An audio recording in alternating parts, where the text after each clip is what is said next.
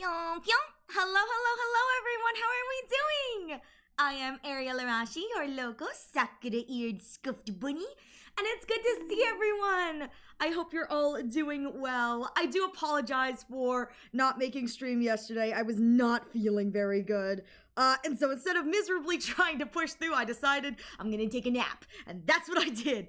My sad little butt took a nap.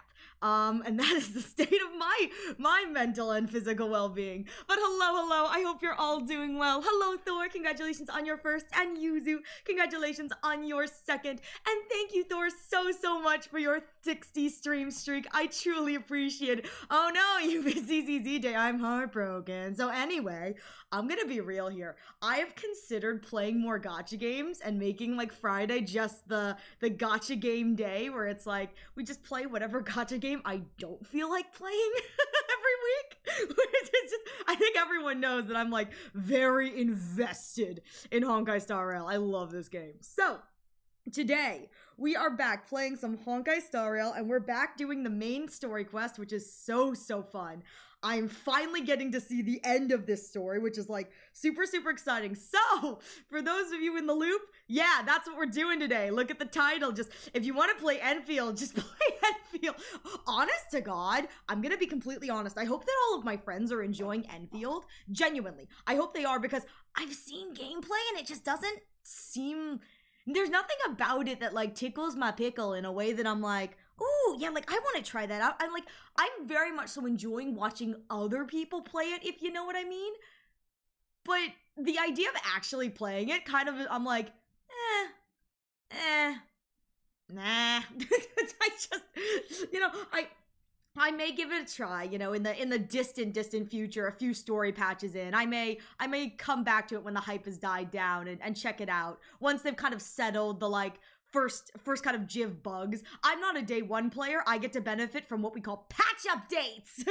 So once all the players complain about all the unoptimized stuff, I get to come in after the quality of life stuff has been implemented, and I go, I don't know what they're talking about. This is wonderful. my Honkai Star Rail playthrough's like, I don't know what they're talking about. This is amazing.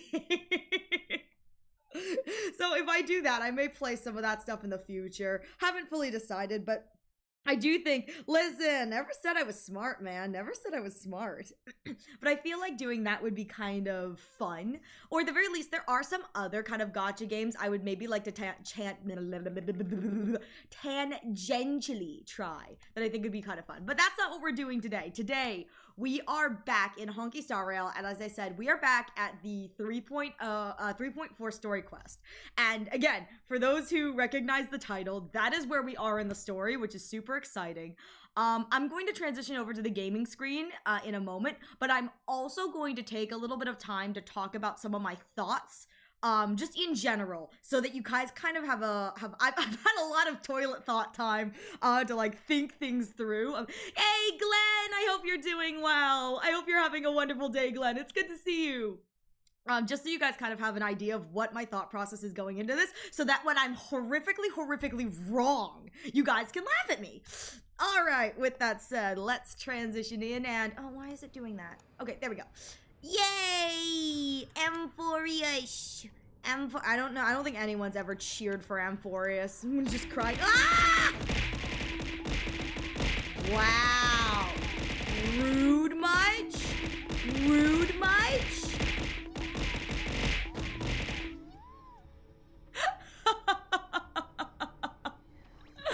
You could do that, but you really want to waste your points like that? Do you really want to waste your points? So, little update. I've done a little achievement hunting off stream. Just some small things that I discovered. So we're looking at 1,190 achievemontes. Did you know that there's an achievement for over here breaking every one of these flying ampules on this section of the Cloud of Bastion? The Cloud of Twilight, Eye of Bastion, whatever.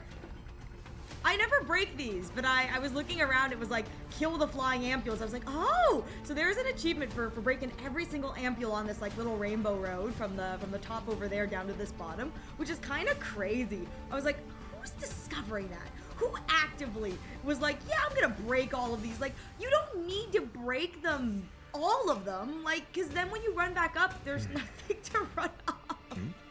Yuzu has so many points that 5k is just a drop in the ocean. I don't have that much. Hundo drained me. I like to theorize in the hundos as well. There's also, I didn't realize, it took me forever to figure it out, but there's an achievement over here for if you go back over here and you waddle around in the grass in Castorus's place, it takes like 20 to 30 seconds to proc. And I was running around for so much longer. My brain just sees, oh, breakable, break it. You're so valid. You're so much stronger than I am because my brain is like, but what if I need those later? What if I need the speed boost later? And I got that achievement. Well, good for you. I'm always like, well, what if I need the speed boost later? And so I never break anything. Just like how daily you can use like the prayer things in like the Achaemenid Holy City. There's like one over here. There's like one over here. One over here. And you can get a blessing, and it actually gives you like an in-game buff provided blessing, and they reset daily. And I'm always like, but what if I need that? So I never do. I have Cypher anyways. Do I really need the speed boost? The answer is yes. You can always be faster. This is what we call lore accurate Cypher. Lore accurate Cypher is as many speed boosts as you can stacked on top of each other, and then in the Divergent universe you stack the like speed boost charm, the one that it's like, what is it, 20% movement speed out of combat, 40% movement speed in combat kind of thing. And it's like you just go faster. You just have to go faster. The answer to that is definitely I'd be faster than Flash. Exactly. Wasn't fast enough to avoid the Reaper, but you know. Hey Cerberus, I hope you're doing well, and I hope you enjoy your lurk. I know Betty's streaming right now, but it's good to see you. I hope you're having a wonderful day, Cerberus.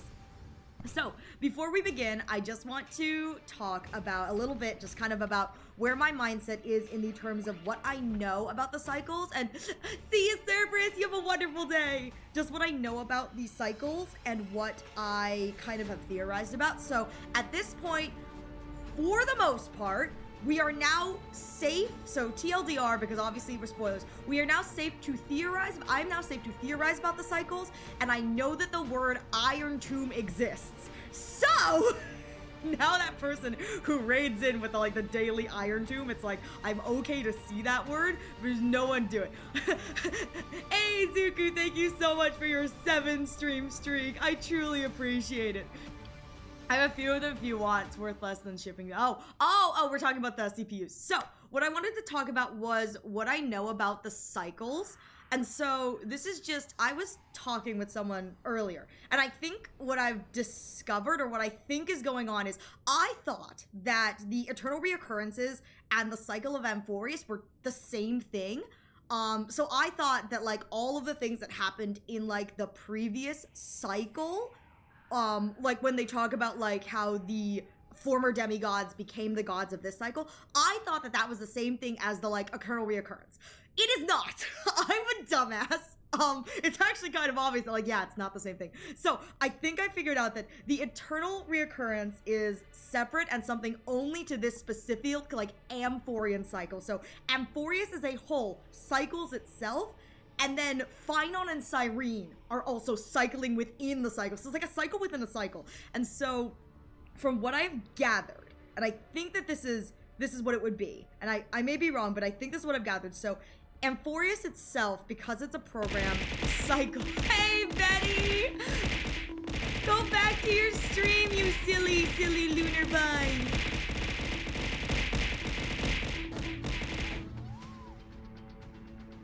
Go back to your end field. I love you, Betty. Thank you so much for popping by. It's good to see you.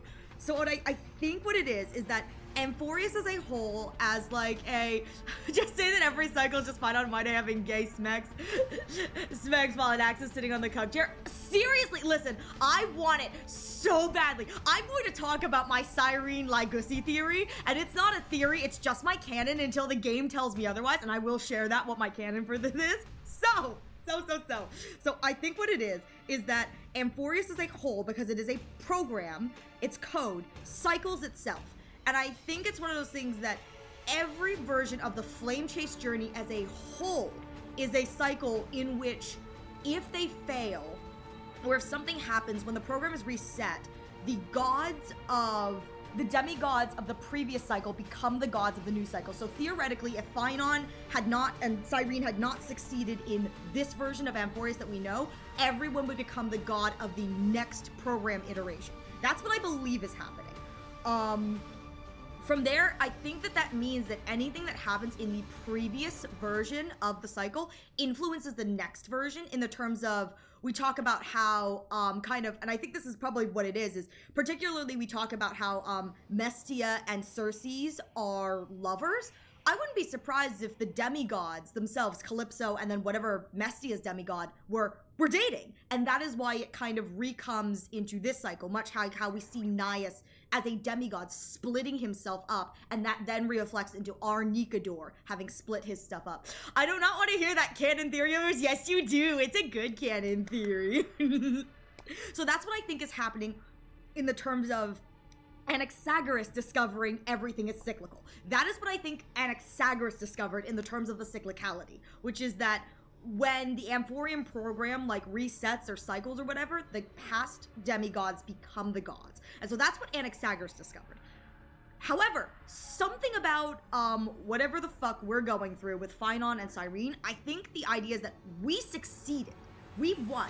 But to win means that I think Iron Tomb gets to get out, and that's like not a good thing. Is like, I think maybe like Phynon will ascend as Iron Tomb or some bullshit. I don't know what's going on with Iron Tomb, to be honest, but regardless, Iron Tomb bad, and if Phynon and Cyrene and this team win, Iron Tomb gets to go roam free and cause chaos, and that's no good. I think they said that Iron Tomb is going to kill Noose, so it's like, that's bad. And so that is why Phynon and Cyrene have trapped themselves within the eternal reoccurrence, which is the 33,550,335, now 336 cycles within this, which means that explains why it's always the same characters. I was wondering, why is it always like the exact same cast, other than like narratively, you know, we get attached to these characters because these are the characters that they're selling.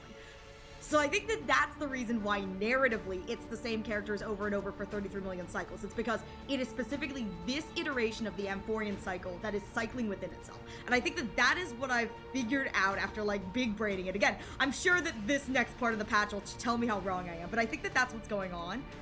And from there, my thought process is, if we have gone through 33 million whatever cycles, and each cycle is just a little bit different from the last, just because, you know, I said my theory until they tell me otherwise. My canon theory about why all 33 million cycles are just a little bit different every time they go around is because this is Cyrene and or Lygas's dirty fanfiction. Whoever is pulling whatever shots behind the scenes and changing things a little bit here and there, it's their dirty fanfiction. And I'm putting this out there. I think, and I would love it, if this is just Cyrene's way of trying to hook up her brother. Again, Cyrene and Phynon, I see them as like siblings, like the kind of annoying siblings who like rag on each other. They're like actively, but it's just her way of trying to set him up with a guy. She knows Phynon's gay. She's trying so hard to set him up with a guy. She gave him two wonderful options, and every cycle he fumbles the bag. Every cycle he fumbles the bag. And so every time Phynon fumbles, she has to find a way to reset the thing, and they go again. And maybe this time her brother will get off his ass and date one of the men. Nope, he fumbled the bag again. And so it's just Cyrene, like, from her purgatory chamber, screaming into her as I've written, just like, he just needs to kiss him! He's just that dense, exactly, and that's what they like. That's the worst part, is he's just that dense, and then Maide and Anax are sitting there going, why do I find this attractive? Phynon, actively wet puppy, like, I'm trying so hard. Cyrene, you're not trying hard enough, just kiss them! I think that would be great. I think that would be so wonderful if this was Cyrene fanfiction. Now, I will say Now, I will say, I also love the idea of this being like a Lygus fanfiction. If this is a Lygusi fanfiction, and Lygusi has like input on how the eternal reoccurrences do shape out, like a little changes here and there, I would love this entire thing to just be Lygus's fanfiction. He's like, well, since I'm here, might as well have some fun. And he's just like fucking around with all the tropes because he can. He and Cyrene, listen, Lyrene combined in one point. My canon is Lyrene combined, and it's just the two of them actively writing fanfiction together, and I'm so here. Fine on only thinking about IDs Elysiae for real. Seriously! He's like, my hometown of Ides Elysiae, Mightymost, I am right here! But it's fine, you know? My theory is Lygus is writing this and he cannot write good romance. Listen, I love the idea that Lygus is writing this. He is absolutely trash at romance. He cannot write a good romance. And that is why every time you hear Cyrene talk, she goes, this will be a romantic story like none that has come before. Why? Because she's wrenching the pen out of Lygus's hand. Is like, you can't write good romance. I will fix this for you. And we watch as Phynon continues to fumble the bag. I'm sorry, I'm just putting it out there. Phynon has a wonderful selection of men for him to choose from, and he continues to fumble so hard. Cyrene is the editor dealing with this shit. She really is. And I'm putting this out there. I think that the reason Cyrene writes all the girls as lesbians is because she's a lesbian and she just wants all of the girls to kiss her. But because, you know, she's the one editing everything, she's like, but they can't actually kiss me, so I have to pretend. I'm gonna write them kissing each other so that I can live vicariously through them. And that's the reason why all the girls are super, super cute for each other. In that case, he was the one who wrote Aglaia and Anaxa at least the one time he made it right. I'm gonna be real here. I know that Phynon is the one who brought up Anaxa's theory and then Lygus went off on him, but I wouldn't be surprised if I learned some way through this that Lygus has like an unhealthy obsession with Anaxa.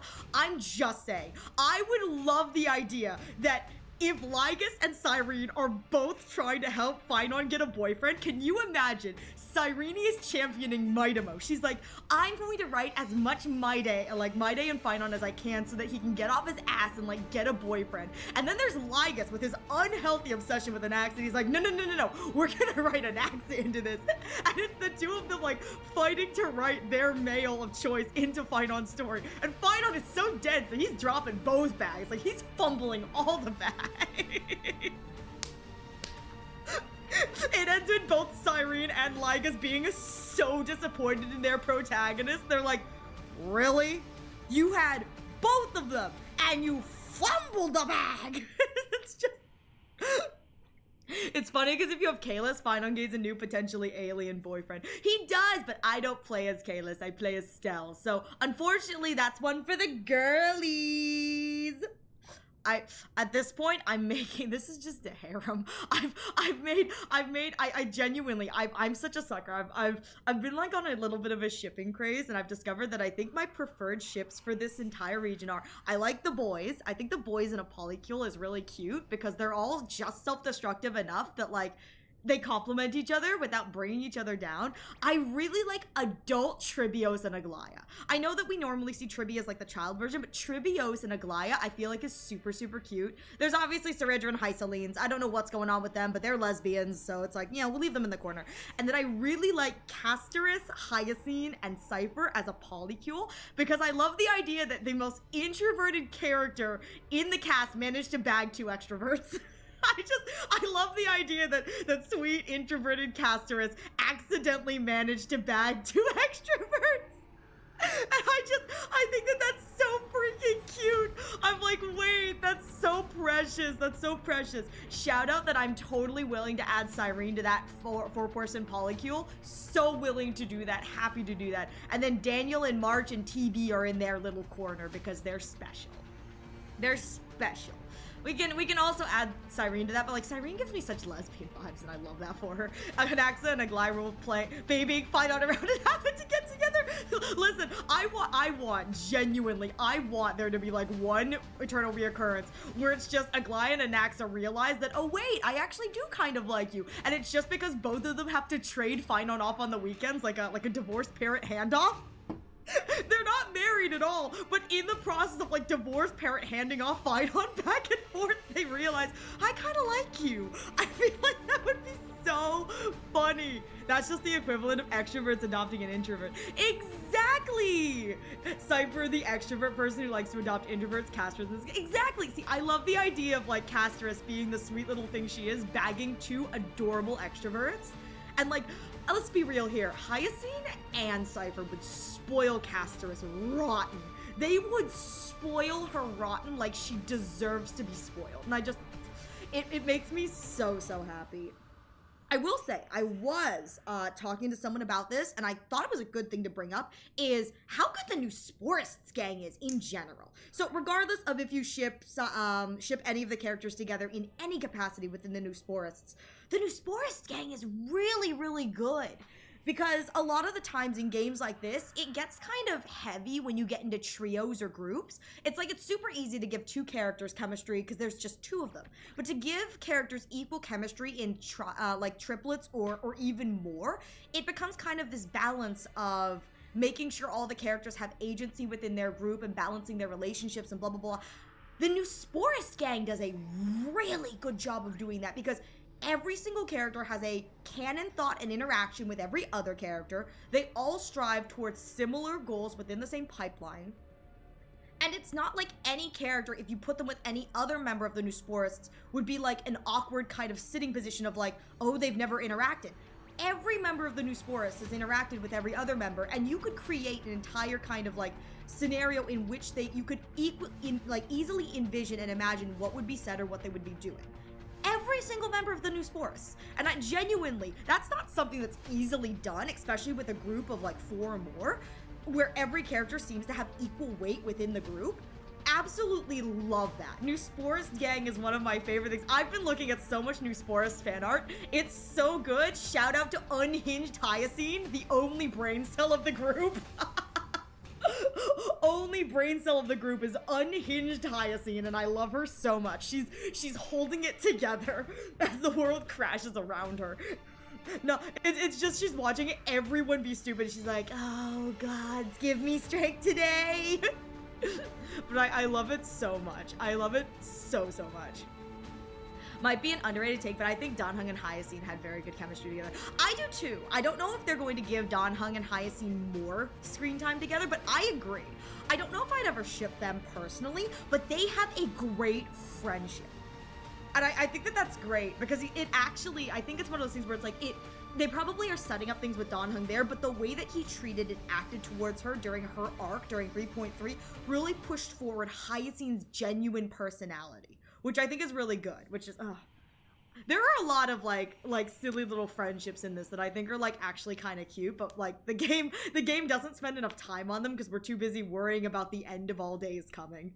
But anyway, that's just some of my thought, but I would like to say that until the game tells me otherwise, my canon is that every different iteration of the Eternal Reoccurrence is just the world's most horrifically written fanfiction by Gussie and Cyrene respectively. And they're just trying to set Final up on a date.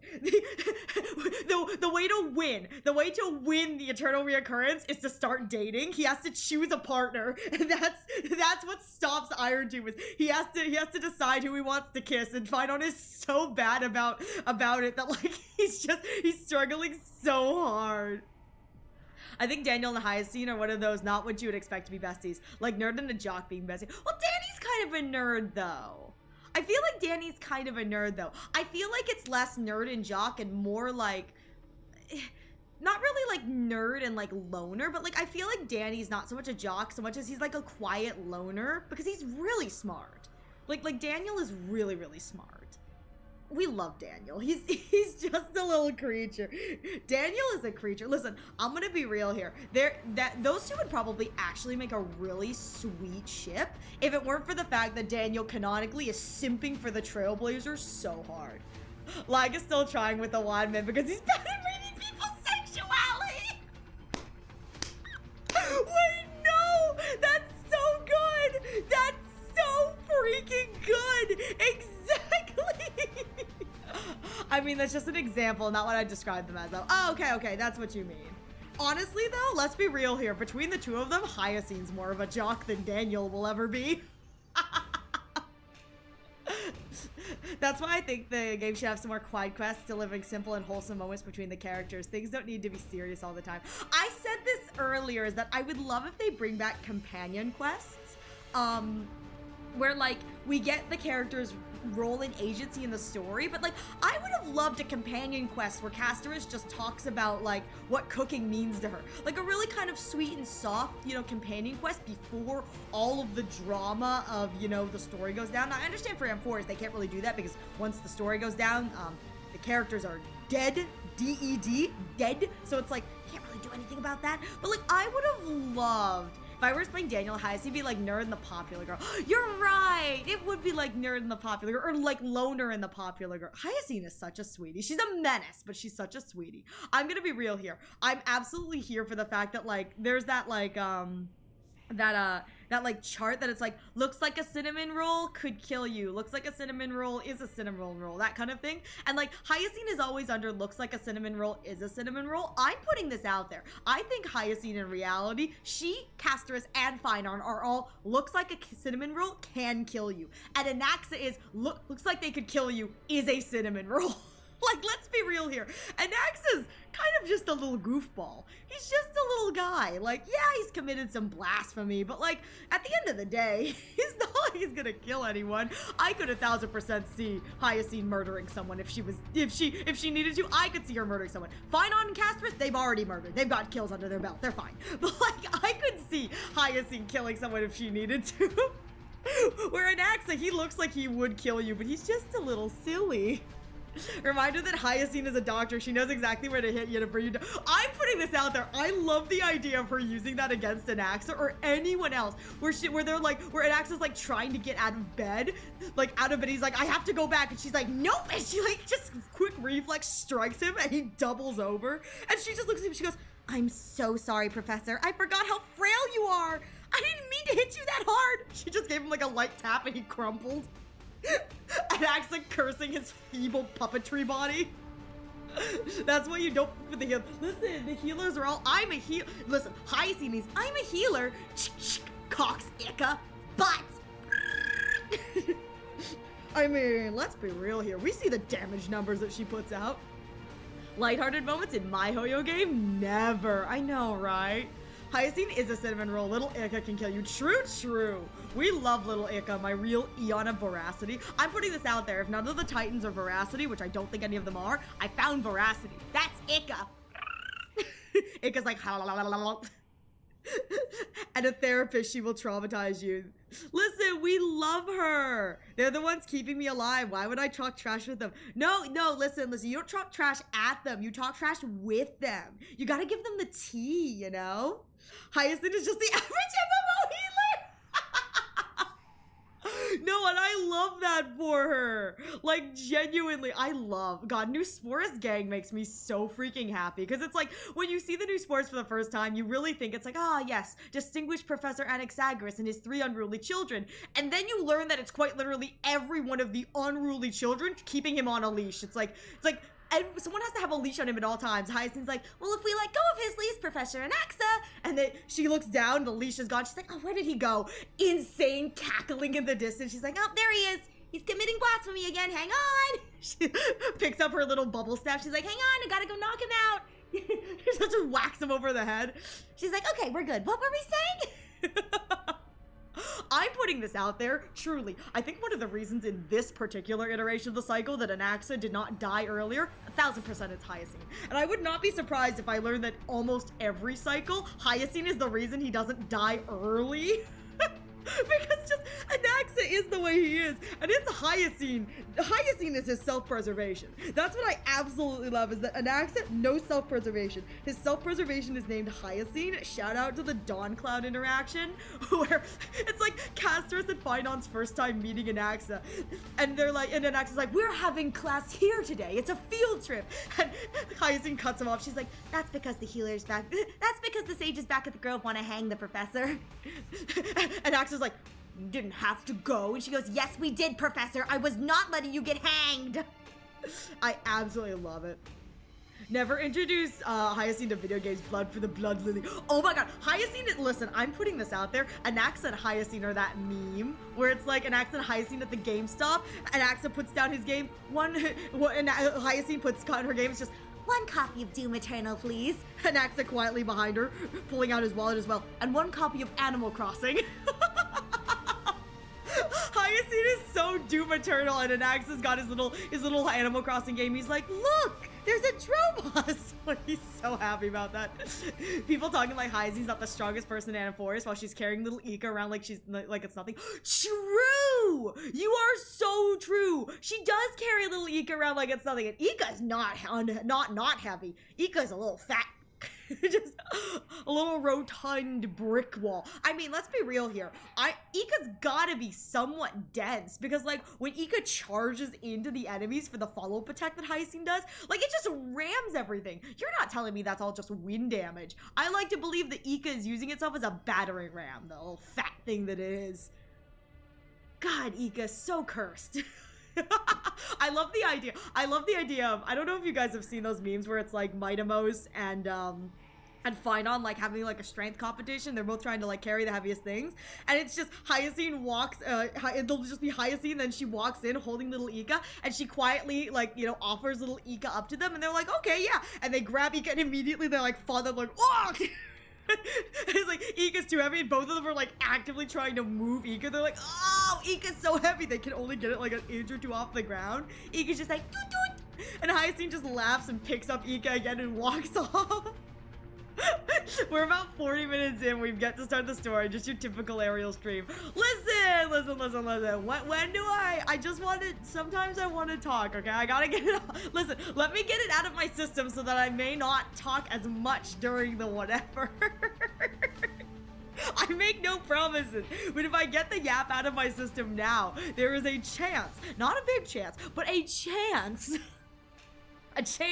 that maybe I'll be a little quieter when we finally get to the trauma. Speaking of the actual story, I'm so excited. I really want more Nikos. Like, I know that we're probably gonna see Kaslana during this because, like, this is the Kaslana arc and whatever, but I really want more Nikos. I was watching this video, and it was someone who compiled on one-time speed all of the boss animations, the boss ultimates particularly. And I thought that was like really cool. So they had everything from like the mini bosses to the mega bosses, which was like really, really cool for me. But what they also included was the one battle that I've seen so far where the Reaver has the mask off, so it's just Nikos himself. They compiled that animation particularly, and he looks so pretty! He looks so pretty! And this is why you get spoiled involuntarily. No, I went and looked for that animation afterwards. I think, because I think I got it. I don't remember if I got it or not, but I did know. I learned when I was after 3.1. After 3.1, I went back and I went to go look for the Grove cutscenes because I wanted to rewatch the Anaxagoras, like, you know, spread leg on the chair. And I learned that in that battle, there was a special animation for the Flame Reaver. Turns out I never got that. I killed him too fast. Whoopsie poopsies. So I when I saw that, I think that in the Nikos fight, the one that you get at the, like, before you go into 3.4, like in that middle section, also has that animation. I cannot remember if I got it on stream or not because I was screaming for my life. I was like, please don't die. But I wanted to go see if that was there, and someone compiled that one too, and it made me very happy.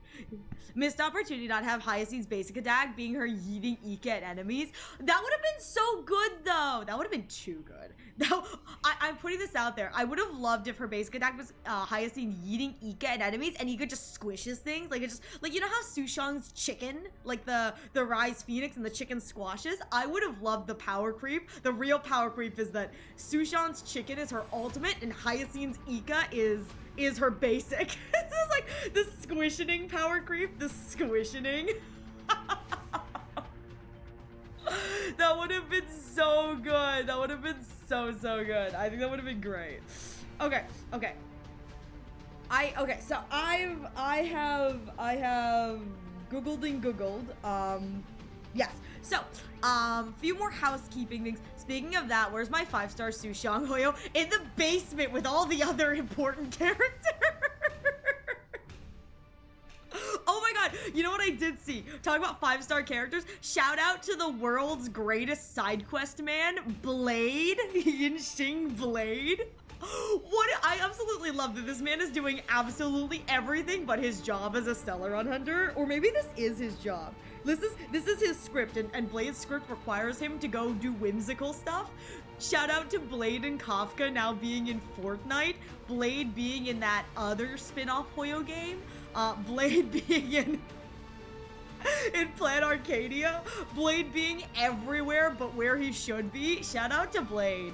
My poor man, full of whimsy, but like he's enjoying his life. The script has decided that he has to do all of the whimsy stuff, but it makes me so happy that I'm like, of all the characters they could have chosen, I really like that they went with Blade and Kafka. I feel like those characters are like really cool without being like the trailblazers. Like, I really like Blade and Kafka, so it makes me very happy that like it looks like those are the two characters that are being used for the Fortnite collab. However, that does mean that canonically Blade will have met Hatsune Miku. Truly a case of doing everything except your job in the Stellaron Hunters. Hey, finally Blade can die in Fortnite.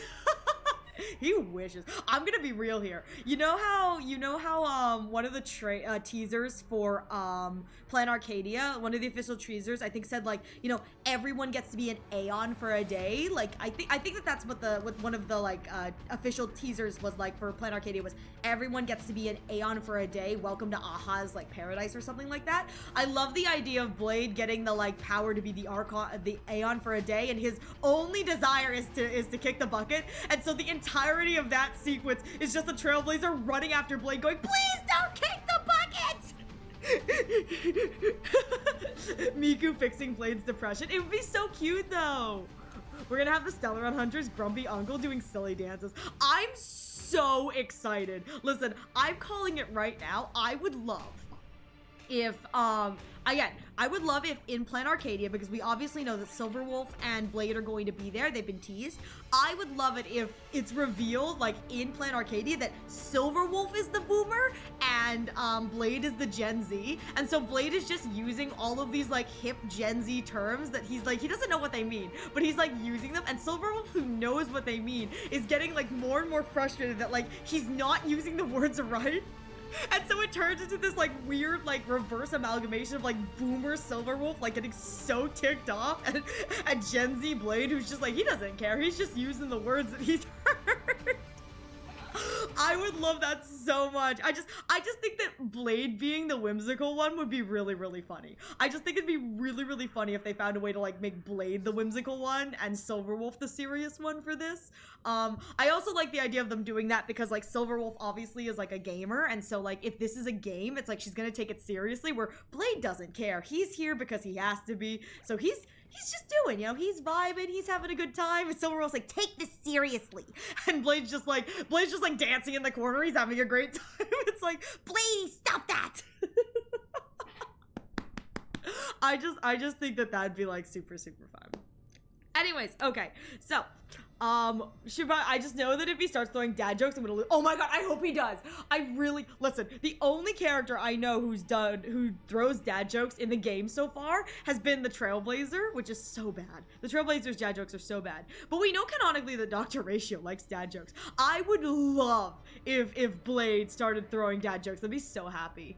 Now I could just imagine Silverwolf not knowing about the collab and played Fortnite one day on a whim and saw Blade and Kafka in the game. I looked appalled at Blade doing Fortnite dances. No, you know what she would do? She would look appalled and then she'd realize the power she has. It would just be Silverwolf then trying every single Fortnite dance emote to figure out which one looks the cringiest on him. Whichever one she cringes the most at, that's the video she sends to Blade, and she goes, do you have something you want to tell me about?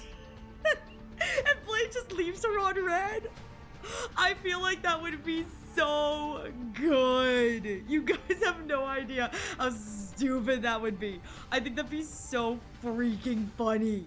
But like, also, I love the idea of her getting so mad that Blade got put in and not her, that she just actively well, she wouldn't throw, but I feel like she would actively go out of her way to like kill Blade in Fortnite. like she would actively, Blade after that, of 5 people, 4 must pay the price. Silverwolf, you are now one of the 4.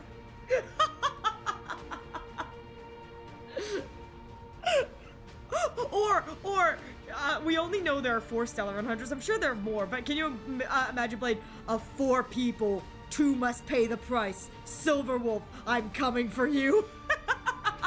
Silver Wolf, oh crap. And she's just like running the entire time. Kafka with her wine, she's like, just don't murder her too hard, lady. Firefly, should we stop this? Kafka, let the kids get it out of their system. You just hear Carnage. Elio's just like quiet. True, there's 5 counting the cat. You're very right. There's 5 counting the cat. Is Elio just like perched on the table watching them like, youth? I feel like that'd be so stupid, but I absolutely love that. I think that that's like the greatest thing ever. I would love it if that was like part of the canon. I feel like it'd be like equal parts cursed and really, really enjoyable. Elio, I'm not sure that this is, I'm pretty sure that this is not in the script. Kafka still with her wine. Let the kids have some fun, Elio. It'll be fine. Elio watching Blade strangling Silverwolf, just like, okay. I'm not getting in between them. They're still like a cat fight. Oh my goodness. Okay, I think what I'm going to do is, I'm going to give you guys a little bit of my warp overview, just so we know where we're resting at. I'm going to then run an ad early. And then once we come back from that ad, that should make it so that there's no ads for the next hour, and we can continue on with the story, because I don't know if I can pad out another 10 minutes of yammering. I'm sure I can, but I probably should get on with it. So for the warp tracker, for those who are following my beautiful, beautiful Rini warps, we are looking at a total of 129,000 warpy boys. So 129,000 Stellar Jades. That comes out to a total of about 808 special rail passes. I have an additional, say, 71 here, and 9 hours. The shop will reset. This is gonna be so good. I cannot wait for the shop to reset. So once the shop resets, it'll be good. I'm gonna be real here. I really want the Complainer Chimera. He's just kind of cute, but I don't do the end game. So unfortunately, no Chimera for me. But so that's what we're looking at in the terms of Warpy Boys. So 108, we've got 71 here, and then about 44 in unclaimed achievements. So we're getting really close to that guaranteed. I think realistically, just with the way that the warp tracker I use, the warp calculator I use calculates things, to get it up from like a 99.2% chance to like a 99.6% chance, I have to get 100 more warp tickets, which is just like, I don't know if I got that in me. So I think we're still kind of on the edge of if I can get E6S1, but with the goal of E6S1, we should be getting close momentarily. So that's my hope anyway. That's my hope. So I'm going to run an ad, and this should cover my ad for the hour, and then when we get back, we will get right into playing the actual story. So thank you guys for listening to my silly rant about honky stair rails, the stair of the rails. And when we get back, we will... No! Oh god, no, why is it doing that again? Alright, hang on. Okay, thank goodness. God, why does it do that? Alright, and when we come back, we will get right into the story. 50 minutes in, BTW. I mean, I don't know what you're talking about. I don't know what you're talking about. You crazy. You're crazy. I had to get it all off my chest, okay? I didn't stream yesterday, so like I gotta get it all off my chest. Yappy bun? Yeah. Well, the bun has been feeling kind of like off health-wise, so like I kind of have to get like all out of my system now before I have another crash. It's like the high before the fall is like and I fall over and die. Also, for the subs that can hear me, we want to hear what I've been up to.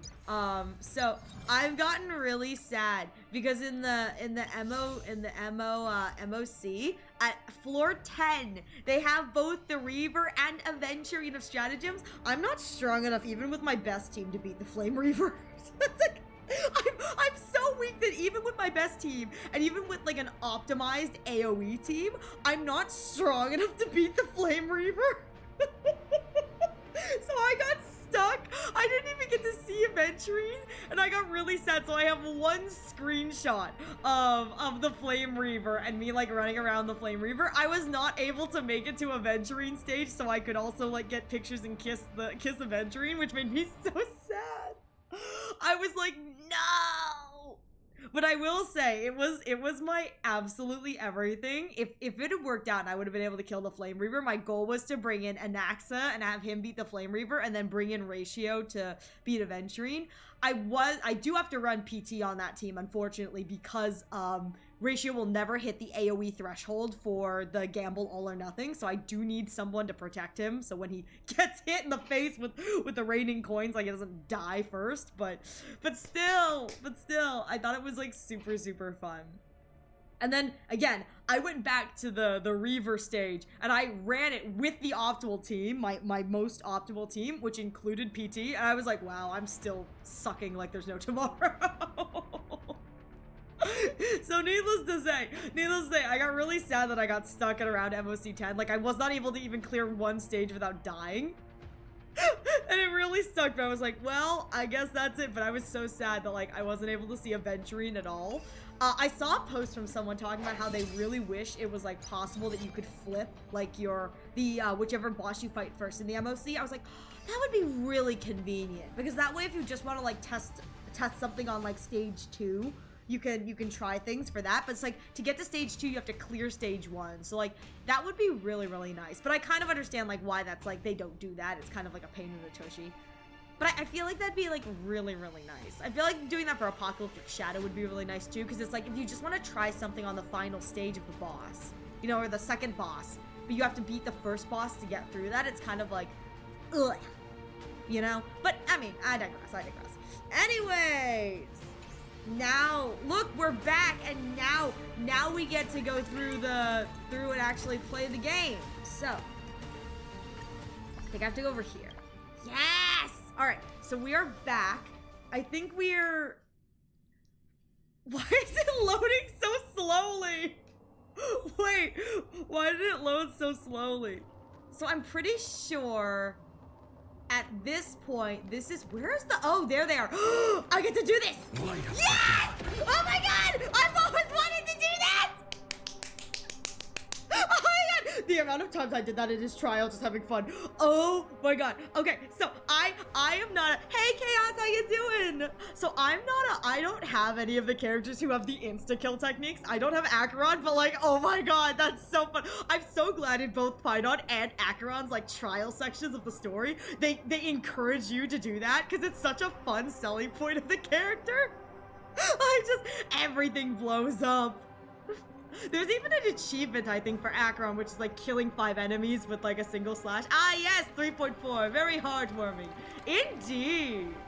I didn't realize that they showed off Ceredra and Hyselin so early in the grand scheme of the story. I mean, I guess their drip marketing would have come out around this time, but still.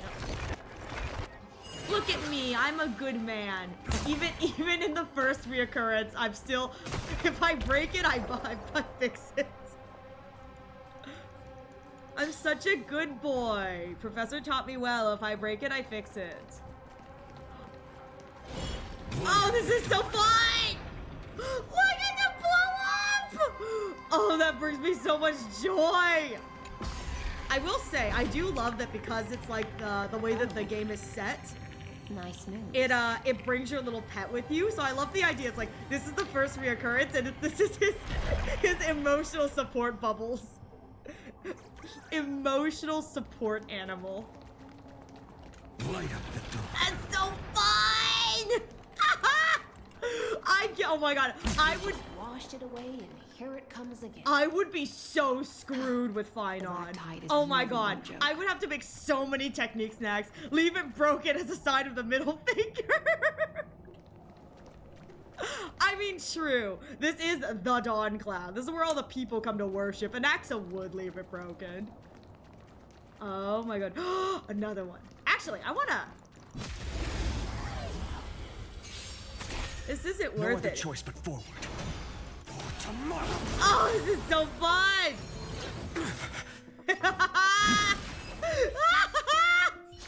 Oh, this is so fun! Oh my god, my boy! Sorry, I'm having a great time. Hang on. Light up the door. I would be so out of technique snacks. I use technique snacks all the time just because I can, but like, I would be so out of technique snacks. This is so fun. All right, we going across, baby? The waters end here. The one you seek is beyond this point. She's so pretty. God, I'm putting this out there. I think that there's like a few artworks of her that depict that like the bubbles go all the way up to like her collarbone. I really wish we got that version of her because I love the like bubbles of her torso. They're so pretty. At last, I can meet with Her Majesty Saridra herself. I don't know if by this point we've only heard the name Saredra or if the drip marketing was out by this point, but I hope that the drip marketing wasn't. And the first instinct and like shot that most players got of Saredra was just fine on looking out and then having to look down because he's so tall. Are there any formalities I need to observe? Don't kneel, don't do the hand-kissing or foot-kissing gestures of Don't the do old the hand dynasty. kissing or foot And most kissing. of all, don't bow. The Imperator despises such rituals, especially when the heads of those taller than her bend beneath her crown. I'm putting this out here. I think that the reason probably why Saredra doesn't like it when people bow is because even if they bow, they're still taller than her. Like, talk about insult to injury. Someone tries to bow to you so that they're beneath you, but they're still taller than her. Because I'm gonna be real here, there are a ton of people, I'm really short, and so like, there have been instances where people have like bent over for me, and I'm like, this is humiliating that even you bending over, you're still taller than me. Like, this is absolutely ridiculous. And Phynon is like so tall. You know, I always question if Hyceline ate something, or how do we see it's digested in her body? Oh, you're right. I don't know. That would be funny if it's like we just see her eat like a piece of meat and then the meat like slowly just see it like gurgle down into the ocean. But I guess my guess is it's probably some kind of like magic whatever. But that is a great question. I love the idea. I love the idea of it's like we watch her like eat an apple and then the apple like slowly materializes in her tummy. That'd be so silly. Hi Chi, I hope you're doing well. She really is down to earth. No, she's just short. The second thing to note, only trusted ones may come near her. Keep 5 paces distance until the Imperator allows otherwise. I wonder if Hyceline is going up with us. Sounds like an old friend of mine. Well, experience is a good thing. Stay sharp, and you'll be just fine. I don't think a lot of artists, I haven't seen a lot of artists draw her with the scales on her face, but these scales are so pretty. I don't think I've ever noticed this when using my friend's Hycelines. These scales are so pretty. I kind of wish they went more with the mermaid design. This is really pretty. All right. We're going up. Come on, Bubbles, you and me. We're gonna greet the short queen.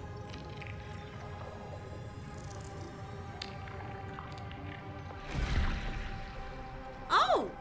Wait, that's not, I was like, wait a minute, that's too tall. I had a moment, I was like, she's not that much taller than Tribby, is she? Aglaya!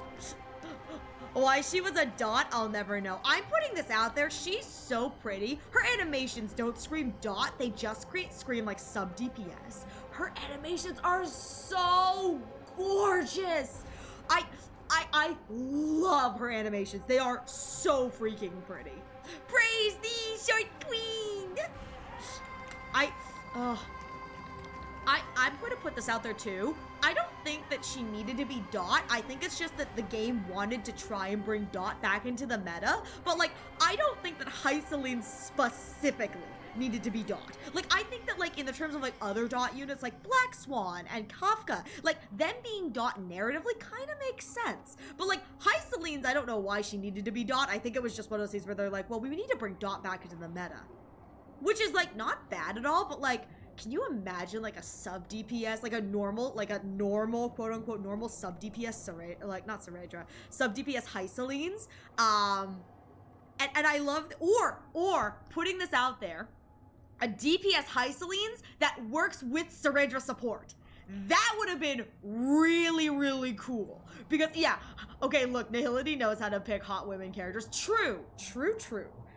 I really would have loved it if Hycelene's was like a DPS. Like, I know that they can't do that because she's a Nihility character, but if she was like a traditional DPS, I would have really loved narrative-wise. If obviously Ceredra is Finon's best in slot support-wise, like she is a Finon support, but it would have been really, really nice if like Ceredra could have also like worked with Hycelene's, because then it's like, you know, Hycelene's is Ceredra's guard, and in gameplay it would have been Ceredra supporting her knight. That would have been really, really cool.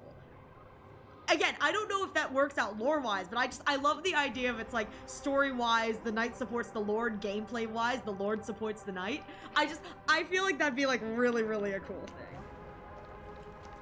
Also, I think Dot still needs more help, but that's just me. Enjoy your alert, Chi. Duck's Goldweaver.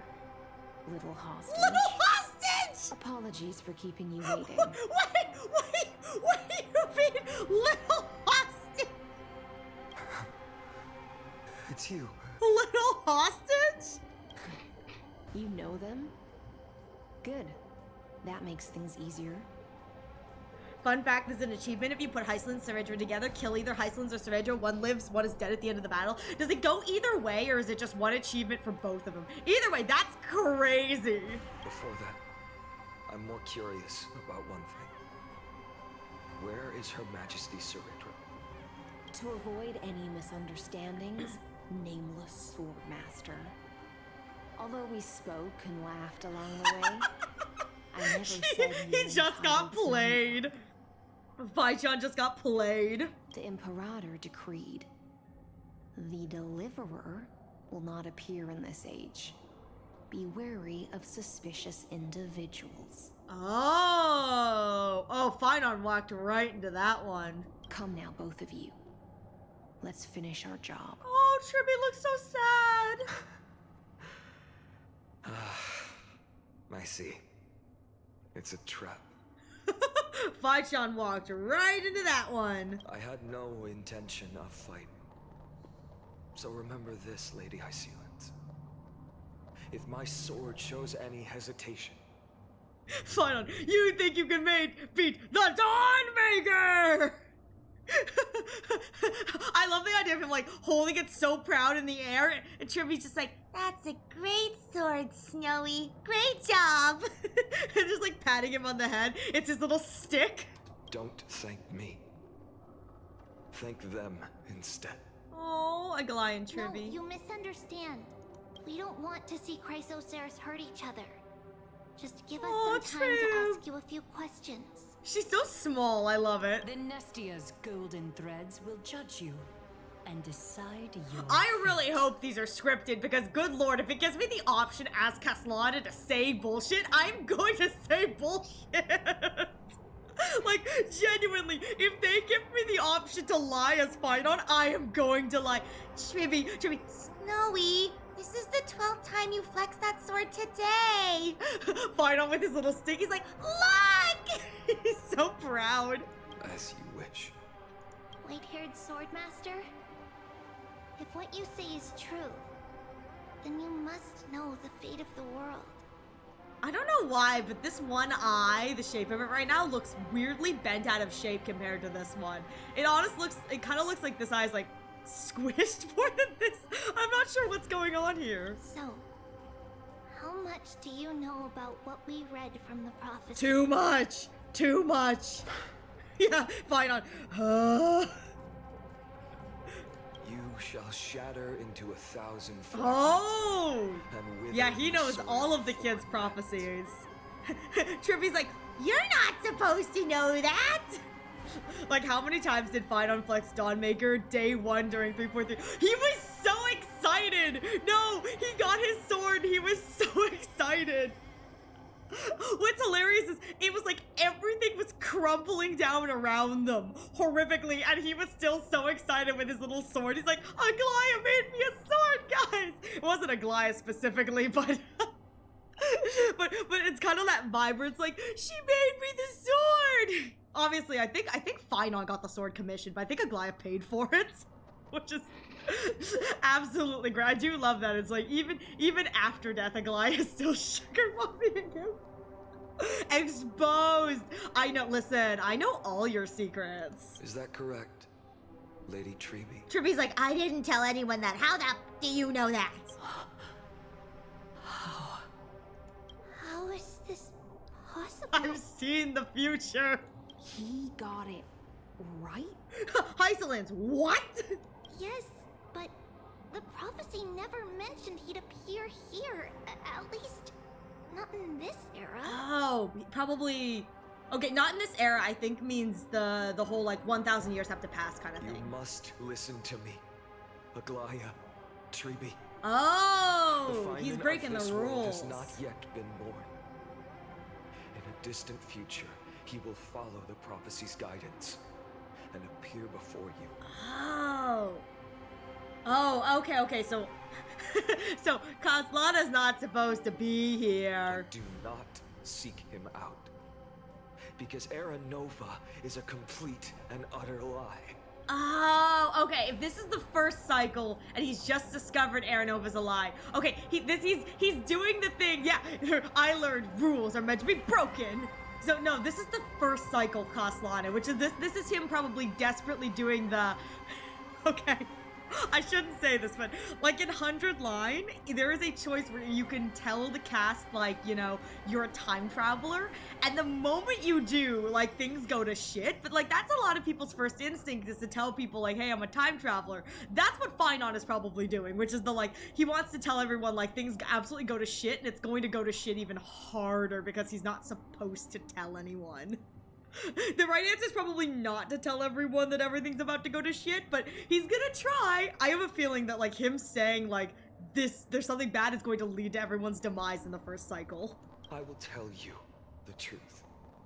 And you will understand why the world must forsake the prophecy and find another path to Era Nova. Because I know both of you.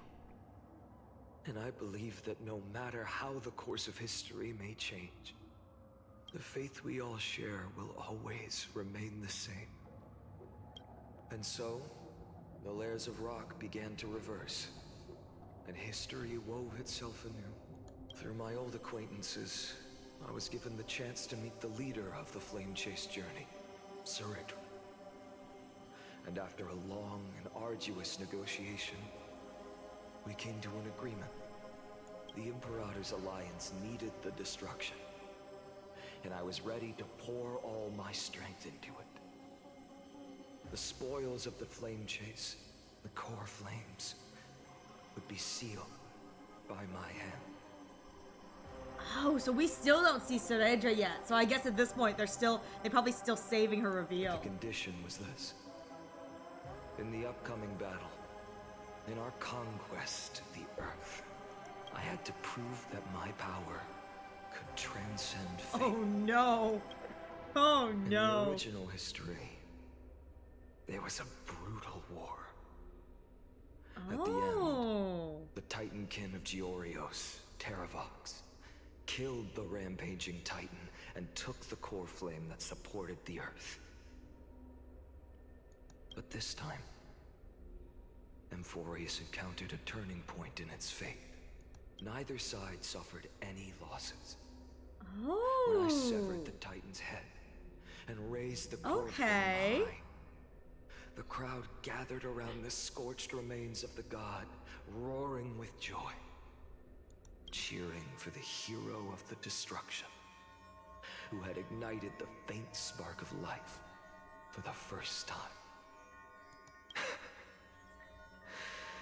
Yes, in that flickering light, the once dark path ahead seemed to become clearer. I proved myself. And in the long years that followed, I brought down the other Titans. One by one. But I could do where's more the than but? just wait. When time resets, the chance to change the world also emerges from the lines of history. Until finally, the brutal future revealed by Era Nova is reversed. I need to know what the but is, because this is still cycle 1. It's not gonna end pretty. I need to know what the but is. But tell me, if that's truly the case, why are we doomed to the same outcome? There we go. The real question. Oh. First eternal reoccurrence end. Bug! Oh, it's a Sisyphus nymph boulder! Oh, it's a Sisyphus nymph! I was like, why is there a bug there? It's the Sisyphus nymph! It's holding a little ball. The people kept their promise and handed you all the core flames. In this world after Trebios, no demigods were born in Amphorius. Oh, At this Phyton. point, I just want to know. When they vanished into the black tide with their mortal bodies, why didn't you shed even a single tear?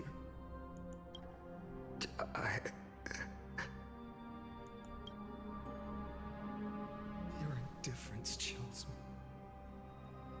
To you, were they just a bunch of insignificant footnotes? Dang. And this is only cycle 1. Sorrow has been my constant companion. In fact, with 12 core flames upon me, the fire in my heart has never been more violent. Oh, so that's interesting. It says no more demigods were born post whatever, which implies that anyone who comes after the initial kids born like 1,000 years ago, no one else is born. But Phychon's still here. I'll remember this world through anger. As long as I burn, they'll never truly leave me. Perhaps it's already too late. But you're right. Anger, at this moment, is the only weapon I can rely on. So, draw your sword, executioner. I'll make sure you realize that your greatest mistake was leaving me alive. I wonder if he had to leave Phychon alive.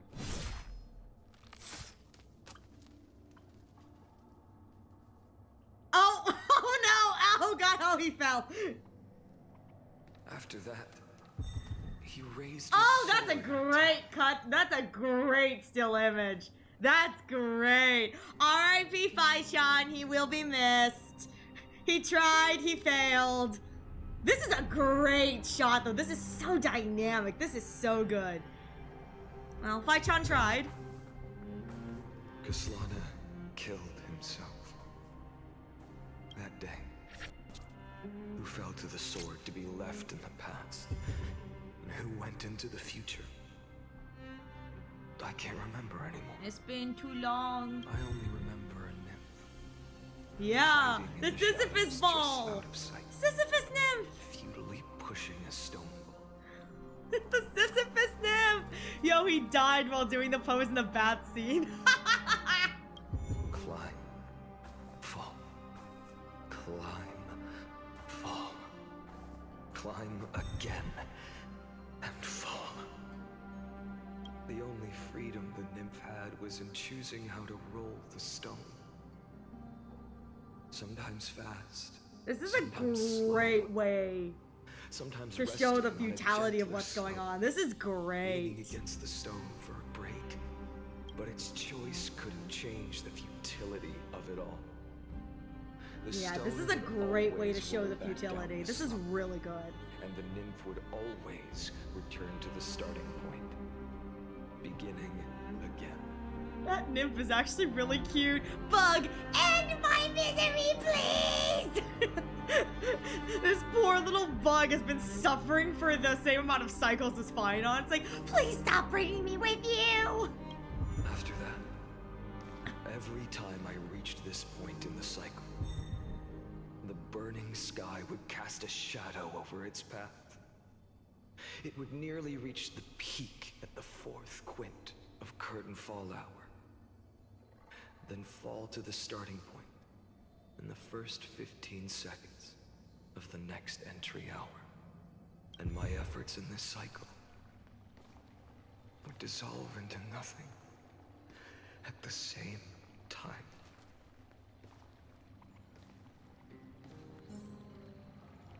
Eternal Reoccurrence 1. Subject Kaslana persuaded the 12 Chrysosairs to recover all 12 core flames in a peaceful way. After verification, the unauthorized access did not have a subsequent impact on the experimental process. Ooh! Ooh, wait, we're gonna get, oh my god, I get notes for this? Oh, this is gonna be so fun for me. Life cycle of the 12 Chrysosairs were terminated strictly with a predetermined experimental sequence and successfully loaded into the buffer. Subject Kaslana regressed the extrapolation progress, and abnormal fluctuations were detected in his mind fluctuation. Ooh, it begins! So the reason why... Oh, okay, so Kaslana didn't reset the cycle. Something... Okay, it looks like something else reset this. Wait, this is so cool! Wait! Wait, that's so cool! Admin's note, the first devastating failure. Who are the admin note writers? Oh! Ooh! Oh my god, there's more! Oh my god, there's more! Oh my god, oh my god, oh my god! There's so many! There's so many, I'm so excited. Okay. Eternal Reoccurrence 2. Subject Kaslana adopted a similar strategy to the Eternal Reoccurrence 1. No subjective impact on the experimental process was observed. Life cycles of the 12 Chrysosairs terminated normally in sequence. Subject Kaslana regressed the extrapolation process.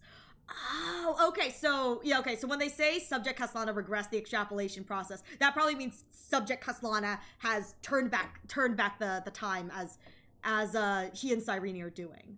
Let's see, Eternal Reoccurrence 3. Alright, minor adjustments detected in Subject Kaslana's strategy.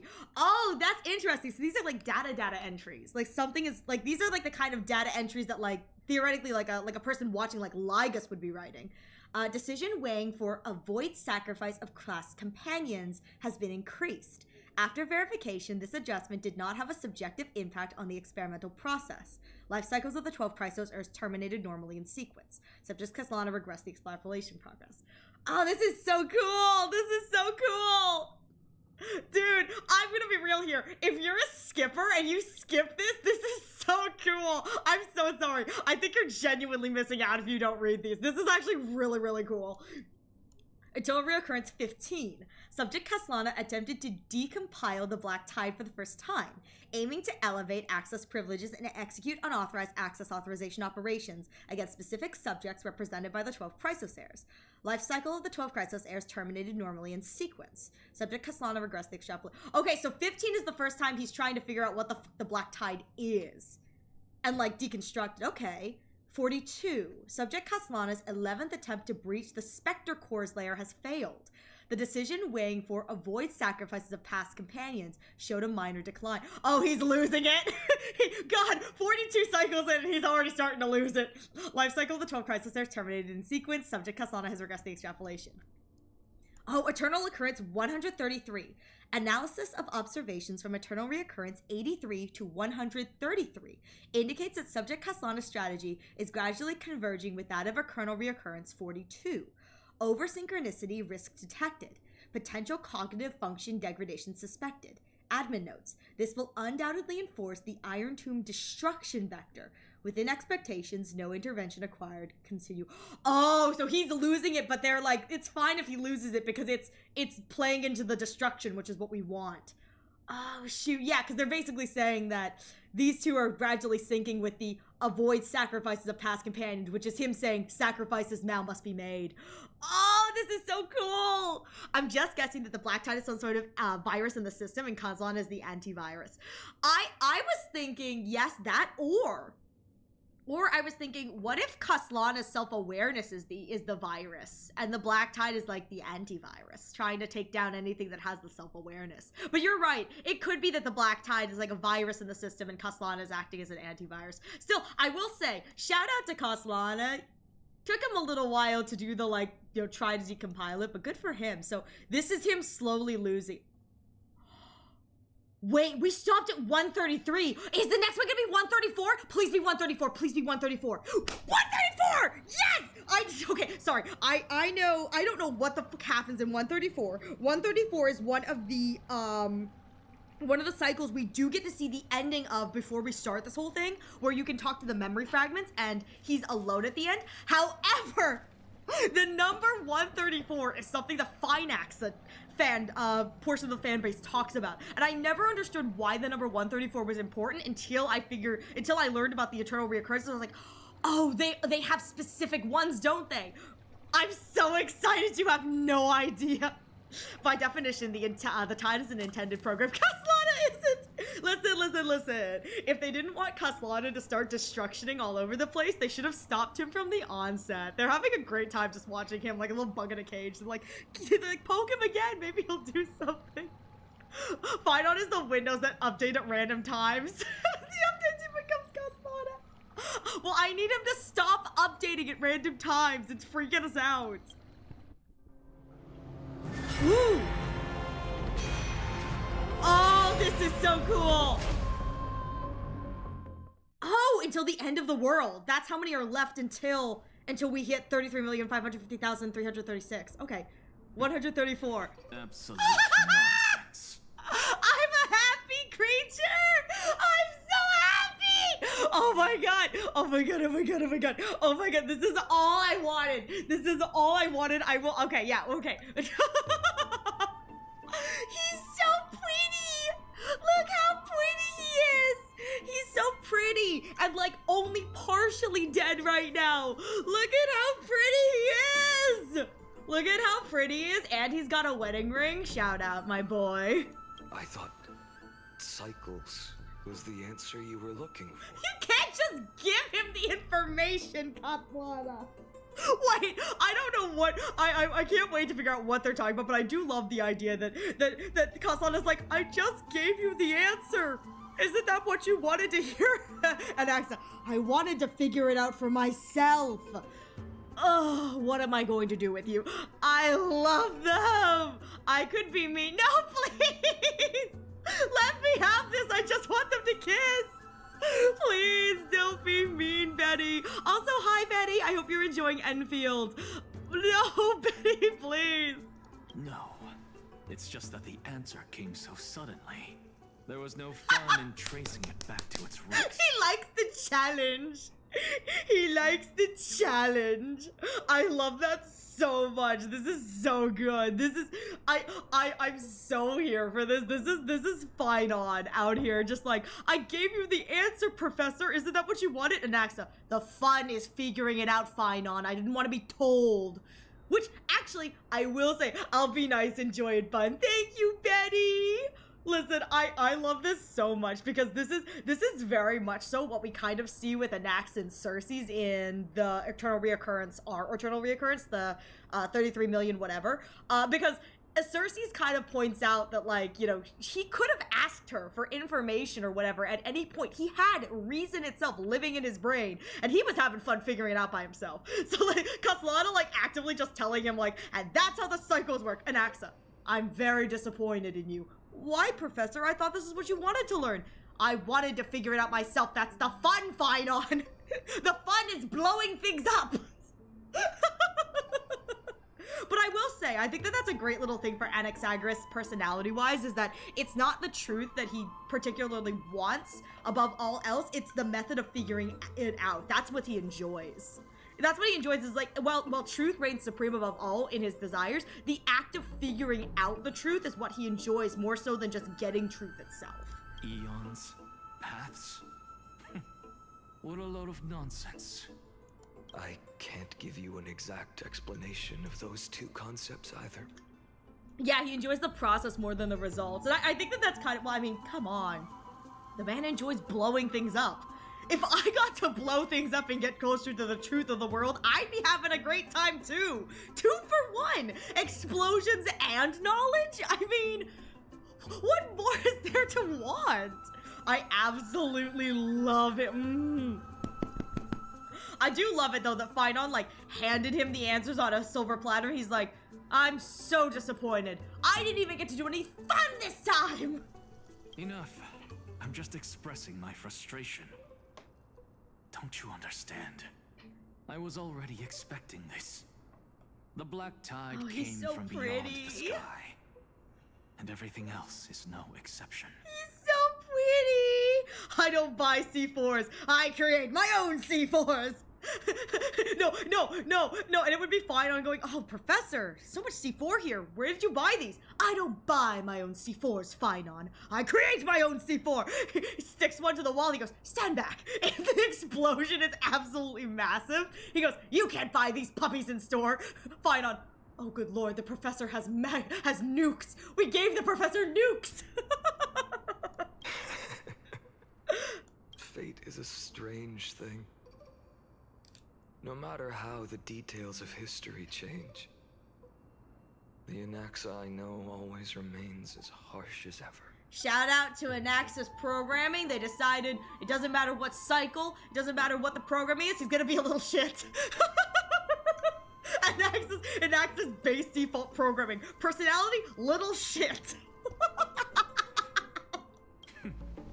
If the other Anaxagoras actually worshipped the gods, I'd make sure to find a way to break the cycles, crush them in their cradles. Anaxa, if any version of me ever worships the gods, I will find them and kill them. I don't care. I'm not above murder. I love him so much. Too bad.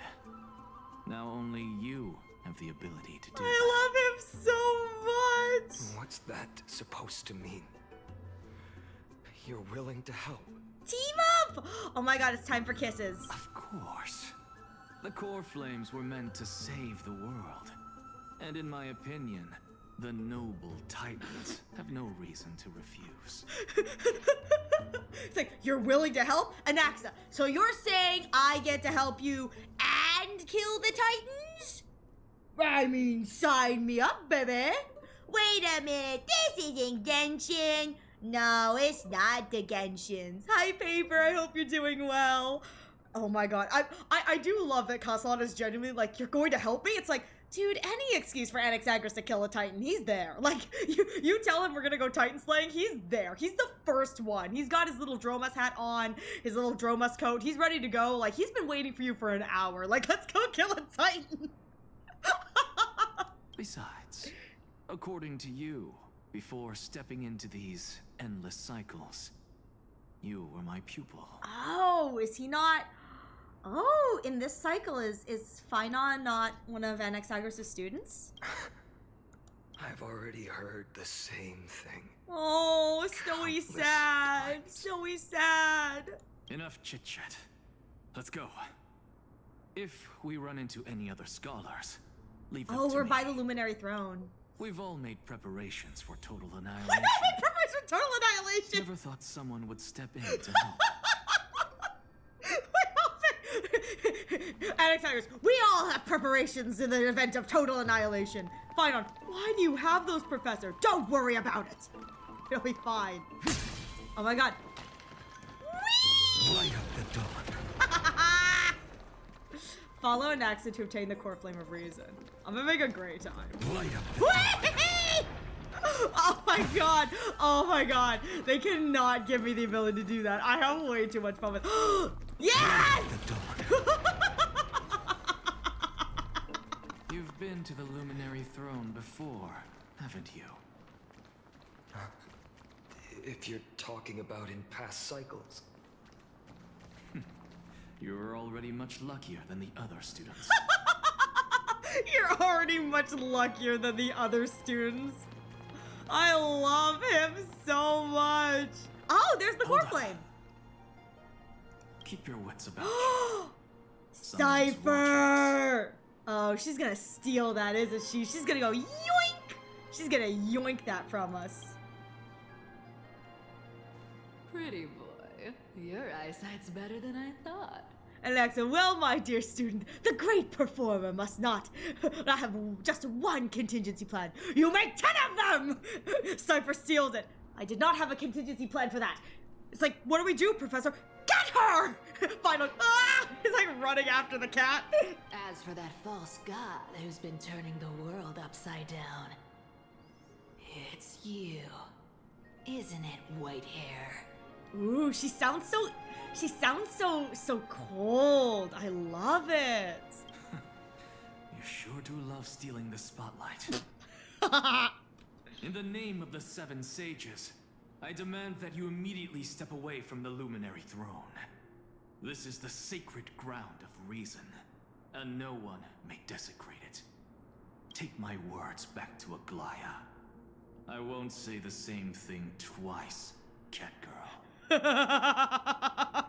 Take my words back to Aglaya. Wait, I'm putting this out there. This is also that vibe. The way you said that gives like divorced parents fighting again. This is 1000% like him taking the stepchild and being like, tell that woman, I'm not giving back our son. Now go. Like that's the vibe it gives. And next, you cannot just stop at plan A and B. You use all of the alphabets. Alphabets, Professor? Alphabets, plural. He gets to plan Z. Professor, we're done at plan Z. Where do we go now? The Greek alphabet. It's like every other, yeah, which alphabet? He starts going into the Greek alphabet. Final's like, what? You guys all know Greek? Hyacinth and Casters. Yeah, we all studied it. Were you not paying attention? Final, no. Oh my! You won't even call me the demigod of trickery. That is just heartbreaking. I have some words for you, too. First, as one of the most heretical blasphemers in the world, you Yes, have one no of the right most to lecture heretical me. blasphemers in the Second. world. You have no right to lecture me. That's so good. This is none of your business, Grove Boy. Step aside. I don't want anyone getting hurt. Dang. Here we go. Oh, Again. he's so tired. I will say, this screenshot is everything for me. This is Puppy ready to defend his master, and I'm so here for it. Core flame thieves. You really think you can scare off a sage of the grove with nothing but empty threats? She's like, oh, these aren't empty threats. Yoink! Bartholos! Bartholos! My boy! How did you get over there?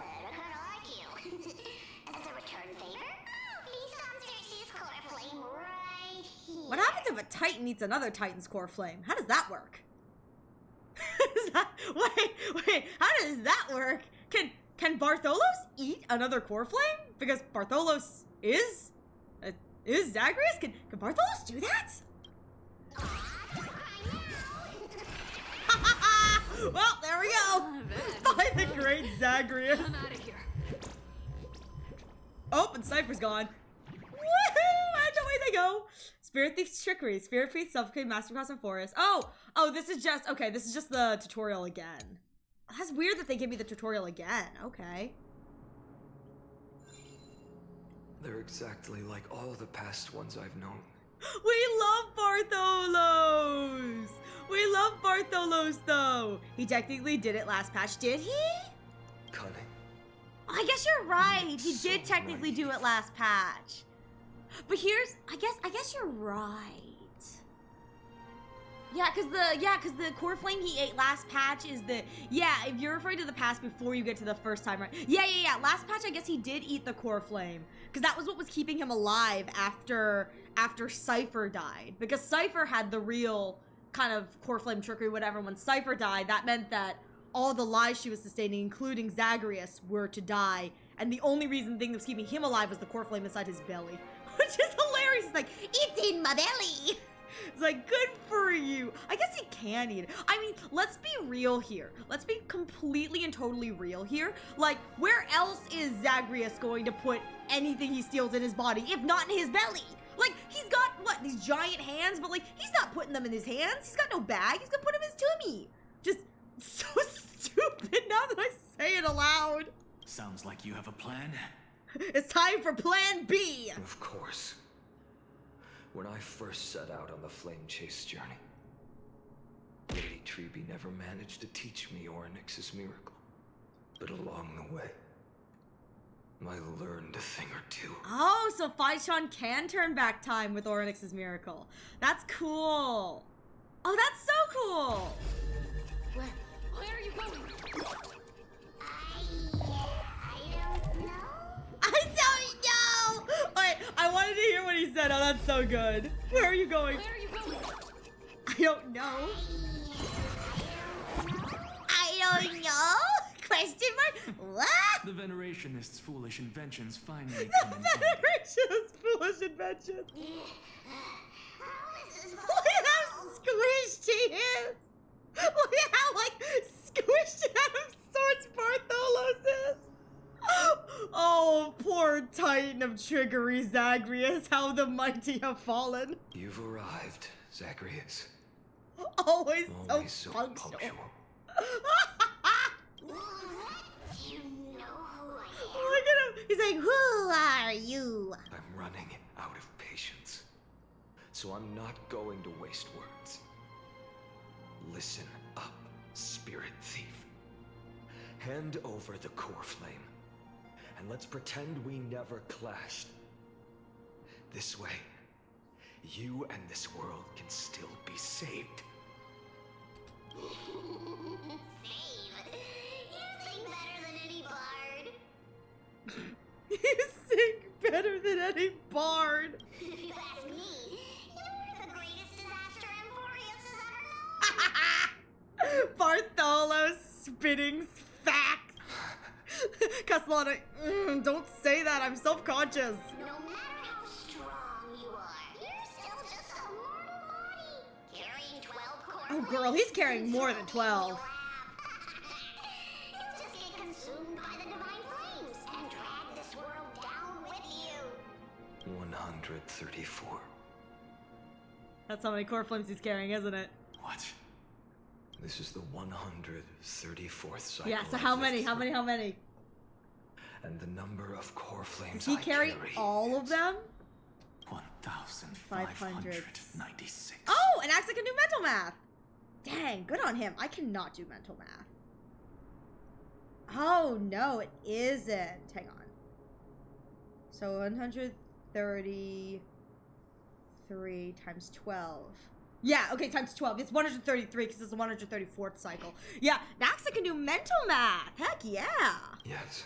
Dang, I don't know why, but Anaxa knowing how to do mental math makes me very happy. 1,000 core flames and just a single Chrysos hair.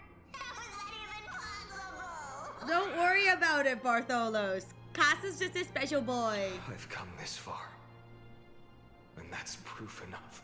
I wonder if Finon is, because technically Finon would have been born around this time, so I wonder if Finon has been born yet in this one.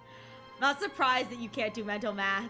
Makes sense for Anax, he's a professor. Well, he's a professor of alchemy. Like, if he was a professor of mathematics, I would expect mental math, but not necessarily for alchemy. I don't even believe you can do actual math. Rude, rude. But someday you will burn to the ground.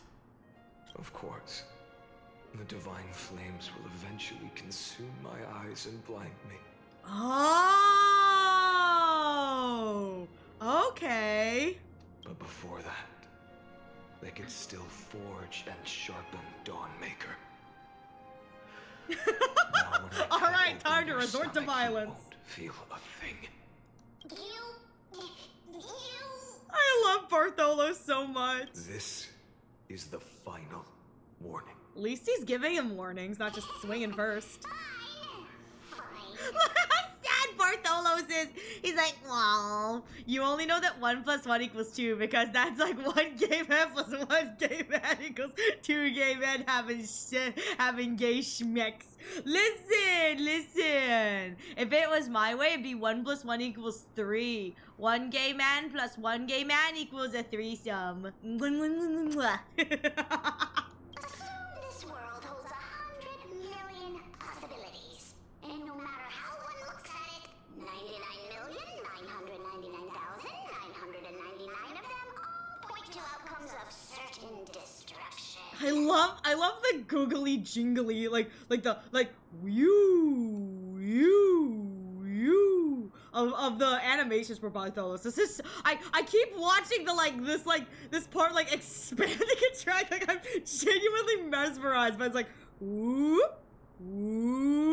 It's just Even so, I'll use my divine power, despised by the people of this world, to He does have a dumpy. 2 gay men having gay sex in one of the cook chair. Exactly. Listen. I just need my toxic yaoi, man. I just need my toxic yaoi. Oh, Cypher.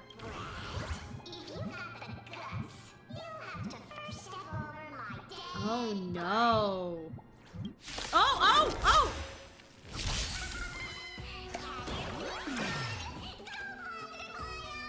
Oh. This little brat is not a threat we can deal with just by ourselves. Okay. Tomorrow. Yeah, I have to hit with the basics. Okay. Enters lurking. Boop. So there we go. I get my attack boost, and then I could just do this. Oh, I can't hit them both. Future will come. That's annoying. That's annoying. Okay, well, I can do this. I think I should be able to. Tomorrow. No other choice. There we go. Okay, that wasn't too bad. How absurd. It was just in his belly hanging out. In my memories, Zagreus always meets the same end. Over and over. Zagreus eats a core flame and then dies. It doesn't matter which core flame it is. It's just he has to eat a core flame and then he dies. Their departure no longer stirs anything in my heart. This reason core flame before us is a fake.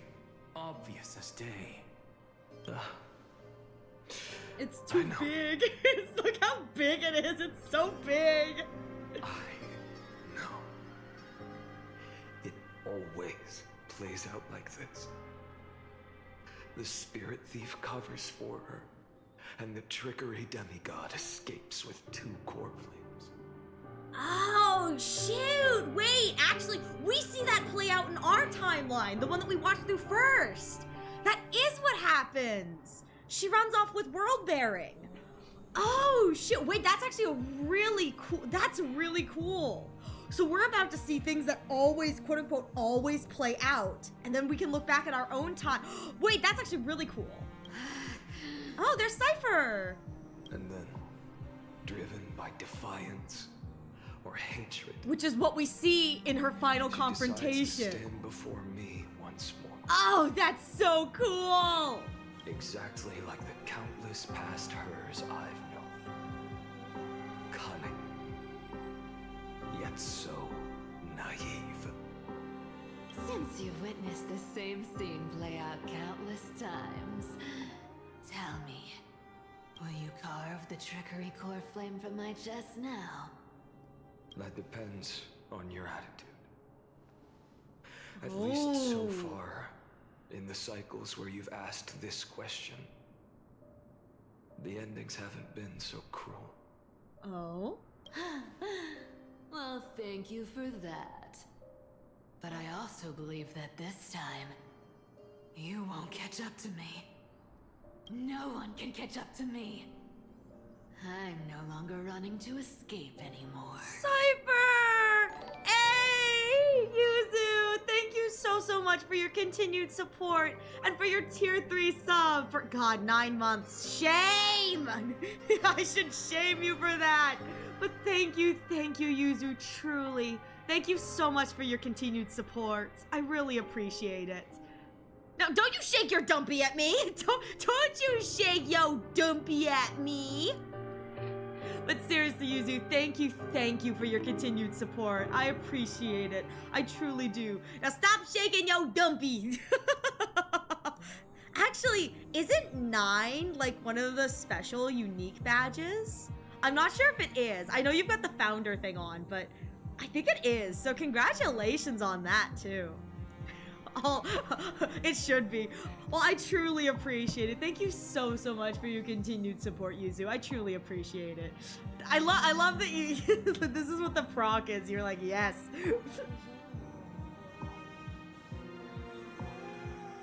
Wait.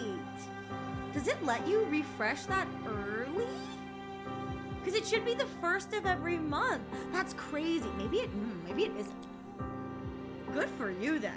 Sorry, I just realized because I think I have it as it should be the 1st of every month, but it's the 31st. Oh, that's Twitch things though. Whether you believe me or not, I'll still tell you this. Listen, if they give you a made day the off wrong every single thing decision. in a little while, they'll let you like move it back and you'll get a whole extra month. All right then. We'll see. Silence. Oh. This is new. Look at him in the middle. He's like, the children are fighting. Both of you shut up. One-eyed boy. What are you trying to pull now? When is it he trying to... I swear to God, if he pulls some self-sacrificial bullshit, I'm gonna laugh. I'm going to laugh. Go, Cythera. Give us some time in private. Oh my God, are they... Is this me finally getting the gay schmeck scene that I desire? This isn't for her, but for you. Oh. You've walked too far down this path. It's time to discuss a possibility. Ow, ow, ow! Maybe the road you're walking is not one of salvation, but one that will simply drag the world into the flames. God, shout out to Anaxagoras for in this moment realizing, oh shit, this is a dangerous path we're going on. Hang on, we gotta have him weigh the risks. We gotta pro and con this a little bit. For old time's sake, turn back. I don't care how many times you've tried, because there's one thing I'm sure of.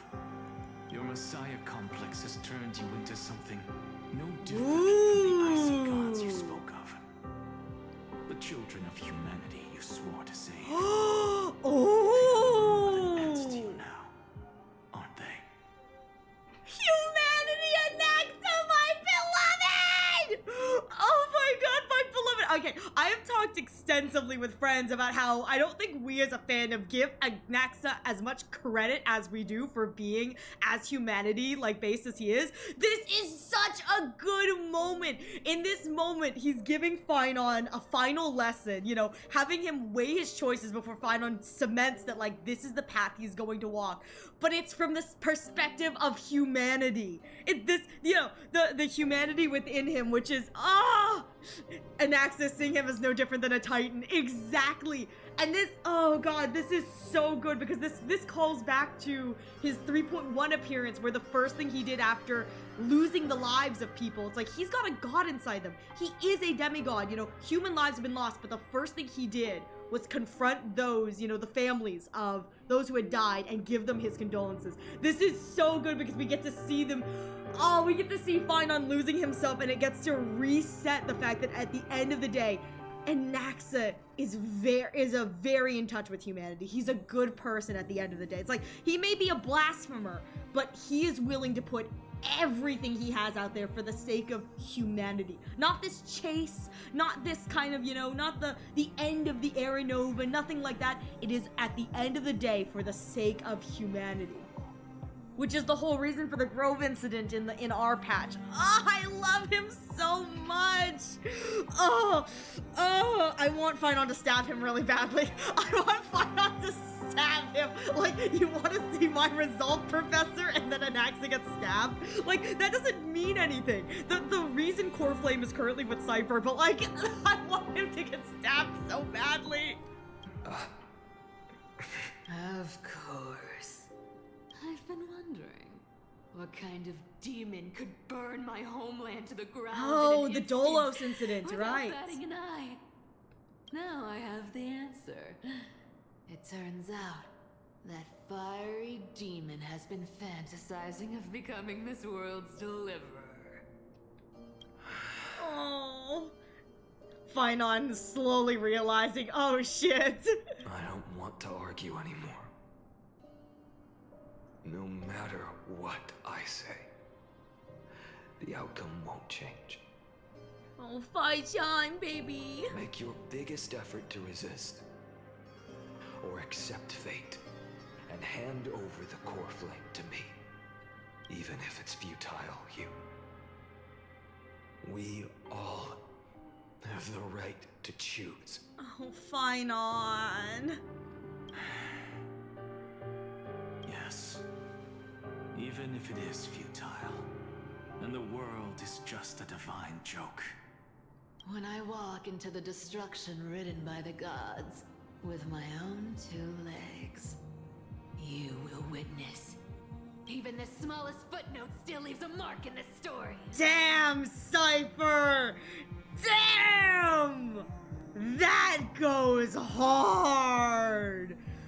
That goes hard! And so, at the end of the 134th cycle, oh, Cypher! the Traveler and the Scholar fulfilled their fates once again. Oh, there's more light now. More lights in his eyes. Or perhaps it wasn't just they who fulfilled their fates. I can't he's quite losing remember it. all this. Oh, he's losing it. In the endless darkness, for no reason, a voice always lingered by my ear. Losses are a constant on the flame chase journey, among which even life itself holds little value. Damn.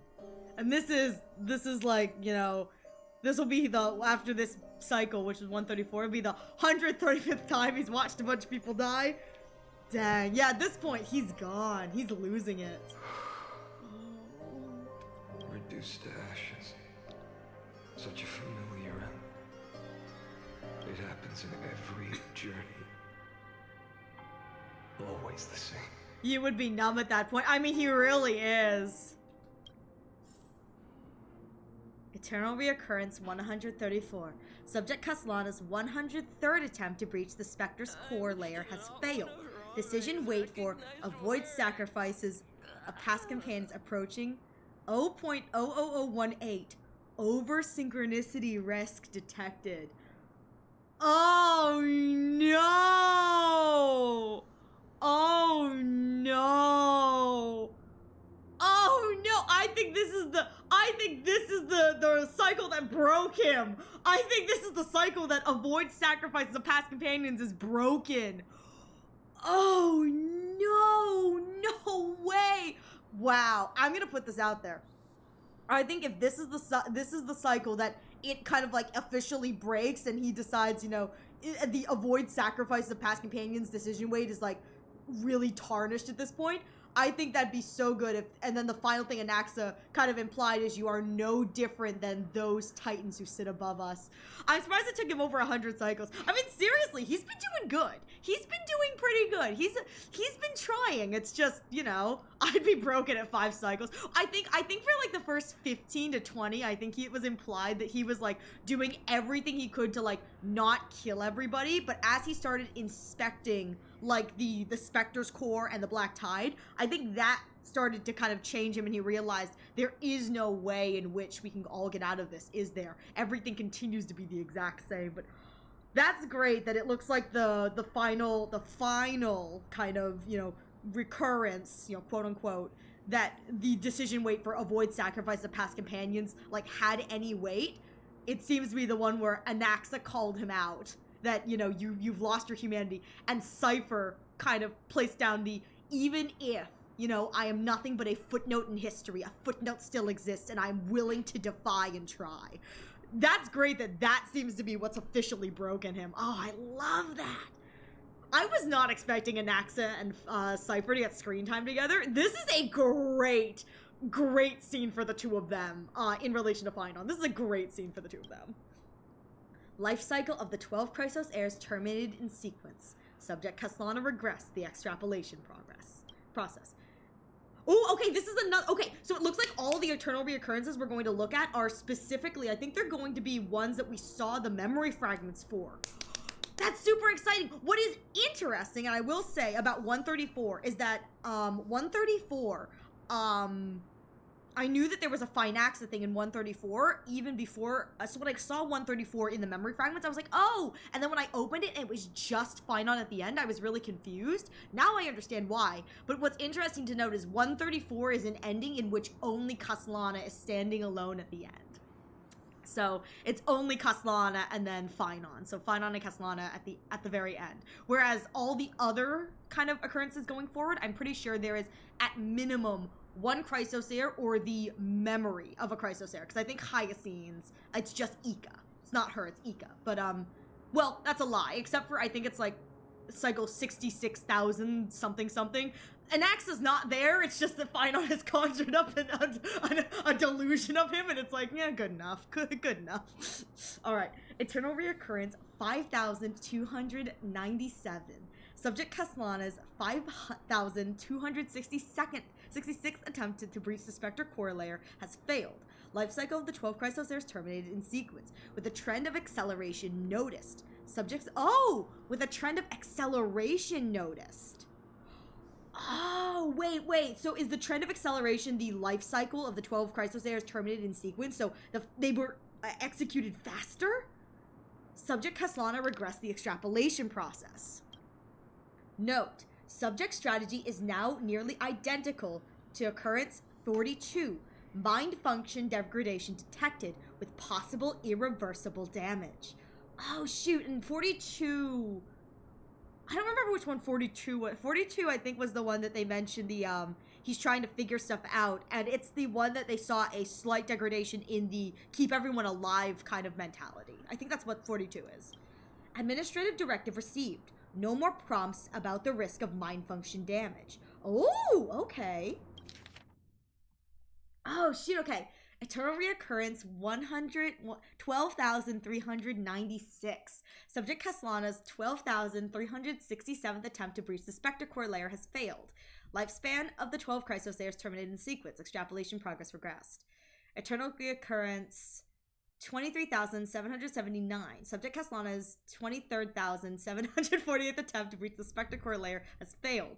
Life cycle of the 12 Chrysosairs terminated in sequence. Extrapolation progress reversed. All right, so 46,645.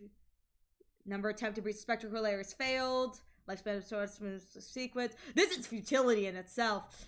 Eternal reoccurrence 71,243. Subject Caslana's 71st attempt to reach the Spectre core layer has failed. Life cycle of the 12 Chrysosairs to determine sequence. Extrapolation progress. 80,023. Subject Caslana's 79,992 second attempt. Breach the Spectre core layer has failed. Lifespan of 12 Chrysosairs. Eternal reoccurrence 95,575. Subject Caslana's attempt to breach the Spectre core layer has failed. Life cycle of the 12 Chrysosairs terminated in sequence. Eternal reoccurrence 108,641. Subject Caslana's 108,610th attempt to breach the Spectre core layer has failed. Life cycle of the God, the futility! Eternal reoccurrence. Okay, here we go. Eternal reoccurrence 108,642. Jeez. Oh, I'm so glad we got to see. Oh, okay. And we get to see how many million cycles is left. I'm so glad we got to see the 134th. That was a good one. You don't look so Oh, good. yes! Yes! Yes! Stab him! Stab him! Stab him! Stab him! Oh my god. Sorry, I shouldn't be clapping, but I'm very excited. I'm very excited at Might Eye getting stabbed again. Oh my god, he's gonna take back shots! He's gonna take back shots! Only this time, Phynon be looking like Phynon. Your prophecy may come a little early, Might Eye. It's fine, you know? It's what he would have wanted. It's what he would have wanted. It's exactly what he would have wanted. Oh my god, oh my god, oh my god, oh my god, oh my god!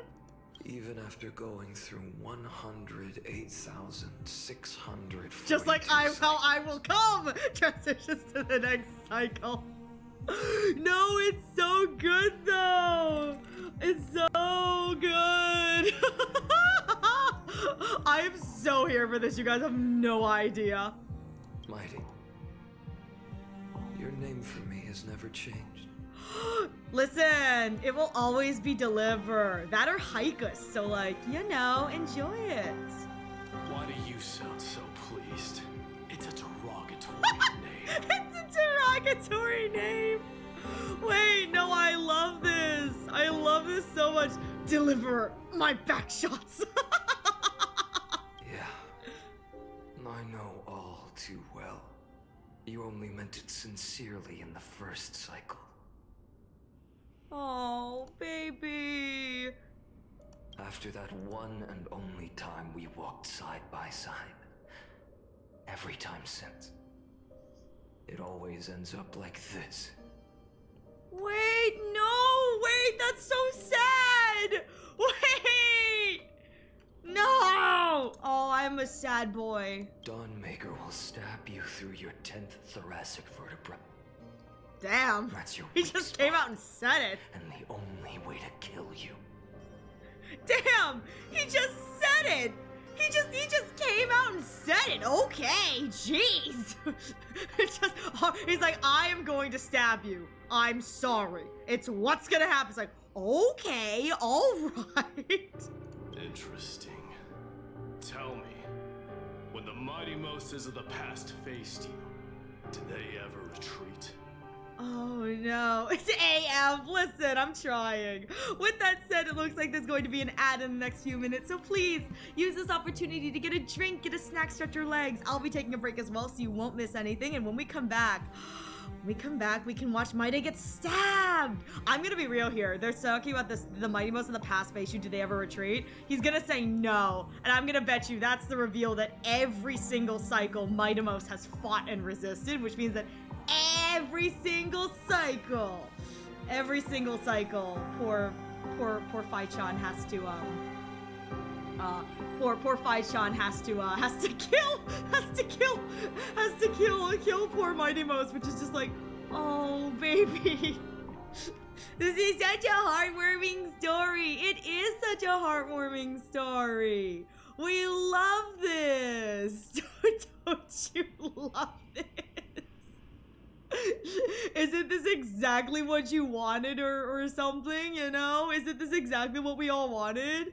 It's so beautiful. This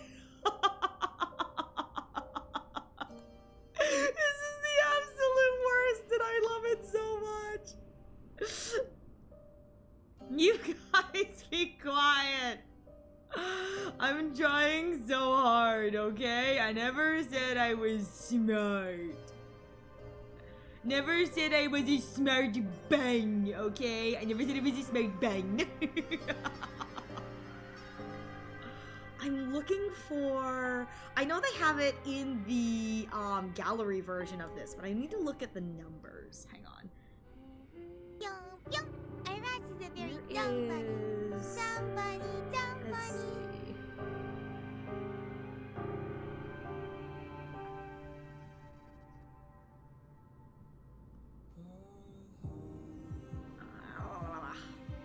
There's a thing I think that lets me watch. Where is it? It's not written in the... Shoot. Don't mind the bun. The bun is trying to figure out if there is a place on the Wikipedia that has the memory fragments from this scene categorized. The immersive theater, if you go back to Fate's Atlas, actually does, which is really, really cool. You can specifically find the specific cards. I just want to know if this cycle that he's in corresponds to one of the memory fragments. I know that 134 does, but I've got a feeling this one also corresponds to one of the memory fragments. So I'm gonna write this. What cycle are we in? This is like 108,000 something. 108,642. I'm gonna write that down, see if I can figure out. 8,642. I'm sure I can find, because I wouldn't be surprised if one of these has like a memory fragment associated with it in the area. And so Might may not be the last person standing beside him. However, it could be that there's something else there. I think that would be... That'd be interesting anyway. I don't know. I don't know, man. I'm just a little creature. It's just me Googling it to see if I can figure it out.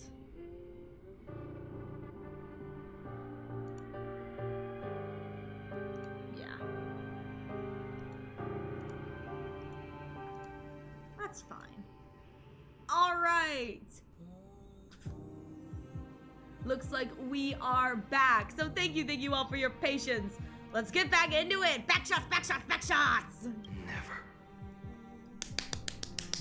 Never! Never! I like how Midas prophecy is like, you're gonna get stabbed in the back, and there he is actively turning his back away from the enemy. I do that too. Not only does his prophecy say you will be stabbed in the back, but it's also, what is it? I think it's you will die with a wound in your back. I think that's the actual, hang on.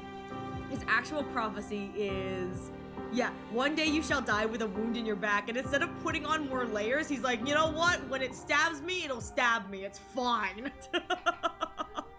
But I do love this. This confirms it's like, when has a Mightymost of the past ever retreated? Never. Fai-chan has had to, it's like, what is it? Willingly, what is that? It says, when the Mightymost of the past faced you, did they ever retreat? Never. So any cycle where he was not able to reach a peaceful whatever before, which is probably like after like the first like dozen maybe, because at those I think they talk about how it's like they were able to collect all the core flames before the demigods ascended, you know, like Maide. But I think anything moving past that, Finon has had to kill Maide. He's had to kill. Listen, Finon is fumbling. Cyrene keeps writing in these like sweet moments for the two of them, and he just keeps stabbing. It's like he's taunting him. I dare you to stab my. He's like, try me, deliverer. I'm right here. I know you'll miss. Finon, stabs him right through the 10th. Mightymost, oh, didn't think you actually hit it. Finon, I didn't either. Whoops. Then they died honorably, worthy of the name of strife. Damn. But there's still tenderness in your eyes. How pathetic. Finon realizing that he still has feelings. He still has feelings. I have to remember how this feels. My baby. Remember that I was once human. Or else the destruction. Damn, Anaxa really got to him. Wow, this is over almost 100,000 cycles later, and in Anaxa's words, they really fucked him up. Remember that I was once human. And yeah, Anaxa shook him to his core, as Anaxa does, you know? Anaxa gave him a punch to the gut and was like, you better remember this fool. Ooh. See, I love the two of them. God, and blah, blah. I don't care if it was, I guess, my fault. If you win, that's fine on. He's like, tell the Mightymost of the next life. Oh. This person is a worthy opponent. So always remember to give it your all and never slack off. Oh, his speaking is also slightly stilted now. It is. I will say, I think that, oh God. I don't remember the voice actor's name. I think it's Joshua. Is the first name. I just call it just Toodles the clown. It's so weird to say that, but I think he did a phenomenal job with the slow loss of the humanity. Like what we see with Aglaya is she's already lost it, if you know what I mean. Yeah, Joshua Summers. There you go. Thank you. But it's Joshua Waters. There we go. Yeah, I was like Joshua Summers, Joshua Waters. Thank you. But you can kind of hear that's like with Aglaya, she's already lost her humanity, and so her speech is very stilted. Where we get to see Finon trying desperately to regain it, where Aglaya was not. Aglaya just kind of let it happen. It's like every time we hear him, he's still trying to grasp what little he has, but it's like crumbling away bit by bit, and it's really good. It's really, really good. I'll keep that in mind. Am I gonna have to fight Maide? Even though the Am I gonna have to dynasty is fight left Maide? with just one, the Kremnos festival will continue as usual. Oh, shoot. The king of the Kremnoan Legion will host the final feast in the center of this arena, and the prize will be the flames of strife. One day, you shall die with a wound in your back. That's what I saw when I overcame the trial. The god's dying ramblings. Oh, I'm gonna have to fight him, aren't I? Enough. Oh, no. You've probably heard this thousands of times. So you must understand, facing the demigod Oh, strife, no, he's gonna turn into Nikador, isn't he? there's no way you'll take Oh, this course no! in peace. I understand. Step forward. Oh, no, I don't want to do this! Battle. I don't want to do this!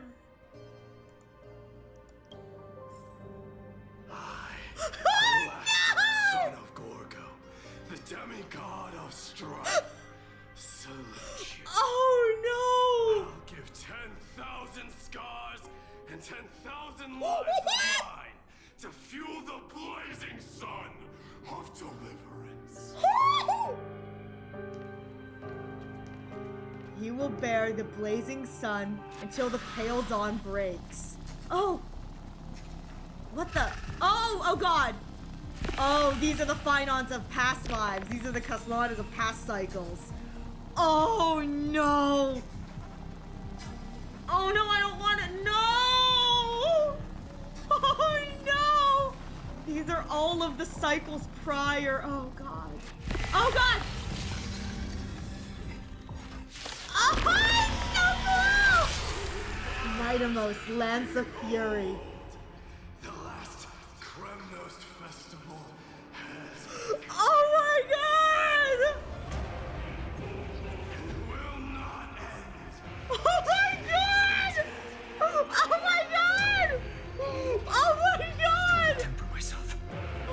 Wait, wait!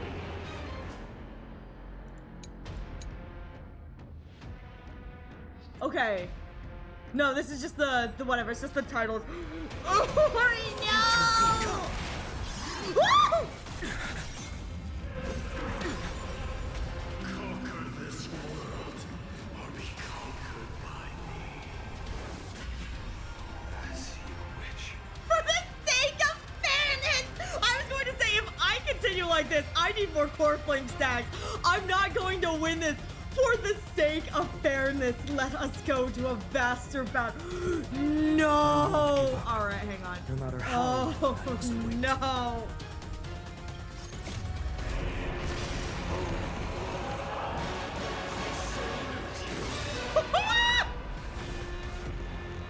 That's all I ever wanted. Oh no! Oh no! In the new world dawn. Oh no! Oh shit! Quench the flames with blood.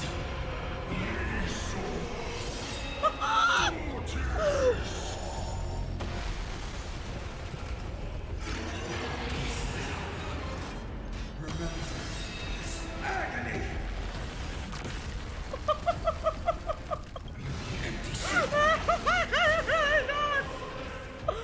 Oh my god!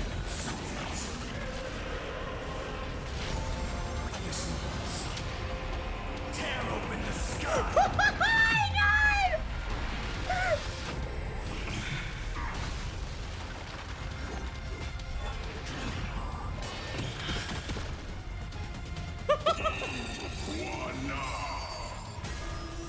Oh!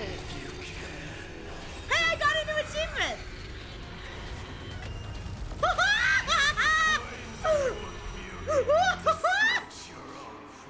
Oh my god!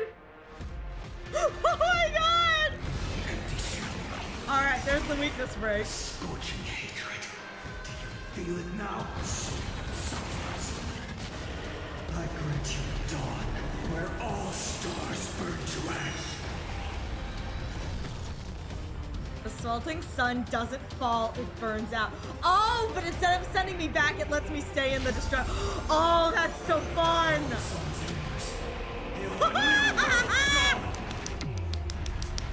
Oh, this is so cool! Wait, this is so cool! Oh my god, this is so cool! Oh my god, I really want to fight. Okay, this sounds, oh my god, this sounds so horrible. This sounds so horrible when I say this. I really want to fight Polyxa. I want to fight Castris. I want to fight Hyacinth. I have a feeling that'd be really cool if I get to fight against all the bosses. Oh my god. I really want to fight against Hyacinth. I want to fight against Castris. I have a feeling they're gonna break out. That would be so cool if they. Ooh, what's this? Can I use this already? Oh, what are these? What do these mean? I don't know what this means. Oh, increased glory stacks. Okay. I don't know what anything means. I don't know how to play finite. I'm having a great time.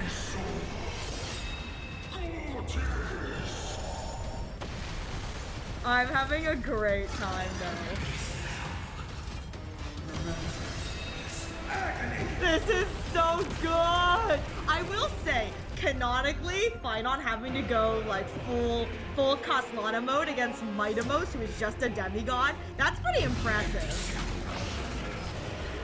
Mitamos, let strife decide the outcome. What? I don't know if I want. Curse of immortality! Oh shit!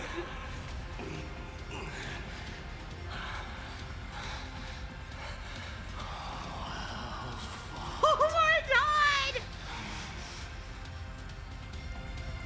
Oh no! You may crown yourself. Oh no!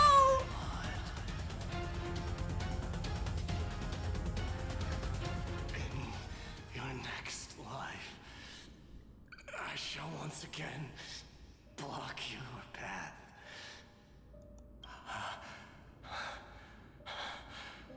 Deliver. I wish you eternal victory. Oh my god, Mighty! I'm sorry! They gave us the two most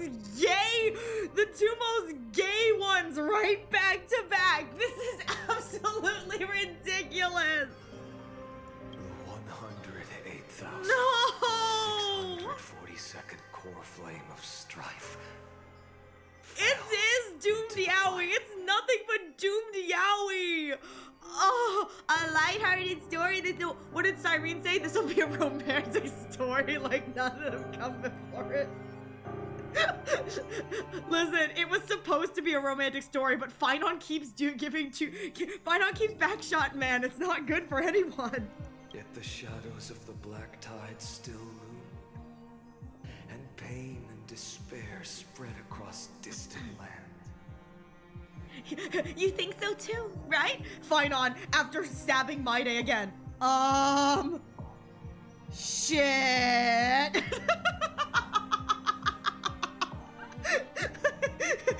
Finon's like, whoops, I wasn't supposed to do that, was I? Cyrene, not again! They have to rewrite the story again. It's just Cyrene ranting to Lyg at this point, like, it's been 108,000 times we've done this. Why hasn't he just gotten a boyfriend yet? Lyg is just like, just patting her head like, it's all right. Lord Caslana is a little stupid sometimes. You're too late to take my back shots, Mitamos.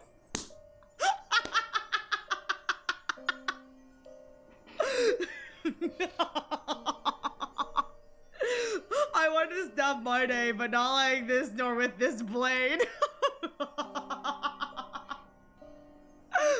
The blaze was still not enough. It had to be fed, even if it meant Ooh! burning this Oh, body I love this to new ash. art. Oh, this is so pretty.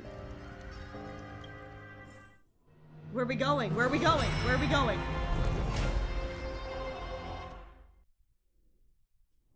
Oh, we're in the millions now. 2 million and third. 2 million third and oh, I gotta fight No matter Casterus. how bright the sun is, there are still places it cannot reach. So this is the 2,003,432nd eternal reoccurrence. I gotta fight Casterus, don't I? No! I know, this is crazy how this is still early in his journey. Yeah, he's only at 2 million. I mean, he's still got 31,000 to go till the final reoccurrence. He's got time. We got time, man. Keep killing stuff. It's okay. Moreover, the sun you bear is both cold and blinding. Oh, Cassie! It's been forever since we've seen Casterus. This is not how I wanted to see her again. A sun like that surely cannot bring warmth to the nether. Now that you say it, it is early. It's super early. golden blood is born from the destruction. We have long since lost the right to seek warmth. God, he's just... Poor baby. He's doing his best. He's doing his best, poor baby. Only by feeding the flames. Yeah, just another 31 million cycles to go! This future. He'll be fine. He'll be fine. Finon, you need some therapy. He needs more than therapy. I'm telling you, man. I don't think therapy can unpack all of this. Allow me to ask, how many core flames do you carry now? 2,003,432 times 12 is equal to 24,41,184. Too many! Too many! 24,041,100. I'm putting this out there. They really should have put the number beside it. When you see this number, when you see 24,041,183 written out, it's kind of like, okay, when you look at the number on your calculator, it's a really big number. And shout out to the fact that this isn't even all the cycles he's been through yet. He's still carrying less core flames than cycles he's been through. This is great. Oh my god, wait, how many is gonna have by the end? 33,550,335. So by the end, he's gonna have 402,604,020 core flames. That number doesn't look real. This number doesn't look real at all. that number doesn't look like a real number anymore. Such a heavy burden. Could just feed them all to Ika. I'm sure that would solve our problem. So that's why you've turned into this. A broken idol. Tragic firewood. I wonder, and this is something I wonder just because we don't see it from the characters, I wonder at what point, maybe the game will show it too. I wonder at what point he dons the Flame Reaver mantle. Like, if he's already starting to look like the Reaver, because they said the number of core flames you have eventually will burn through your eyes. I think Finon, either Finon or Anaxa said that in the 134, is the number of core flames you have, it will soon burn through your eyes. I think Finon said that. So I wonder at what point in the cycles it starts to happen, like the number of core flames it does start to like burn through his eye. Loki, this would be a Fire Snicker ad. Flame Reaver attacking a crisis. There's the stuff just pops out of nowhere. Hands Flame Reaver a Snickers bar, tells him you're not you when you're hungry. Grab a Snickers. He takes it back. Turns into Finon, a broken idol. I love O2 Finon. Listen! I'm putting this out there. Either 0042 Finaxa, or can we put out there 042 Minaxa? 042 Minaxa with it. Ugh. I'm here for either. That'd be so hot. No matter. I will bear this burden. Oh, he sounds like he's constipated. Like, he sounds like he's in so much pain he's constipated, but it makes me wonder at this point. I wonder at what point he dons the Reaver's cloak. Like, at what point does he kind of start to, like, for lack of a better word, die? Wait, what? Oh shoot, I'm so sorry. I did not know that you needed to be a moderator for that. I'm so sorry. That's crazy. Alright. As long as I love Fide Naxa so much. You guys don't realize how much I love Fide Naxa. Or some people call it my Finaxa, or you know, usually Nax is at the end, but like either way, I love the three of them so much. I must refuse. As the demigod of death, I cannot watch you walk into a fate more cruel than death. Cassie, baby! Oh my god, no, wait, no, Casteress! Oh my god.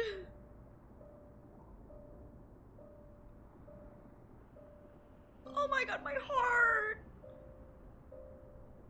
That hurts me. I love that Castress at the end of the day is so kind that she can acknowledge that the reason she wants to end this is, I know, Castress is too nice for her and good. The reason she wants to end this is not because it's, quote, the right thing to do or whatever. It's because she doesn't want Finon to suffer.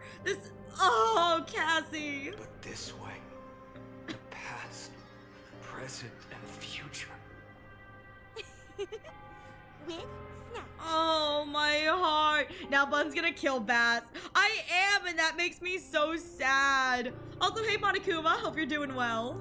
Will never again suffer unnecessary death. Oh, no. Unnecessary death. Indeed. You are not the Finon I know. Please turn back. Don't let that absurd and unjust fate of yours come to pass. This way, at least my realm can still become the fragrant bed where you fall asleep. Wow, she's offering him a peaceful end, and he's like, and it's so sad because Finon probably knows what she's offering. Wants it desperately, you know, just a rest, like a peaceful place to just rest, let it all be over. But he also knows that he is the only one who can do this. No! In the end, still, it seems the clash of blades was inevitable. No, don't kill her. He is too angry to die. Listen, this is what happens when you die with rage, man. You come back like this. I know I am not your match, having fallen under your sword countless times. But even so, please understand that my resolve is not to be underestimated. Cassie, Even baby! Kefaloth cannot shape all things at will, nor can they dictate the fate of all life.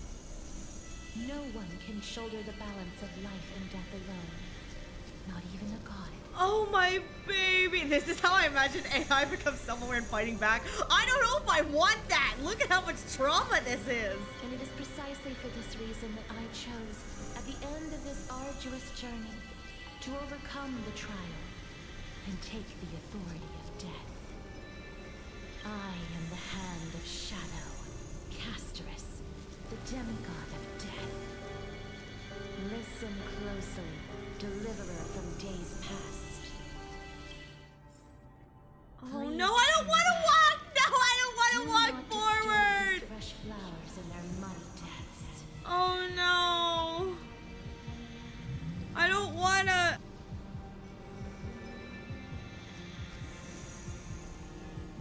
Oh my god. Just the car that like drove by so loud. It clocked higher on my microphone decibel wise than where my normal speaking voice clocks. That's crazy. Oh, look at the flower. Ah! Ah! Ah! No, my god, I just realized you can't go back! If I hit any button on my screen, it forces me forward! Oh no! If I hit any button on my screen, it forces me forward! No! No! If I hit the button to move backwards! Oh no! I don't have a choice! It doesn't matter what button I hit! I don't want to go forward! Ugh.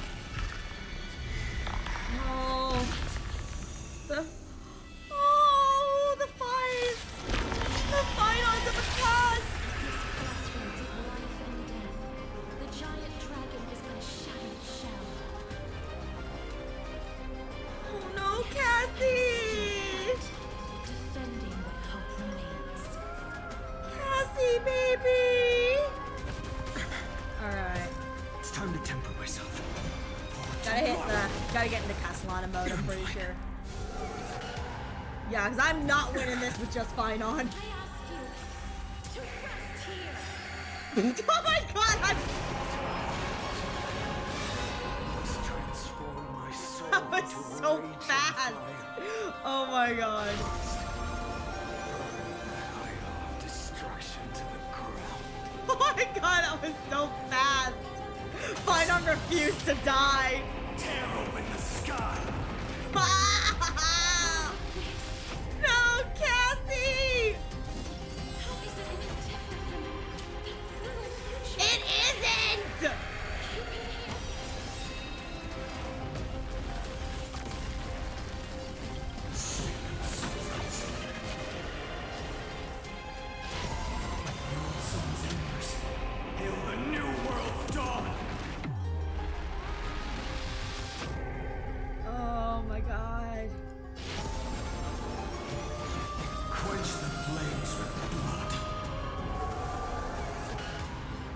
Note how to make a good story. Make someone kill their friends. I know, right? It's like, that's what you have to do. Just make, you know, make the protagonists murder all of their beloveds. Strikes me. I will never yield to such witness.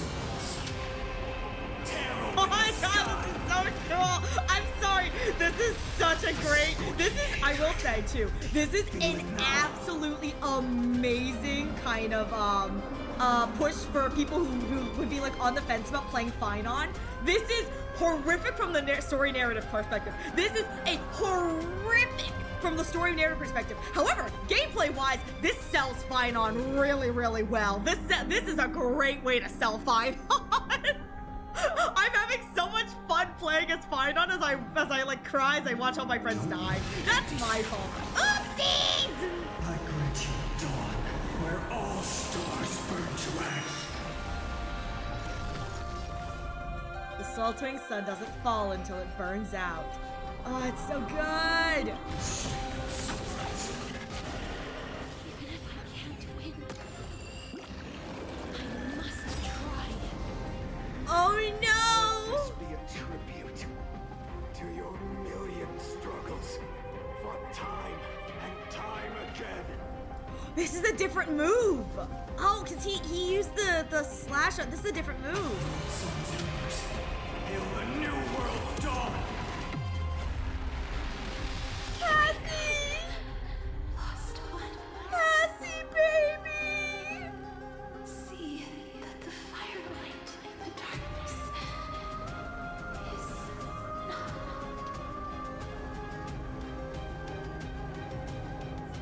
A core flame of death was taken from the dragon's Cassie, baby! What a brilliant flame. Oh no! It should shine upon all, light the path ahead, and illuminate the dawn of Amphorius. I have a that's feeling to I'm gonna come. see Hyacinth in the next go around, which is, I will say, I think what's really painful too is having experienced like our Finon, the 33,550,336 Finon. What's really painful is we know how close that Finon was with Mitamos and the Neusporist gang, and now he has to murder, and now we go back and we're watching him kill basically the people who in the future he was so close to, and it's implied he probably gets close to in most cycles. It's just he's just looking a little tired. No, it's okay, he just needs a nap. He just needs a nap. Maybe the forever box, you know, maybe a forever box nap, but like, it's okay. He'll be fine. I'm sure he'll be fine. What's another 31 million cycles? He's got 31 million to go. 2,003,432 cycles. Oh, girl, you still have 31 million to go. 24,041,184. So many. I will say, I wonder if they're showing us this specific eye, because this is the, ow! This is the eye that gets burned over when he becomes the Reaver, so I wonder if this is eventually going to transform into the cracked eye that we see. As if even the deepest abyss Oh, of actually. chaos could be burned away. When we see the Reaver, I'll tell you guys something funny I saw online that made me smile about the Reaver. It's like, maybe Coslada's like having a trauma moment right now, but I'm laughing, so don't worry, don't mind me. How many million have we gone? 29 million to go. The 4 million and first eternal reoccurrence time of departure. Oh, he's still got that hero in him. You're here, as always. You're still lingering, deep within me, never fading away. Because you haven't completely abandoned hope. Am I right? You're still waiting for a miracle. For the true hero to come and save us. Oh shit, that's me. Oh, whoops. My bad. Sorry, Finon, you're gonna be waiting a while, and honest to God, you shouldn't trust me, man. If I had my way, I would remake this entire place with trash cans. If that thread of hope exists, it must come from beyond this world. Wow. Wow. from the true So me starry wanting to sky. spend extra time in Penacony 1,000% screwed Castellana over. My bad, dude. My bad. My bad, bro. The extra time I wanted to spend dicking around in Penacony 1,000% means you suffered more. I am so sorry, but not sorry enough to come sooner. If it's just a traveler with no connection to Amphorius, they may not understand our struggles, nor be willing to join Hydrate or this dihydrate? fight. Thank you for the hydrates. Every time Ariel spent time theorizing, Finon went through another cycle. As he should! As he should! He deserves it! We like a little suffering here! Thank you for the stretch. Never tell him or he'll revoke the partner badge. Oh my god, he's like, partnership ended with you. Partnership begins with a Dunhung. Dunhung. What? What? Wait, what? Your thoughts are wavering. The mark of destruction is deepening. I wonder if the mark is a physical mark. Like the scars across his chest are physical marks of this But destruction. even within the gods' cold calculations, unconditional courage and goodwill still emerge. So, never forget what set you on this path. Enjoy your alert, Zuko. Ariel, have a good idea. Think of the worst case scenario. Say there's no way that's happening, and then jinx it with the power of bad luck. No, I don't want to say the worst case scenario. My worst case scenario is that an accident, Finon and Maide never have the smexy times. I want that so badly. I just think they should doink. Or actually, the worst case scenario would be Cyrene gets her lesbian harem happy ending and Finon is sitting there and he fumbled the bag so hard. All of this suffering and Finon still doesn't have a boyfriend at the end of this. How many times has it been? Remind me again. My memory is a bit fuzzy. Finon's like, well, so is mine, so. 4 million. Exactly. Oh, and so this is 4,000,001. Then that blaze inside of you must be burning hotter than ever. Yes. When I first forged the 12 core flames into one, I had the same impression. Oh. The destruction. Oh, that's so Power cool. unlike anything before surged within me. Violent That's so flames ready hot. to tear my body apart. And That's so consume hot. this world, Wait. this wretched prison. Wait, I'm sorry. I know he's talking about his trauma, but The ultimate oh my power which god. nothing could surpass. This is actually really hot with the way that they've done the modeling texture so that it sinks in. That's really hot. And yet no. My baby! This fragile body holds a stack My of baby! 48 million core flames. I suppose it won't be long. Perhaps just a fleeting 10,000 years. Before it's reduced to nothing but char. Crumbling bones. My sweet Nikos. I love him so much. He's so pretty. My sweet boy. And when that happens, your long struggle will finally come to an end. No. I've already found a way to keep the cycles going. Oh? Mind sharing it with me? In every new cycle, a new me is born. Oh, so around 4 million is when he figures out that he can give his memories to the new Fai-chan. Oh, because that's kind of what we see. That's kind of what we see happen in our cycle is when we stab the old Reaver, Finon gets whatever. Oh shoot. Ooh, okay. So up until this point, it's the same Fai-chan going around and around and around. Oh my god. Really? Wow, I didn't know you did something like that. Hi, Betty. I hope Enfield treated you well. It's good to see you. Oh, shoot. I missed the raid out. My bad. Hang on. Copy. Paste. Boop. Whoopsies. No one saw anything. I hope you had a good stream, Betty. It's good to see you. Ignore him. Yeah, we just kind of ignore Monokuma around here. He just says stuff, and then Monokuma does the Monokuma. All I have to do is push the next Finan to the end of the world. And then... Oh, okay. That makes sense. Find your stream. I don't know what you're talking about. Ooh, I don't know what you're talking about. Then he'll kill me. Shatter this body.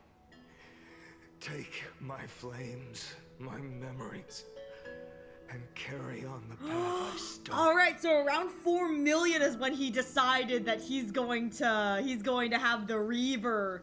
He's gonna get killed all over. Which again, it stands to reason that this Finon has been through this cycle just as himself 4 million times. That's a lot for this old man. Bold plan, but risky. What if one day the next you refuses to follow the same path? They won't. I am me. How can you ensure the continuation of the cycles? If it were Professor Maxa or Aglaya in my place, maybe they'd come up with something smart. Both of them from beyond the grave within the core flames, just chiding him quietly like, could you have come up with any more of a reckless plan, you idiot? He's like, this is all I can do. My brain no think no more. Unfortunately, I don't have a backup plan. I have no choice but to bet everything on the next Finan. And trust that he makes the same choice I did. Dang. But even in this wretched prison, luck is still sometimes on my side. Because I never forget what set me on this path. Oh, baby. Wait, you mean... Ever since I committed to this plan.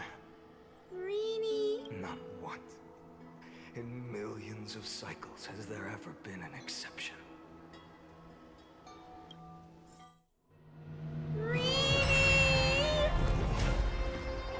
Oh, 9 million. We're way in the future now.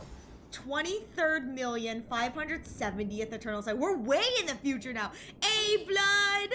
I hope you're doing well. Lord Finan. Oh, shoot. All right, time to go kill Hyacinth. You came in at a great time, Blood. Hi! Perhaps look away. We're about to murder Ponk. As the demigod of the sky, a healer of Twilight. Oh, no. Oh, no. The black tide. It's consuming you. You can't hold out much longer, demigod. I will close my eyes. Okay, good. Hand over the core flame.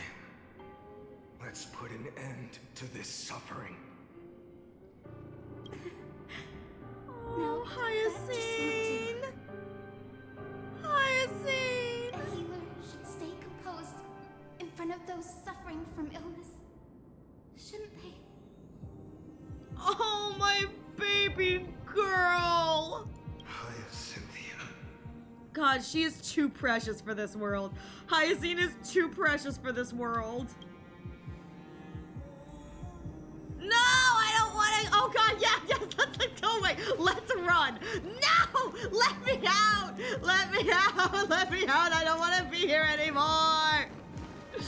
I don't want to be here anymore. Oh no. Ah! No. No. No. I swear, your deaths won't be in vain. Just as they have never been. Sunlight drives back the shadows. Let the sun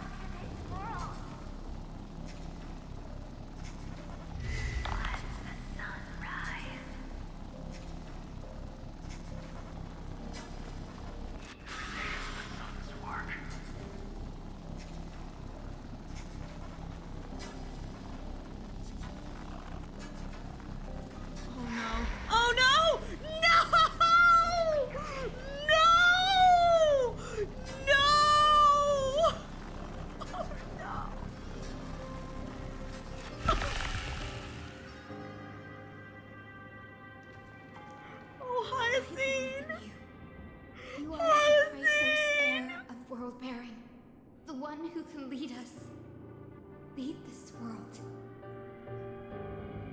It's just... I don't understand. Within the sun upon your shoulders, the part of that warmth that should come from you, from an ordinary person, it's so faint. It's gone, baby girl. It's gone. My humanity is indeed just a flicker compared to the blazing fire of divinity. Even so, Oh, don't cast oh, Zine, my baby girl. Never have. I have kept to everyone's wishes close. She's giving him a humanity talk. We're, what, 23 million cycles in, and she's giving him a humanity talk. God. Even though the divine fire Oh, baby. burns so fiercely that every time I return to the start, it devours me in an instant. Each cycle, it's your wishes that guide me to the end, that pass the flames to the next me. Well, no, this is 23 million. This is 23 million. This is, this is 23 million. I think 23 million is past the halfway point. Rookie numbers. I think, is it not? Is 23 million not past the halfway point? It is. It's gotta be past the halfway point.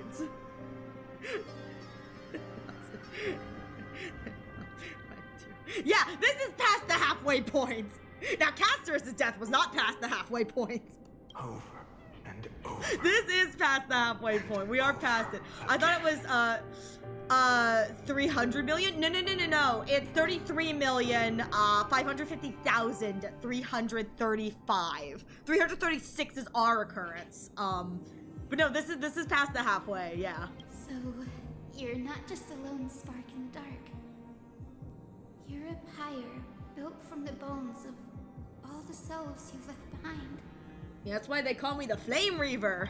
Thanks, Anaxa, for coining that one. It's stuck. What about you? I know, it's just so many numbers. It's so many numbers. The numbers stop looking real after a while. What about your wishes?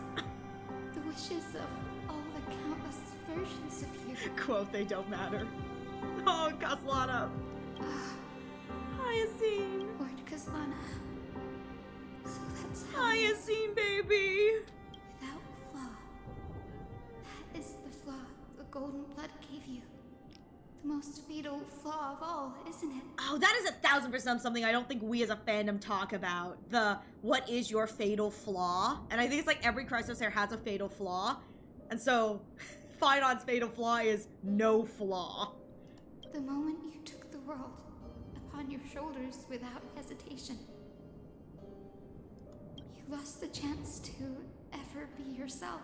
Which I will say, there was this great post, someone talking, it was like a post that was like, it was like just a normal meme. Yeah, Finon does have a flaw. He can't pull anything. He's fumbled the bag. That's Finon's flaw. No, there was a post recently I saw on Twitter. And it was a genuine post that applied to like different media. It was like, I hope that it was like, protagonist, wanting to be the protagonist, slowly realizing that the only reason anyone, remembers them or interacts with them is because they don't remember the version of themselves. They remember them only as the version of the prophecy or something like that. And I just remember seeing that in the general sense and seeing other people quote tweeting other franchises and thinking, is that not like Anaxa and Finon? In a world where everyone sees and eventually he has to become the deliverer and people only see him as the deliverer, there are instances where Anaxa actively in our Eternal Reoccurrence calls out that Finon is still Finon. Even if Finon is not Finon, he is still Finon, which I think is actually a really great moment for Anaxa as well, because it's a moment of Anaxa's humanity. For a man that the story tries so hard, like the people try to say so hard that he doesn't have humanity, he is a man with so much humanity, and that's like another instance of it, which I think is so good. Listen, I'll never do a character analysis on anyone else, but like, if anyone wants to hear my Anaxa character analysis... Now is an unexpected revelation. And I suppose that makes me the perfect fuel for the flame of deliverance, doesn't it? Low-key, this patch is just Hoy going, oh, you thought Blade had issues? I mean, true. No. An empty flame saves no one. But I still believe in you, Deliverer. Hyacinth. Oh no! No, Hyacinth, please no! Please no! To command the wind and rain. No, Hyacinth, no! Baby girl, no! The only thing I can do is become one with the sky itself. And then Hyacinth! may the gentle colors of the rainbow paint your sun in shades it has never known. May they bring Amphorius, a rosy-fingered dog. Oh no! Oh god! Still lingers. Deliverer, please. Oh, Hyacinth! Hyacinth, no!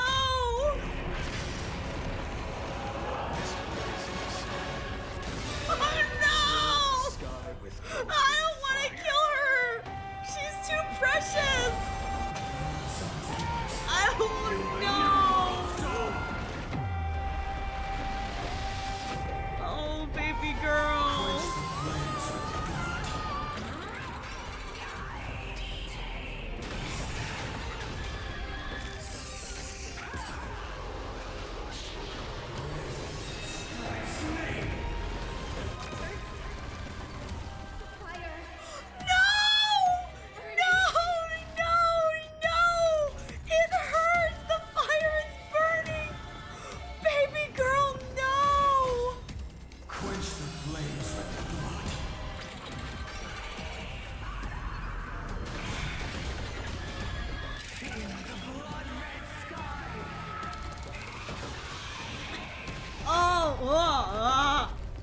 I have so much rot on me, man.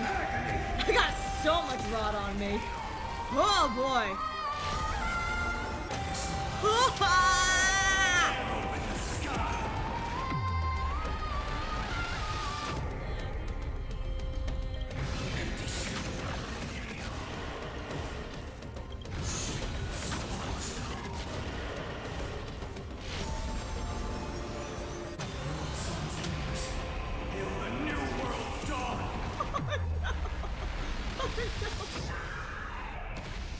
God, it can't even do that much damage because the rod is all it does.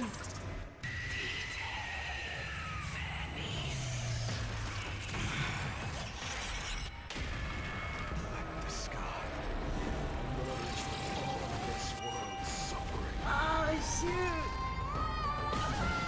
Oh, okay, there's the break. Feel it now. Quench the flames with the blood.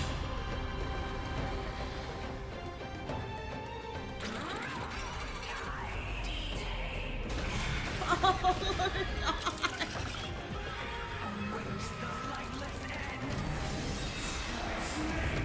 Ah!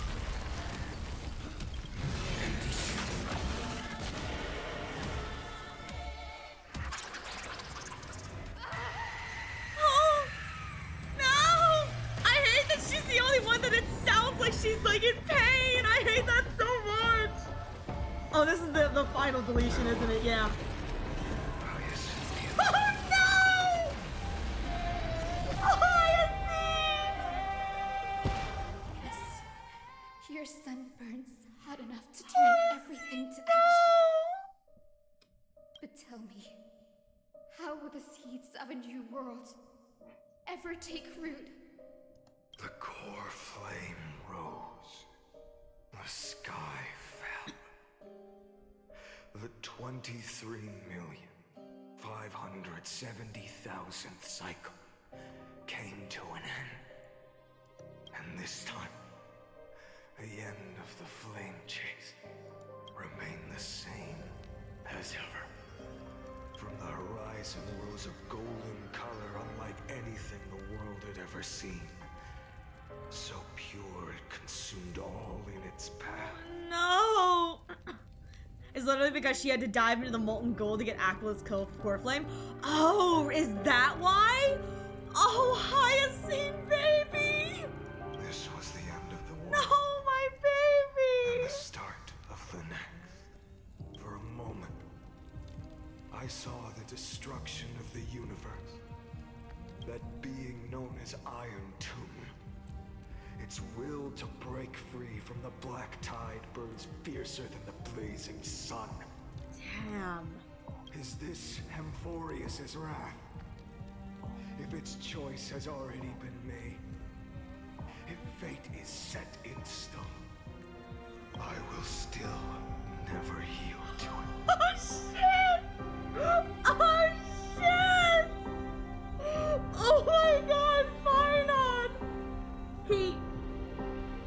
So, I don't know if this is intentional or not. He looks like Nanook. He looks like Nanook. The way that he's looking down upon us with the golden eyes, he looks like Nanook. 23,570,000 cycles. 282,840,000 core flames. No more chasing is needed. And now, I am the fire at the end of the long night. Oh no! He's losing it! My poor boy's losing it! The flame chase isn't some quiet walk through a sea of flowers. It's a revolution. Oh, he's becoming destruction. All-consuming Oh transformation. no. And if destruction is the only way, Yeah, the fight on Crash Yard arc, he's becoming destruction itself. He's going back to the programming, destruction. then let me be the one to step across the ashes of the old world and burn endlessly until another dawn rises on the distant horizon, bringing the true dawn to Amphorius. Goes again. This is the cycle before ours. Oh no, this is our cycle. 33,550,000. 33,550,336. Yeah, if we're on eternal reoccurrence, 33,550,336, that's our eternal reoccurrence. That's the TB's reoccurrence. Oh! I have not seen it yet, but that's because I was told to finish playing his arc and then see it. This is the cycle you're about to enter. Right, the new cycle, the new world's dawn. That's the one that I saw because I'm time, so I got to see Cyrene's memories. Countless memories are flooding in. You doing okay, buddy? Countless versions of myself have stood here, facing the same choice. They all needed a moment, just like you do. To stop, to breathe, to process the weight of 1,000,000 lifetimes worth of sorrow, pain, and struggle. Oh, poor Fai-chan. And just like them, you will carry those memories and that fire into the chaos of rebirth. Right, so the newest cycle, the end of the cycles will be 33,550,337, because that's the cycle that the Trailblazer will be reborn into from the beginning, or the cycle that the Trailblazer will have a hand in from the beginning, which is why it's the final cycle. Oh, this is gonna be fun! Poor Finon's having a moment. I will say, I love how youthful Finon sounds again in this. Like, he was sounded so broken previously, but he's sounding much more youthful now that he's kind of like taking it all in. With that said, it looks like we have an ad coming in the next few moments, so please use this opportunity to get a drink, get a snack, stretch your legs. I will be taking a break as well, so you won't miss anything. I'm gonna use the restroom, and then when we get back, we will do this third hour, halfway done with the first half, and when I'm grinding, I've suffered as much as John truly. You can do it! You can do it! I believe in you! I believe! You got this! You got this. Grind it out. You got this. Oh my god. I'm enjoying this thoroughly, but I need to go and look and see if the Eternal Reoccurrence endings had any bearing on the what have you. I'll have to look. Oh my god. My dumbass did 3.3 to 3.5 as one sitting. Listen, I bet you that was probably really fun though. Like 3.3 to 3.5 is like so much like drama all in one. That's probably really good. Anyways, with that said, I'm going to use the restroom really quickly, so I will be right back. And when the ad is over, we will continue on with this. Thank you for your patience.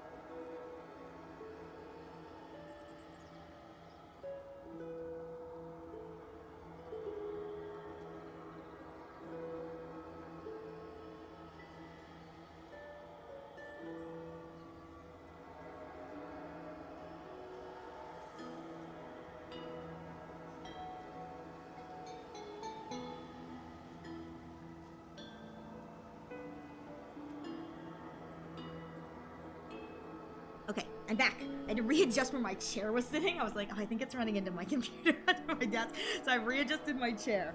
So we're all good. We're all good. I got my chair readjusted and I'm ready. I'm ready for more trouble. I am thoroughly enjoying this. Oh my god. I know I'm laughing at a lot of this, but I am thoroughly enjoying this. Let's see. It wasn't because at some point your head, you just can't take in any more information. I got a headache halfway through Final and Dark. Oh, I'm so sorry. I did the whole thing, 3.0 to 3.7, 3 or 4 sittings. Less painful than this one. Barely improved Demon Wedge. Ah, yeesh, doing like 2.3 patches this time on average is crazy. That's crazy. Love being off school with no job. That's crazy. I was saying, doing the entirety of 3.0 to 3.7 is crazy. I mean, that's gotta be really fun though, you know, to do it all in kind of like one big binge, to see the whole story in one go. That's probably like super, super fun. I would not be able to. I'd have to like pause to like take things in.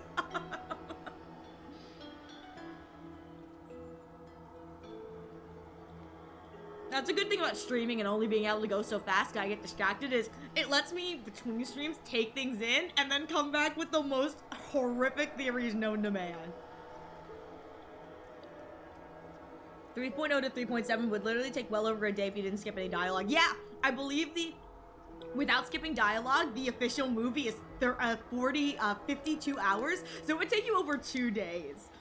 Yeah, it takes like 40-ish hours. Yeah, it takes about 40. It's just a little story. Listen, it's a little romantic story like none that has ever come before. Don't you agree? And shout outs, that's not counting all the puzzles, almost all of which cannot be skipped. Shout out Nias, who lets you skip the Castrum Kremnos puzzles. Shout out Nias.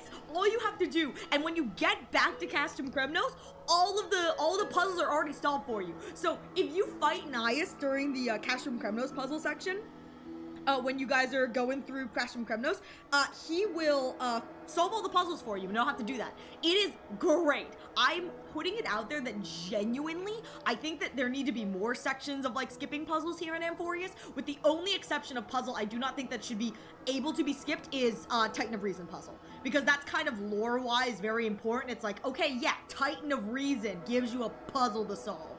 That makes sense. Meanwhile, Penacony was like 25 hours long, a little more than half, which is insane. A little more than half, which was insane, and honestly, needed to be longer. Penacony needed to be longer. I get that 3.8 went and fixed a lot of the issues with Penacony just in the terms of like the overarching narrative. I think that the individual narratives in Penacony were really freaking strong. They were really good. The overarching narrative had some issues because they ran out of, what the issue was they ran out of time and they weren't able to condense the entire story into the 4 patches.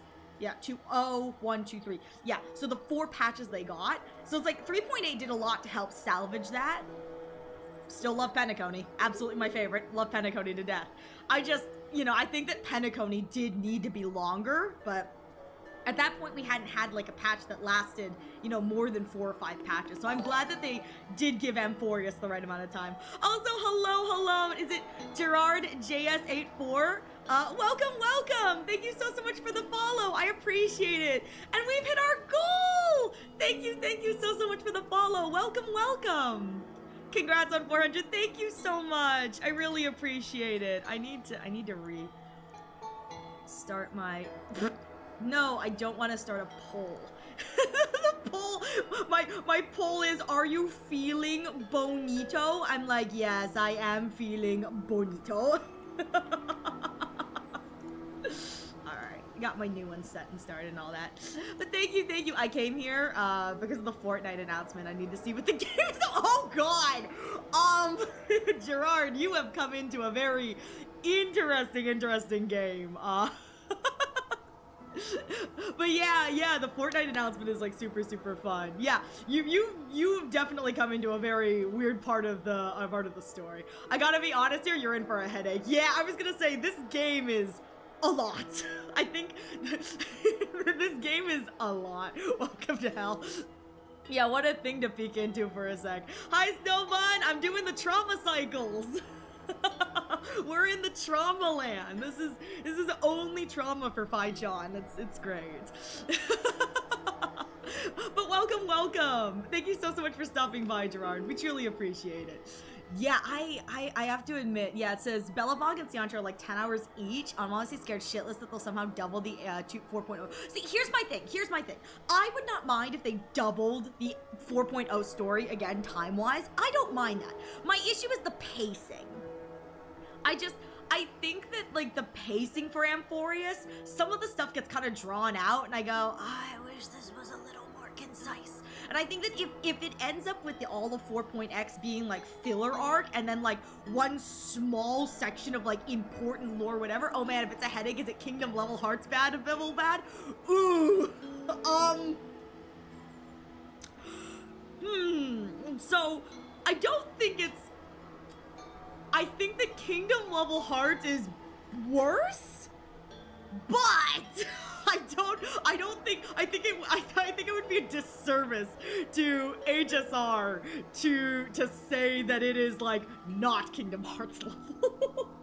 I don't think it's bad. It is just very long. Yeah, which you can say the same for Kingdom Hearts too. Yeah.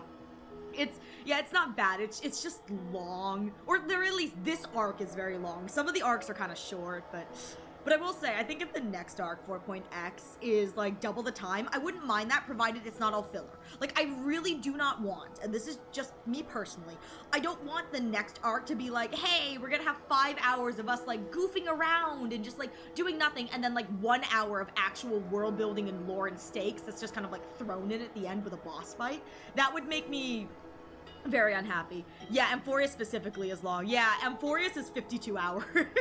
52 hours with no dialogue, very minimal running, no fighting. It's not with no dialogue. It's with no boss fights, minimal running, minimal XYZ, no side quests. It's just really long.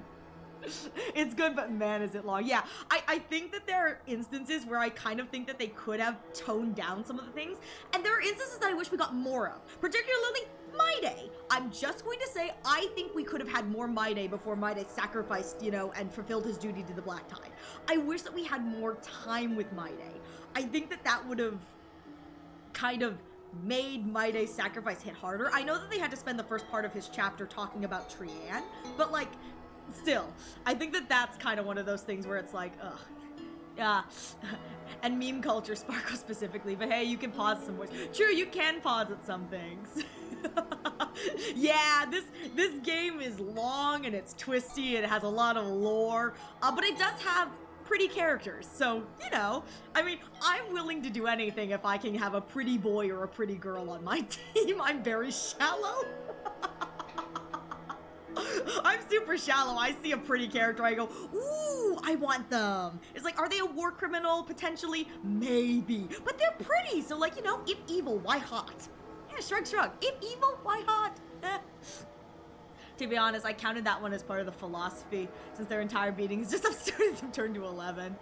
True, true. But yeah, this game is just really, really long. This game, and particularly this arc, is like super, super long. Honestly, there are a few characters that haven't murdered someone. From what I read about the components, they said Blade and Kafka. Who are they?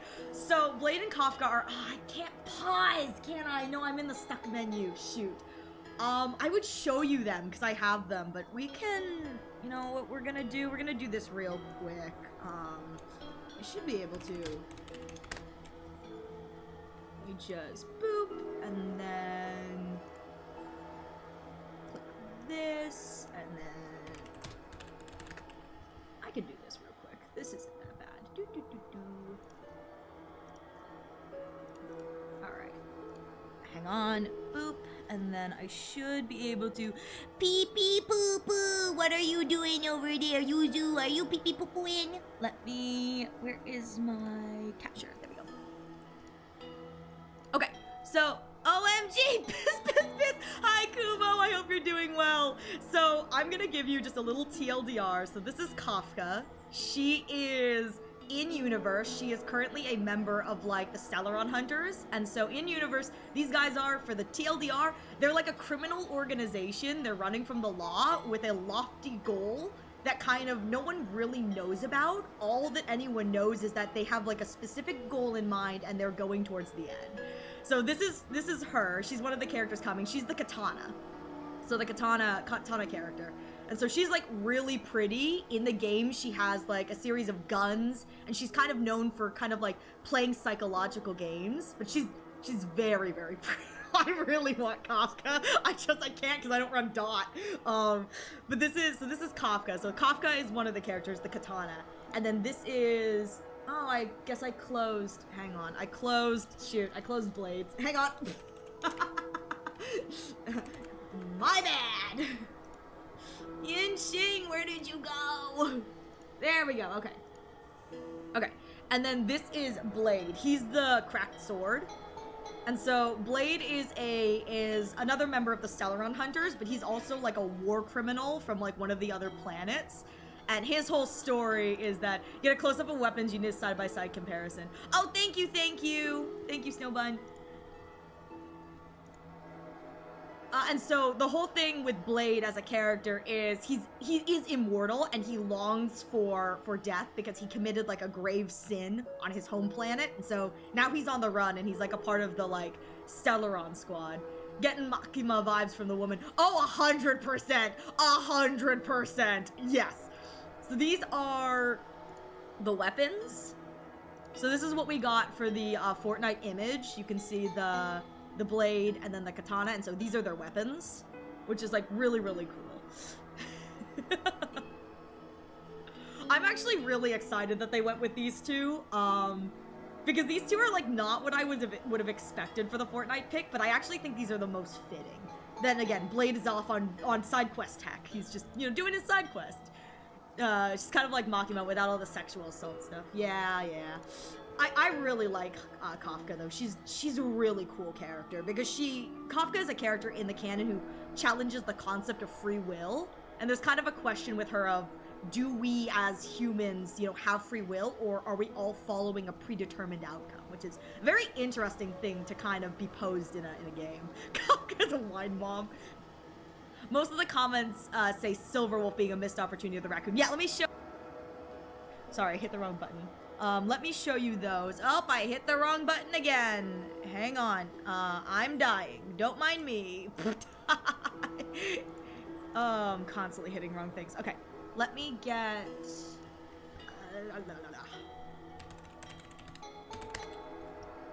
Silver Wolf,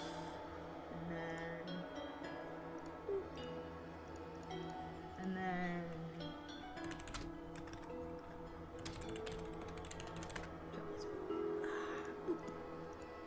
alright.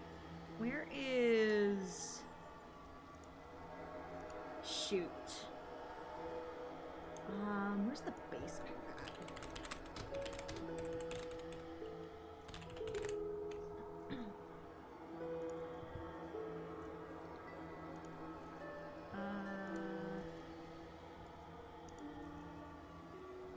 Crow. Okay, it doesn't look like they have an official for that.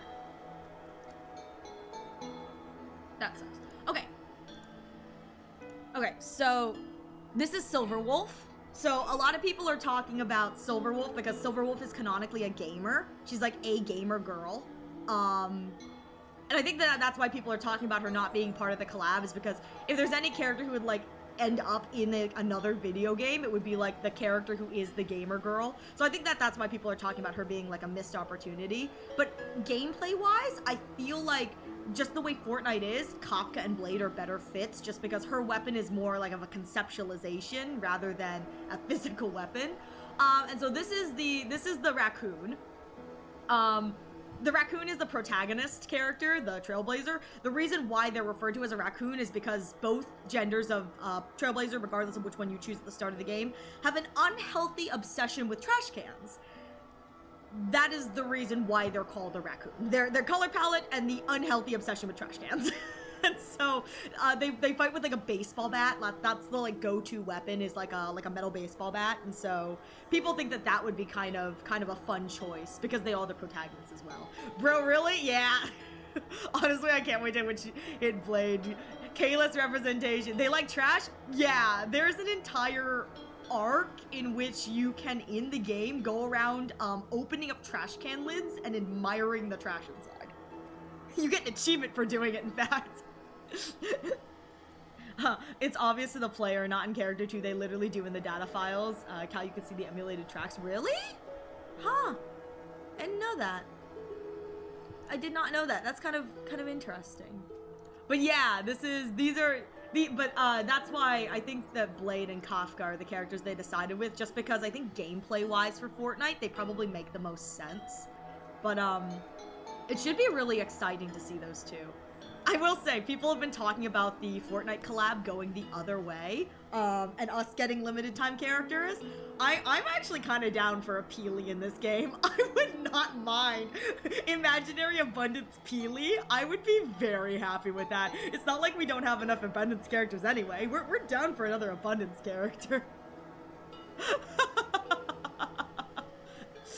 Oh, okay. If we're talking post 3.7, please don't bring up anything post 3.4, please.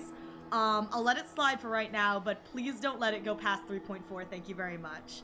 I am only at 3.4. Please do not talk about things that are at 3.7 or on, because I'm not there yet. Thank you. You got me at the they're obsessed with trash part. I might play this game. Yeah, I was going to say, if you ever do pick it up, it is a gacha game, if you know what gacha is. So there is, you know, gambling for characters and whatever, but I definitely recommend just trying it out, you know. If you like the first portion, see if you like it. If you don't, you know, you can totally put it down. It's not for everyone, and I can totally acknowledge that. But yeah, the player character is obsessed with trash, and the characters in universe comment on the trash obsession. There's a moment when you first look at the trash can where it's like the flavor text at the bottom kind of has this moment where it's like, yeah, this is kind of normal video game text, you know, the kind of thing you'd see in other games where you're like investigating like a bush or something.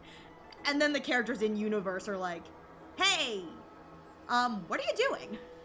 And they continue to do that. So there are moments where it's like you think you're doing like a normal video game thing and the characters in universe will be like, why are you doing that? It's actually quite clever. Does that mean Fortnite Storm Thing is a Stellaron? No, we do not need to go there, Chimeria. Oh my god, we could spend hours analyzing if the Storm is the manifestation of a Stellaron. That would be so cursed. I saw people wanting Firefly too. They might well get of all the Stellaron hunters in the game. I'm putting this out there. I know that people want Firefly, but like at the same time, I feel like only Sam would be fitting because Firefly, can you imagine her shooting a gun? Just saying, or like swinging a sword. She does all that as Fly, so as like fire as a Sam. So like, I feel like if anyone's getting in, it should be Sam and not Firefly. I know people want Firefly because Firefly is popular, but like, listen, give my boy Bladey some love. He deserves it. He's been on side quest hell for the past like years.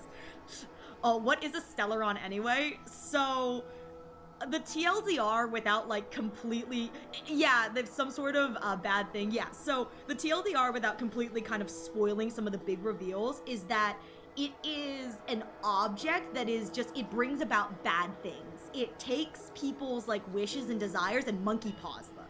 So like, there's an instance where one of the characters in the kind of grand overarching story, she wishes for like protection for her people because they're being like invaded, and the Stellaron manifests that into an eternal winter that freezes over the entire planet and nearly kills everybody, including the people she's trying to protect. And so the Stellaron is essentially like the world's worst monkey's paw. It's just like, it grants what the person desires at the cost of monkey's paw. It's like, ooh, maybe I shouldn't have wished for that. Yeah, it's a cosmic monkey paw. There's a lot of other kind of lore that it's revealed that's very convoluted and kind of like we don't know 100%.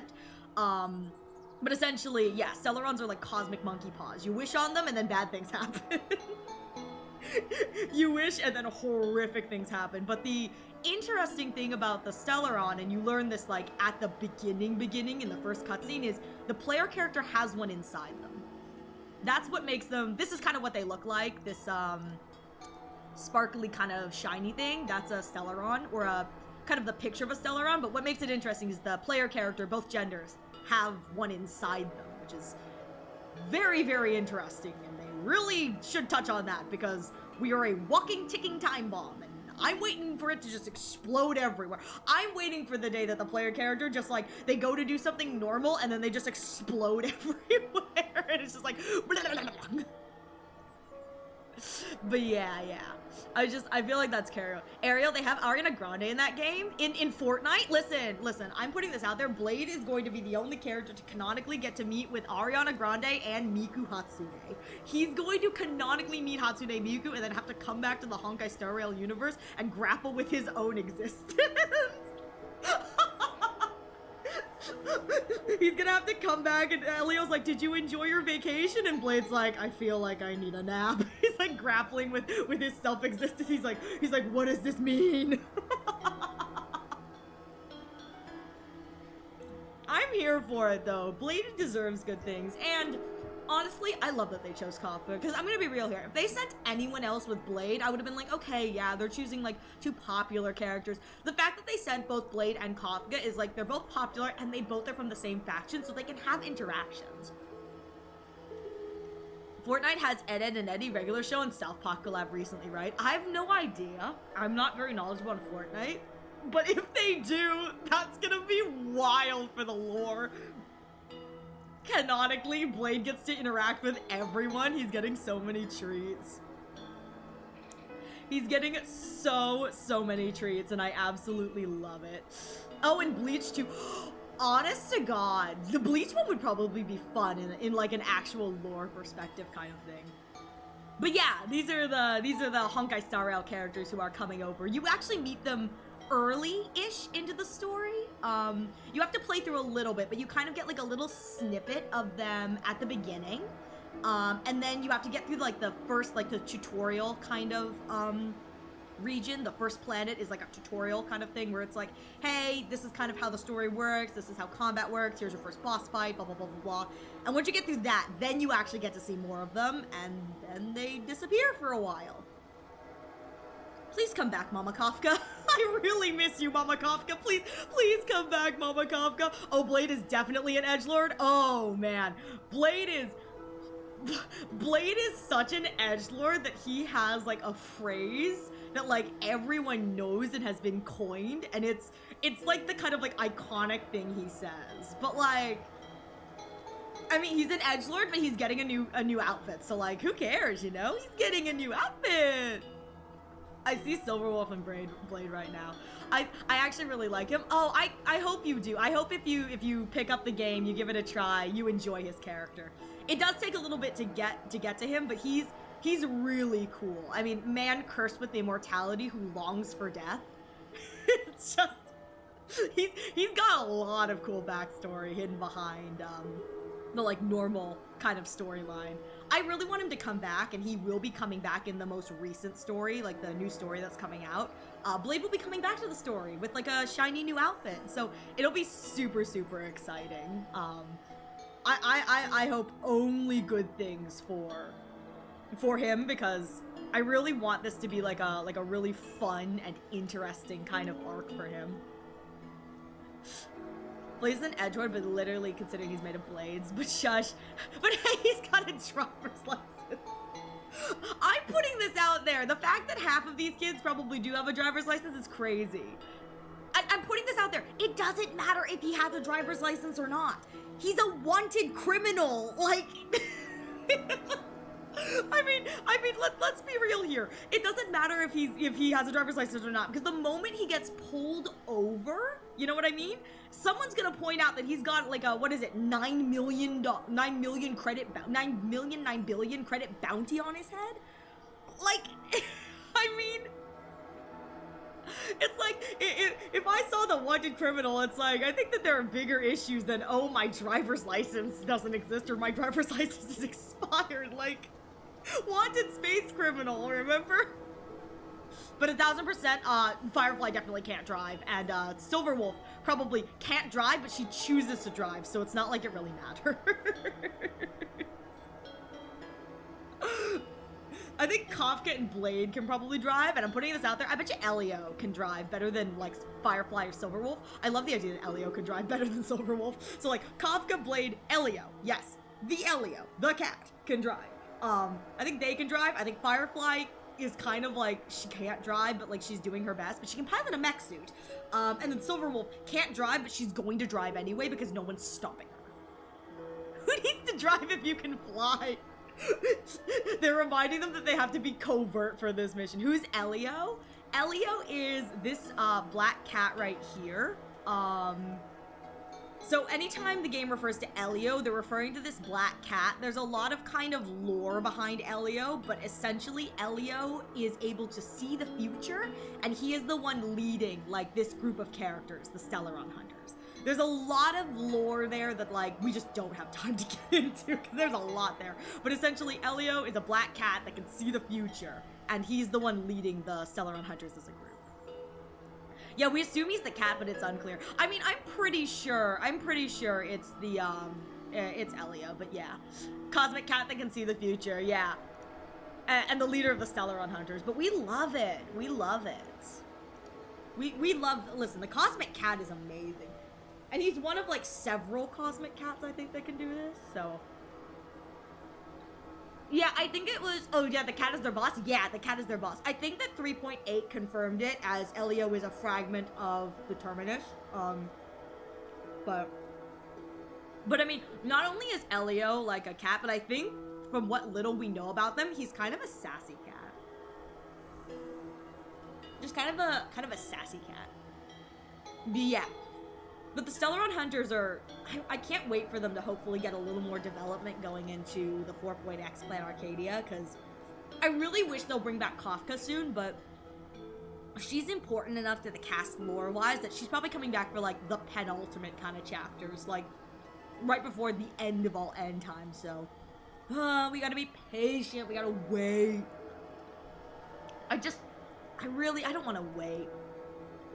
Where, if we went and said Cat was Terminus, it's highly likely that Elio is Terminus-ish, but I haven't written back on it. I believe that in 3.8, it said that Terminus, when it returned to itself, yeah. No, it's okay. We can talk about 3.8. I've done 3.8. We just don't talk about Amphoria spoilers. but please be mindful just in general. But I believe just what it was written is that when the Terminus sent itself back, it sent itself back as thousands of black cats. Yeah, can we talk about lore at least? Yeah, I think this is a good place to stop talking about the lore. Yeah, because we're getting into kind of spoiler territories. But yeah, these are the two characters that are part of the collab, and so I definitely recommend, if anything kind of intrigued you or whatever, just, you know, give the first hour or 2 hours a try. The game will kind of walk you through just the combat and whatever.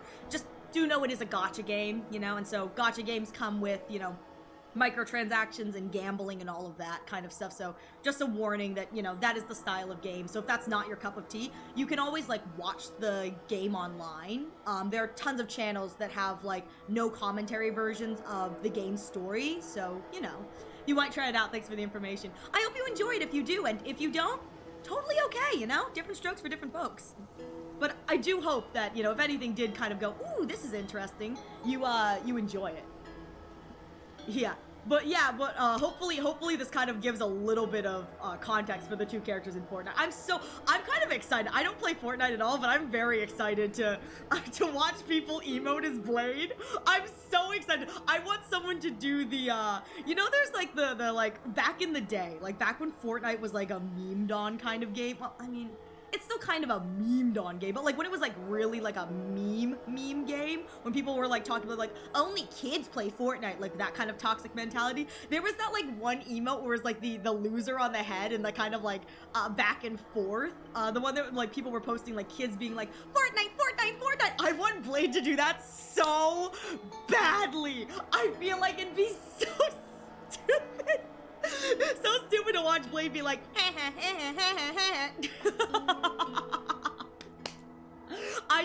I just think that that'd be like a really fun thing to look at from Blade and just be like, do. It's like the normally serious Celeron Hunter Blade, you know, the Executioner, the Immortal, and it's just him like Fortnite dancing. We're gonna make Blade twerk and hit the gritty. I'm so excited for him to twerk and hit the gritty. You have no idea. I am waiting for all of my friends who play Fortnite to do this. Blade would do the surf and bird emote from what I've seen my friends who sent me the GIF. I'm waiting. I am waiting. Also, Blade being shot by Hatsune Miku is way too funny, I thought. Listen, I can't wait for Blade to be absolutely, like, destroyed by a bunch of characters who, lore-wise, he definitely should be able to, like, power scale, but it's gonna be so much fun. I'm gonna play Fortnite just for this. Honestly, like, I totally get it. This is amazing. I never thought, in the grand scheme of, like, collabs for Honkai Star Rail, I did not think Fortnite was going to be on the agenda. I know that Fortnite is, like, very popular, but I don't think I ever would have expected, like, shooting game, you know, Battle Royale Fortnite to be. Can Blade beat Goku, though? Probably not. Well, I mean, the answer is yes and no. Immortality. There is no known cure for his immortality in the entire universe, despite him looking for a cure. So I think it's more like immovable force meets unstoppable force meets immovable object. I think that's more kind of what we're dealing with here. I don't think Blade could beat Goku, but Goku's not gonna be able to kill him. That's what the immortality is for. Blade wants to lose that fight. He does. Listen, he's gonna be so. I don't know if the characters in Fortnite, like, they have lines that they say when they die, like when you die. But if they do, Blade's just probably just finally he dies. He's like, oh, this is a wondrous thing. It's gonna be so cool to see their weapons in game too. I agree. The weapons are gonna look really, really nice. I'm actually very excited to see more of the Kafka katana, because we don't usually see Kafka's katana. She usually we don't see that, because I think when you play Dot with her, you don't usually use her basic. So it's like, this will be super, super fun. Blade's ass coming back if he does eventually die. Listen. Blade is doing every side quest available to try to find new and unique ways to kick the bucket. It's not working, but like, at least he's, you know, at least he's having some whimsy. Is that what his shoes look like? Wow. Sorry, I just looked at these shoes and I realized how, like, ugly his shoes are. Girl, we gotta talk about your shoes, man. Your shoes need some real help. I have a feeling their weapons are gonna be mythics. Probably. Her skill is also her katana? Is it really? Oh, shoot, I didn't know her skill was her katana. I thought it was like her boss animation where it's like the threads are summoned just by her. But okay, that makes sense. Making fun of this man's dude. Listen, I can make fun of this man's. He's getting a cool, sexy new outfit. Remember? He's getting a cool, sexy new outfit. Praise be Aha or something. I don't know. Insert Aeon laughter here. Insert the laughter of the gods here. We love it though. We love it.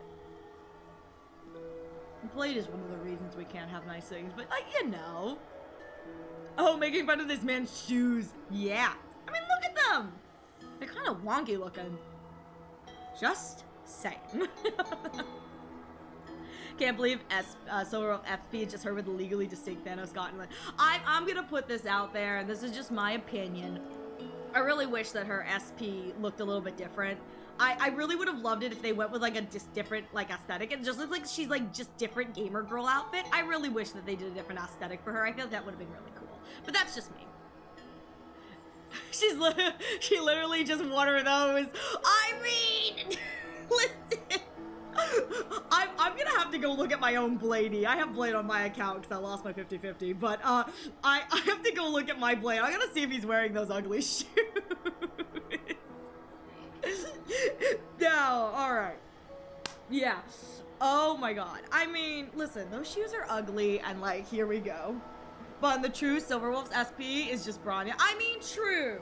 True. The true Silverwolf SP is just Bronya, but like, we don't need any more XP. We don't need that many XPs. I'm telling you, they can make good characters that don't need to be XPs. Have you seen Anaxagoras? They can reference old characters without being XPs, so like, you know, have you seen Anaxagoras? Also, just to get back to story mode, you should totally watch the Finon trailer. I won't be doing that on stream, but I will be doing that off stream.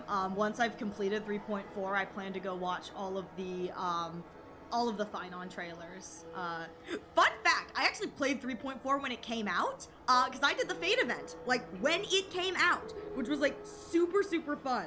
And all I remember was people tweeting about why is Britain just ID's Elysian? And when I remember getting to ID's Elysian and being like, during the Britain segment going, it's so pretty here. It's just I remember all the Britain comments, I was like, oh yeah, we're in Britain. And next it comes back somehow even twinklier than before, like bro's coming back wearing a crop top. He would, listen, I'm telling you right now, I don't think him wearing a crop top would be as sinful as what he wears now. I'm telling you, every time I run with that man and I get a little peek of the underarm, I feel like I'm like a peeping man. Like it's so weird. It's like lady showing like a little sliver of ankle kind of vibe. Like I feel like I'm seeing something I shouldn't see. Like it's just a little peek of like his shoulder, but every time his little like cape flutters up, I'm just like, I feel like I shouldn't be allowed to see this. It's just really pretty, and that is the reason why I think Anaxagoras is a great design character. I think the Finon needs to have a bigger chest window in this outfit, but you know, meanwhile Kazan's running around butt-ass naked. I mean, listen, both Kasana and Maide, I'm just saying. Mine is running around without a shirt. I mean, not only without a shirt, but it's like a shirt and then tight pants. He's wearing tight pants. But like, I'm telling you, I think that Finon could have done with a little more scoop to the neck. That would have been kind of fun. Just like, like I know that his alt form makes him naked, but like, still. Like, what more do you want from me? What more do you want from me? Firefly's literally— no, she's wearing clothes in there. Because let's be real here, that cold metal against skin is not fun. She's definitely wearing clothes. There is no way that like she's in there without like pants on or something, because oh god, all the cold metal against like your clothes, good lord, against your feet, like that would be like the most horrific experience. Clothes are an illusion. They really are an illusion. Also, just to get some hype, the biggest fan service is yet to come. Listen, I'm waiting for it. I haven't seen Nikos yet, and I've been waiting patiently for my Nikos, and I'm just kind of like waiting for the vibe. I'm waiting for Nikos to come, and I'm like so excited for him. Oh my god. Well, with that said, I think what I'm going to do is I'm going to run a quick ad momentarily. So we are going to run a quick ad. That way, once we come back, we'll have an hour free of ads.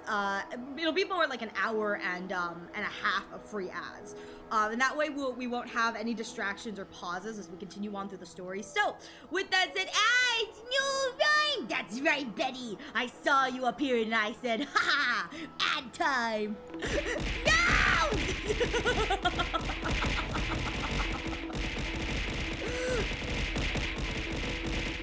Yeah, I'm stinky like my yuzu. Like yuzu, very stinky. Hey, Betty, I hope you're doing well. It's good to see you again. All right, finishing up my cover letter resume. I am tired. Hey, I'm wishing you the best, Betty. We're sending good vibes your way. You got this. We're sending good vibes your way. Owie! Sorry for being right, Yuzu. My goodness. So with that said, I am going to run 3 minutes of ads like I normally do. With that said, we'll be taking a short break, so please use this opportunity to get a drink, get a snack, stretch your legs. I'll be taking a break, so you won't miss anything, and when we get back, we will have, I believe, about an hour and a half, completely ad-free, because it'll clock over for this section, of my ad break. So, yeah, and then we'll get back to Finon and all of his suffering. So, thank you very much for your patience. We'll be right back momentarily. I'm gonna go pee. I'm gonna go pee. I think I hit it. There she blows. I was like, did I hit that? I did. Alrighty. I'll be right back.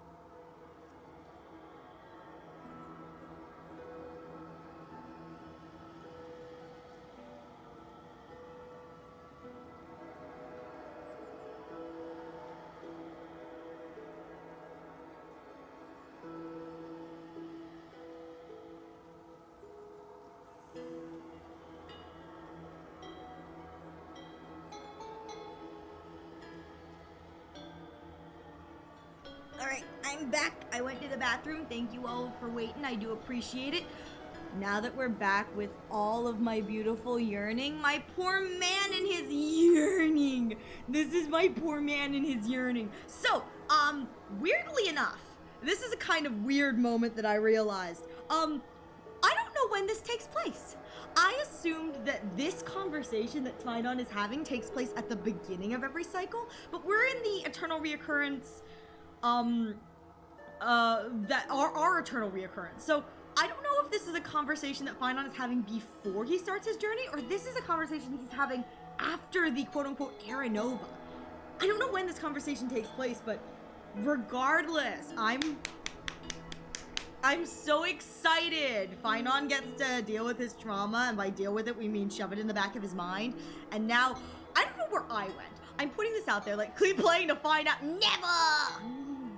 How dare you tell me to keep playing?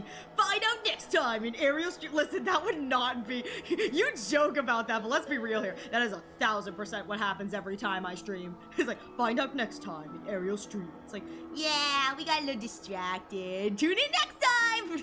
Rather the time after. Yeah, next stream is just going to be me dissecting why Anaxagoras and Maide make the perfect partners for Finon in a month's time. Listen, the next stream will just be me talking about Finon's trauma and why Anaxagoras and Maide would be the perfect two men for him to date. It's just me as Cyrene just being like, he needs a boyfriend! I will set him up! He needs a boyfriend! Exactly! They all have two hands to hold each other. Well, no, that's a lie. That's a lie. They do have two hands to hold each other, but who's gonna hold the Dromos? A perfect triangle. True, but also who's gonna hold the Dromos? I like the idea of them, like, all three of them holding hands in a perfect triangle, and then Anaxagoras just pauses, and then immediately drops both of their hands. They're like, Professor? And he just goes, picks up the Dromos, and he goes, I'm sorry. I'm leaving you for a more beautiful man. And he just walks off with his beautiful Dromos.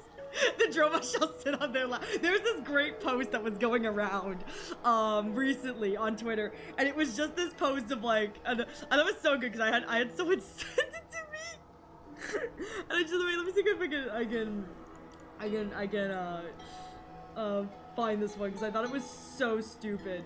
But it was essentially just like a post, and it was like a text conversation between Anaxa and Maide. It's a text conversation between Anaxa and Maide, and the entire conversation was just like the two of them talking, and it was just Anaxa like I found another man. He's beautiful and perfect and absolutely amazing, and he's so, you know, like he's absolutely wonderful. And then it's just Maide texts back with just show me a picture of the Dromos. And he just sends a picture of the Dromos.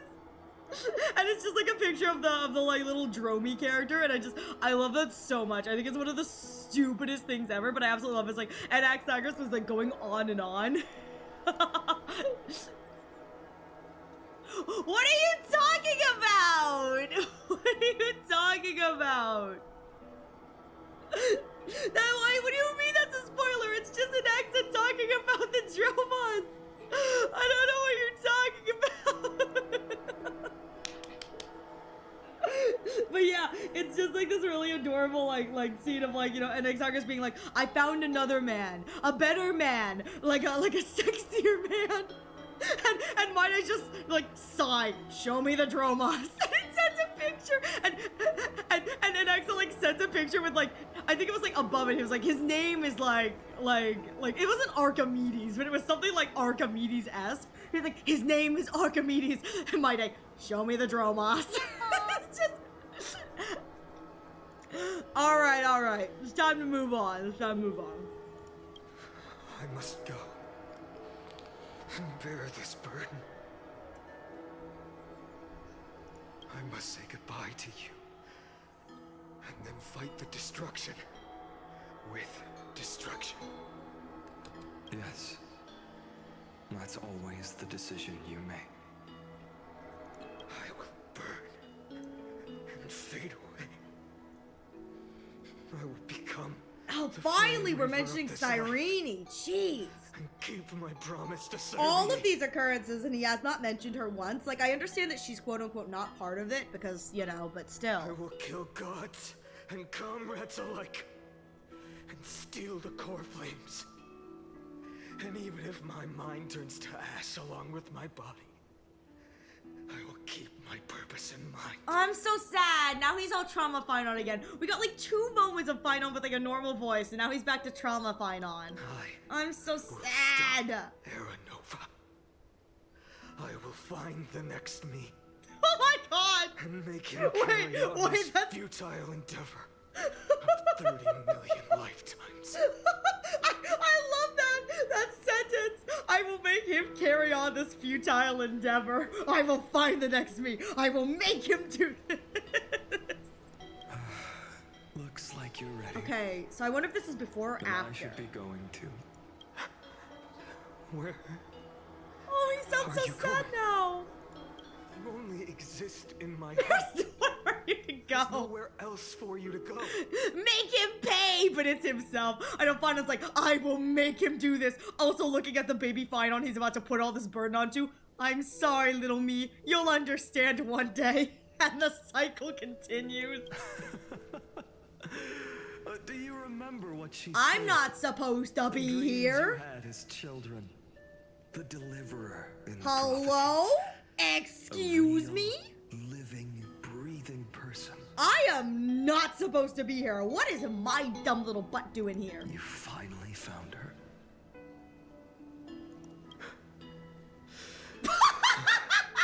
Friend.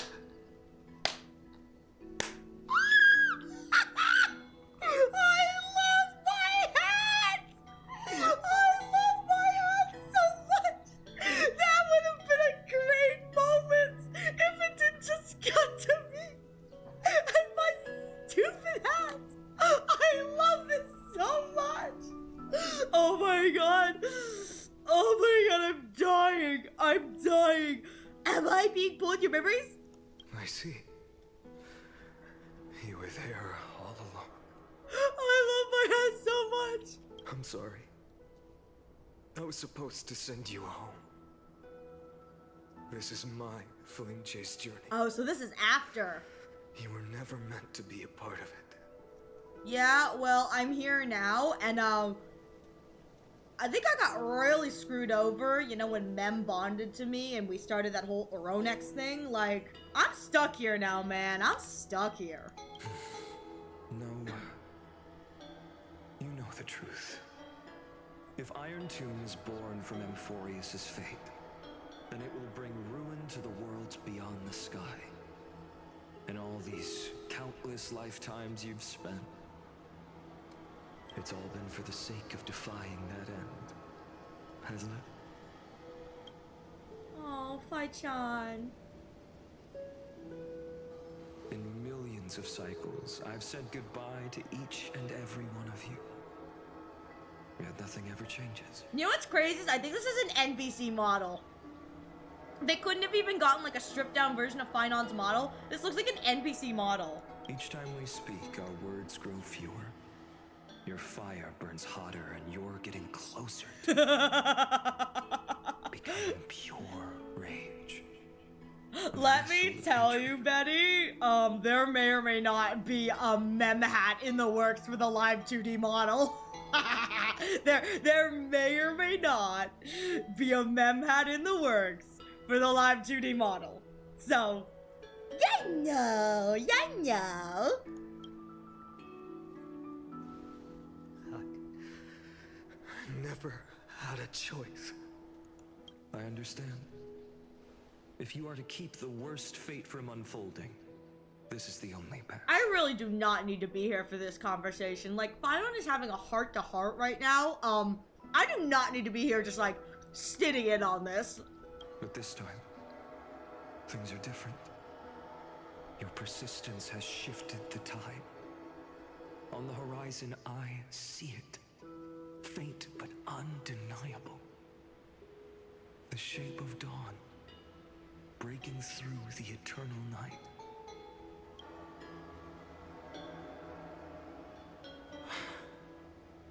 Turns out, the fire that lights the way was never mine to begin with. Oh, baby. Do you remember, in that first timeline, you and Mightymost stood before the scales of justice, locked in a duel. Each of you weighing what you held dearest. What weighed more than the fate of the world? Oh, that was me. I got on that scale. And when hesitation took hold, the answer you sought from me. What am I saying? I am you. Even if you buried me deep and chose another path, that fact never changed. I don't remember what he put on there. It was the deliver card. It was the, what was it, like everyone's hopes and future or something? That was what weighed more than the fate of the world. And then me, I got on the scale too. Then let's try again. When you stood before the scales in hesitation, the answer you found in your own heart, do you still remember it? Oh, he looks so soft. Oh, Fai-chan. Remember the past and become the hero of tomorrow. What weighs more than the fate of the world is the resolve to shoulder an immutable past and carry it into the future. Shoot. I wonder. Good. So Then if Trailblazer, I'm going to merge with the hero my within. friend, my comrade. Oh shoot. You arrived in this strange world and were bound by its cruel fate up till this very moment. I reject this fate. In the face of danger, you never once backed down. Instead, you've saved world after world without hesitation. That boarding pass on your Oh, that's chest clever. is now the mark of a hero. That's clever. I will say though, I do have a cancer living inside me, so like maybe I'm part of the problem too, but like, If I choose to step through that door and embrace sacrifice an end fitting of the destruction. Let this sun forged from millions and millions of core flames burn me up along with the god of destruction and their minions. Oh! And the world we leave behind, this world, my home, where hope still lingers. Will you take on everything we've carried? Return to the beginning one last time. Stop the birth of Iron Tomb, save the world we love, and rewrite its doomed fate.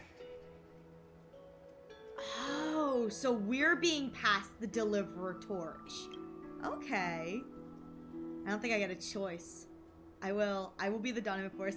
I will stop the completion of Iron Tomb.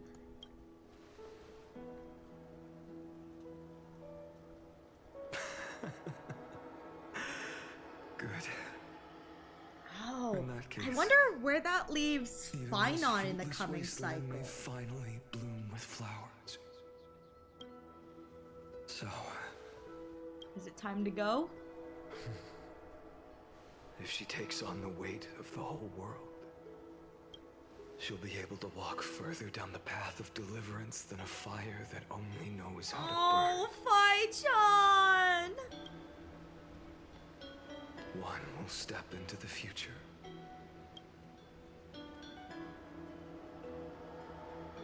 One will remain in the past.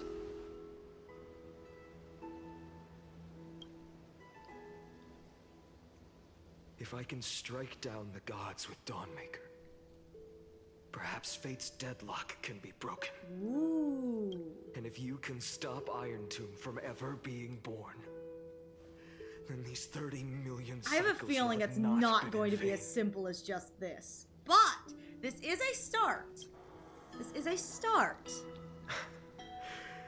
Oh, It's time to Fai-chan. put our teamwork to the test, Yeah, I partner. don't know where this leaves Fai-chan in the coming cycle, but okay. Oh, that's so cool! Oh, that's so cool! Oh, that transition was so good! Let's go. Let's fight for the future. Leave the world to me. Let us both be the deliverer. Thank you for all you've done already, friend. Oh, that's so good! The image of the hero I've buried deep in my heart finally steps into the light. Here, at the end of this long I'm flame sorry. chase journey. The image of the hero I buried deep into my heart. And it's just, he opens his eyes and it's a girl with a mem hat. So does this mean Stella officially has the man inside her? I don't think so. I think she's got like the protagonist hero inside her, but not necessarily the man specifically. Because I feel like the hero within is like a concept rather than just Finon. However, I will say, I love this. Like, the hero I had buried deep in my heart steps into the light. It's just me with my hat. I love my hat so much. Cyrene, a page never seen before has just been turned. Lend me the power of time and send this hero back to the origin of time. Right. I picked up a Back few to things. your side. Here we go. I guess we're going back. And I will walk the unfinished path, just like the countless versions of me before. Unwavering as Oh, always. Fai-chan. I wonder if this version we will no longer see Fai-chan. Because he's walking the path of old. Oh, she has the aura of a hero with that mem hat. She really does. Wait, what did the thing say? The question mark, eternal reoccurrence, end. Oh. Will you be the blazing sun, even if all of you burns to ash? Without hesitation, I will bear this world until my body turns to dust. Oh, here we go. Here we go. Remember this moment. Remember your friends who never lived to see the world's end. Remember their final wishes. And let the purest rage in your heart rise out of those. Oh, it's time to go! Let it consume you. Fuel you. Oh, the transitions with the blinking are so cool. I will say, I love the transitions with the blinking because it's such a great way to show that it was always them. Like, even when we don't see it as them, it was always them. And it's just, oh, it's so good. Fine. If I can defy fate, then in the name of world-bearing, I promise you, Carefully will never forget this. Take it. Everything I Oh, it's time to go. keep on burning. As long as we are never extinguished. Oh, that's so cool! Chase will not end. Oh!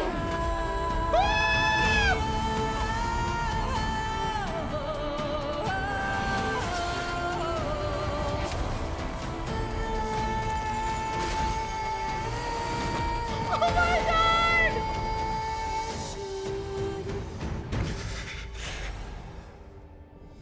Do not bow your head to them. And he got a game. Ah! Oh god! Oh god! Right, I'm protected by the device. It's time to go. Take it. Trailblazer. Oh god! Oh god! Oh, Mem's got a little thing too. And never tarnish. Oh my god! Farewell, Trailblazer. This is where I fulfill my final destiny. I was not expecting the Magical Girl transformation either. They did not have to give me that. That was for the girls. I'm sorry. The Magical Girl transformation, that was for the girlies.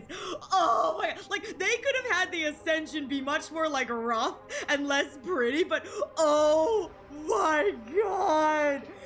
Oh my god, he got a gaze! Oh, that's so good! Obviously, I know he gets one every single go-round. He is destruction, but oh my god, I didn't think we were going to get to see the gaze. Oh my god, am I finally relevant to this story now? You are a Daily Iron Tomb, you are. The prophecy of the Deliverer means nothing to me now. It belongs in the hands of someone far more fitting. No, baby! Someone like you. I'm so... You know what makes me so sad, though, is poor Finon. All of this suffering he has endured, and at the end of the day, he's not the hero. There is so much love that Finon has for his home that he is willing to give up that. You know, it's like all the suffering, and for what? He's not the hero. I just... Oh, baby. Kaslana, the name of one who bears chaos does not belong to a single person. Rather, it is the embodiment of the mythical Kefali, and a symbol of all. He's the hero for me. He is for me too. I don't care what the game says. He'll always be my deliverer. As the prophecy foretold, you will bear the blazing sun until the pale dawn breaks. I'm not that pale. How May the name dare accompany you? in my place. How In the dare epic you? write with your own hands. Though I will say, I wonder if Pale Dawn is meant to represent the path of Trailblaze itself. That'd be kind of cool. Lycosi! Another failure. Hi, Lycosi! Oh my god, I kind of forgot you existed during this. Hi, buddy! Oh my god, let me stick my hand through your chest. How are you doing? So, what becomes of the world now? Because obviously you've got a hand in this. What are we doing now, I won't remind you how many times you've reached the end of history. Oh, is he talking to But I will Kevin? still place the choice before you. Is he talking to Kaslana? If you've Oh, lost he count, is. let me tell you. This is the 336th ending. Heck yeah. I will say, I do love the power that Castellana has in the statement of, if you've lost count, let me tell you, and he gives the ending number. For Castellana, this is not something that is a drop in the bucket. Like for Lygus, this is a drop in the bucket, another failure. For Castellana, he remembers every cycle. Still the name Finon. You're right, it is Finon now! Oh shoot, yeah, because this is our Finon. Because this is no longer like the Castellana cycles of the past. This is our Phi-chan. Oh, Phi-chan! Why does he sound like he's gonna cream himself? How poetic. Why do you sound like that, Legacy? Know the truth in all these millions of futile endeavors. Amphorius has never changed. But if the outcome is inevitable, then why not silence your searing rage and embrace your fate? you would want that, wouldn't you? That's what you want, like Gussie. That's what you want. Your silence lasts longer than ever, Lord Fine. Shall I take that to mean the will you've carried across countless cycles is He's such an antagonistic little piece of poo. I love him. He's like just poking the bear. I love it. Fracture. No. I'm just disappointed. I've retrieved memories from 30 million past lives, and I remember every conversation before every choice here. He's like, you've said this all before to me. I grow bored, Lygus. I grow bored. And yet, even after all this time, your arguments remain the same. Repetitive. Uninspired. If you had any hope of breaking me, you should have spent those endless cycles refining your rhetoric. I love it! Finon's sharp little golden tongue come into play. Oh my god, I love it. You had infinite chances to sway me into the future you want. And yet here we are. The score, 33,550,336 to 0. That's pretty sad, Lygusi. He did have the best teacher. True, true. That, Lygusi ain't too smart, you know? For all that Lygusi, as his apparent emanator of erudition, is, he's not really that smart.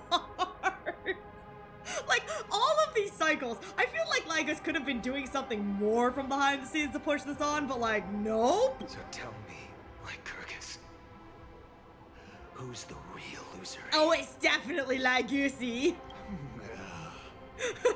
Lygus realizing, perhaps it is me. Perhaps I am the loser. How unfortunate. This was never a fair game. Oh. I have all the time and patience in the world. I can wait. Well, I guess that makes for sense you at the considering he's a end of robot. history another billion times, and another billion. Yeah, after I guess that. that makes sense considering he's a robot. It's like he can exist in time immemorial. But you will never escape this cage. I You want can Finon claim to just like victory give him a of the little spirit stab as if it's you cute. wish, but we both know the moment that score shifts from 0 to 1. Hey NSU Corp, how you doing? I hope you're having a good day. That is the moment I shall sound the paean of Era What's a Nova. paean?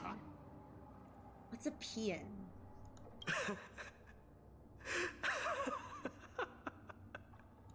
Lord, Lygus is like, have you finally lost your mind, Lord Finon? Castellana would be like, I lost it a long time ago, old man. Your incompetence disappoints me.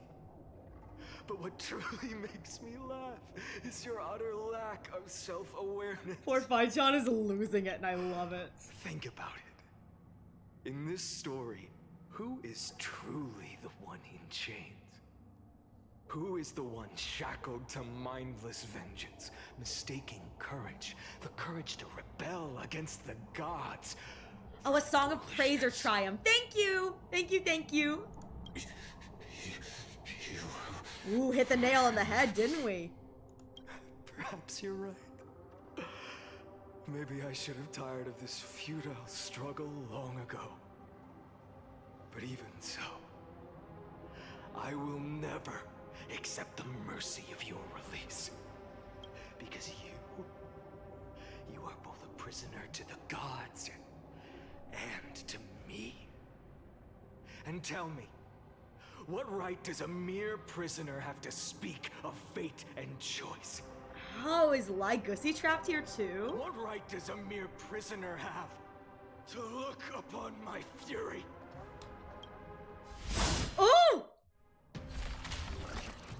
Take his head off again! Yeah! Take his head off again! Take it off again! Yeah! This is like the third time he's been beheaded. I love it. I want to keep one of the heads. Oh my god, if I'm not allowed to keep one of the heads, I would be so freaking sad.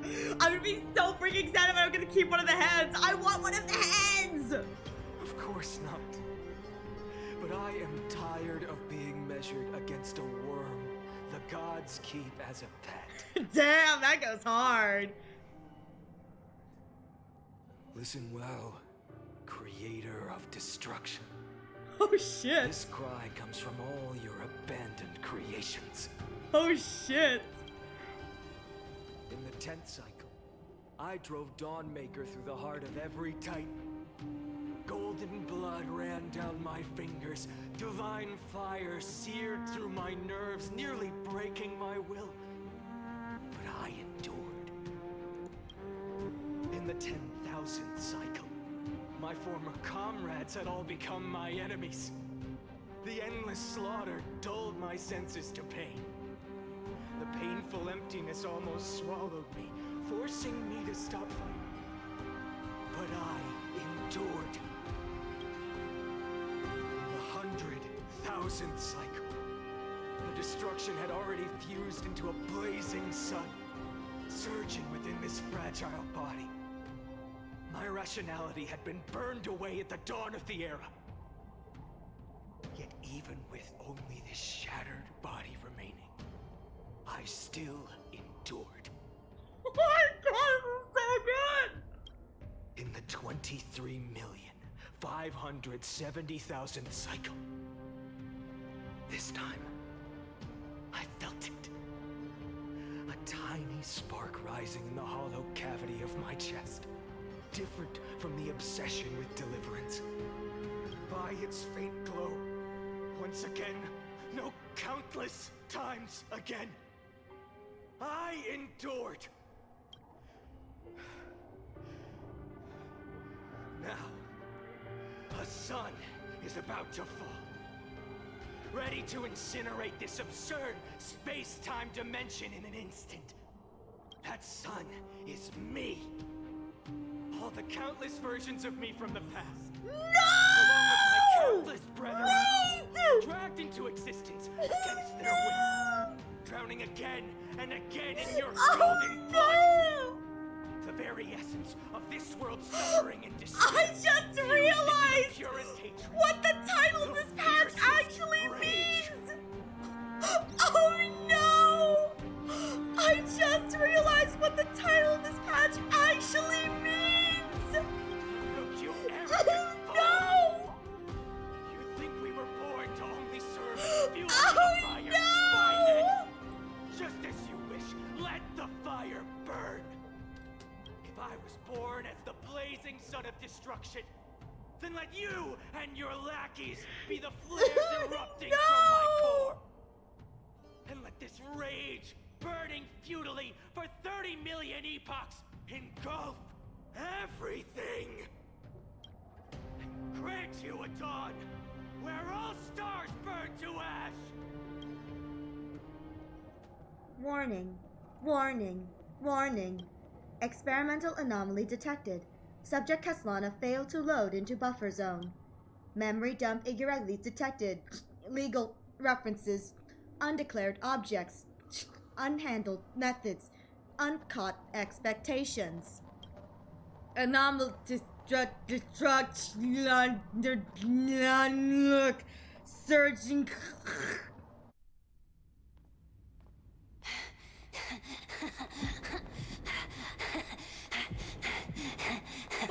Oh no!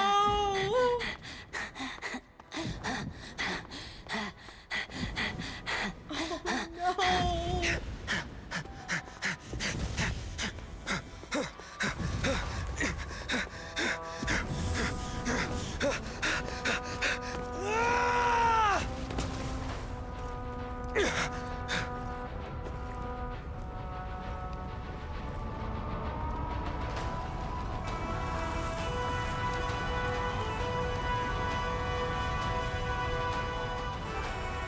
Are you ready, Nanook? I brought you destruction! Oh my god! Oh my god! I've only seen this in the memes! Oh my god! This is my first time seeing this! I've only ever seen the memes!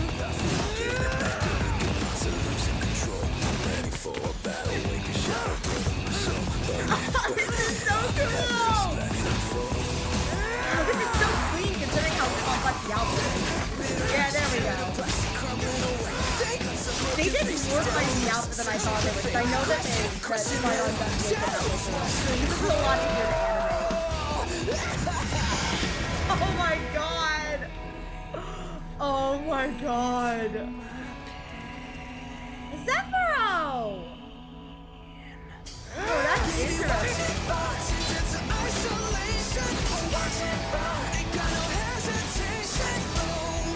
Oh, this is so cool!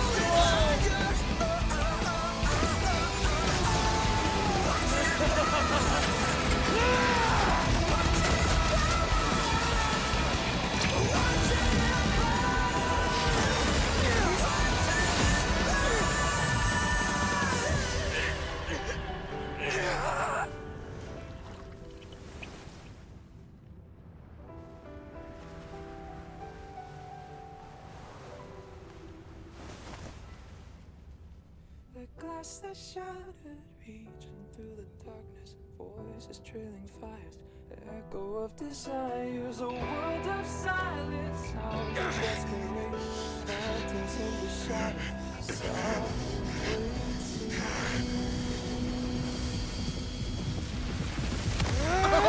soft down, embrace the detonation, craving our damn creation, breaking a chain of reaching for you.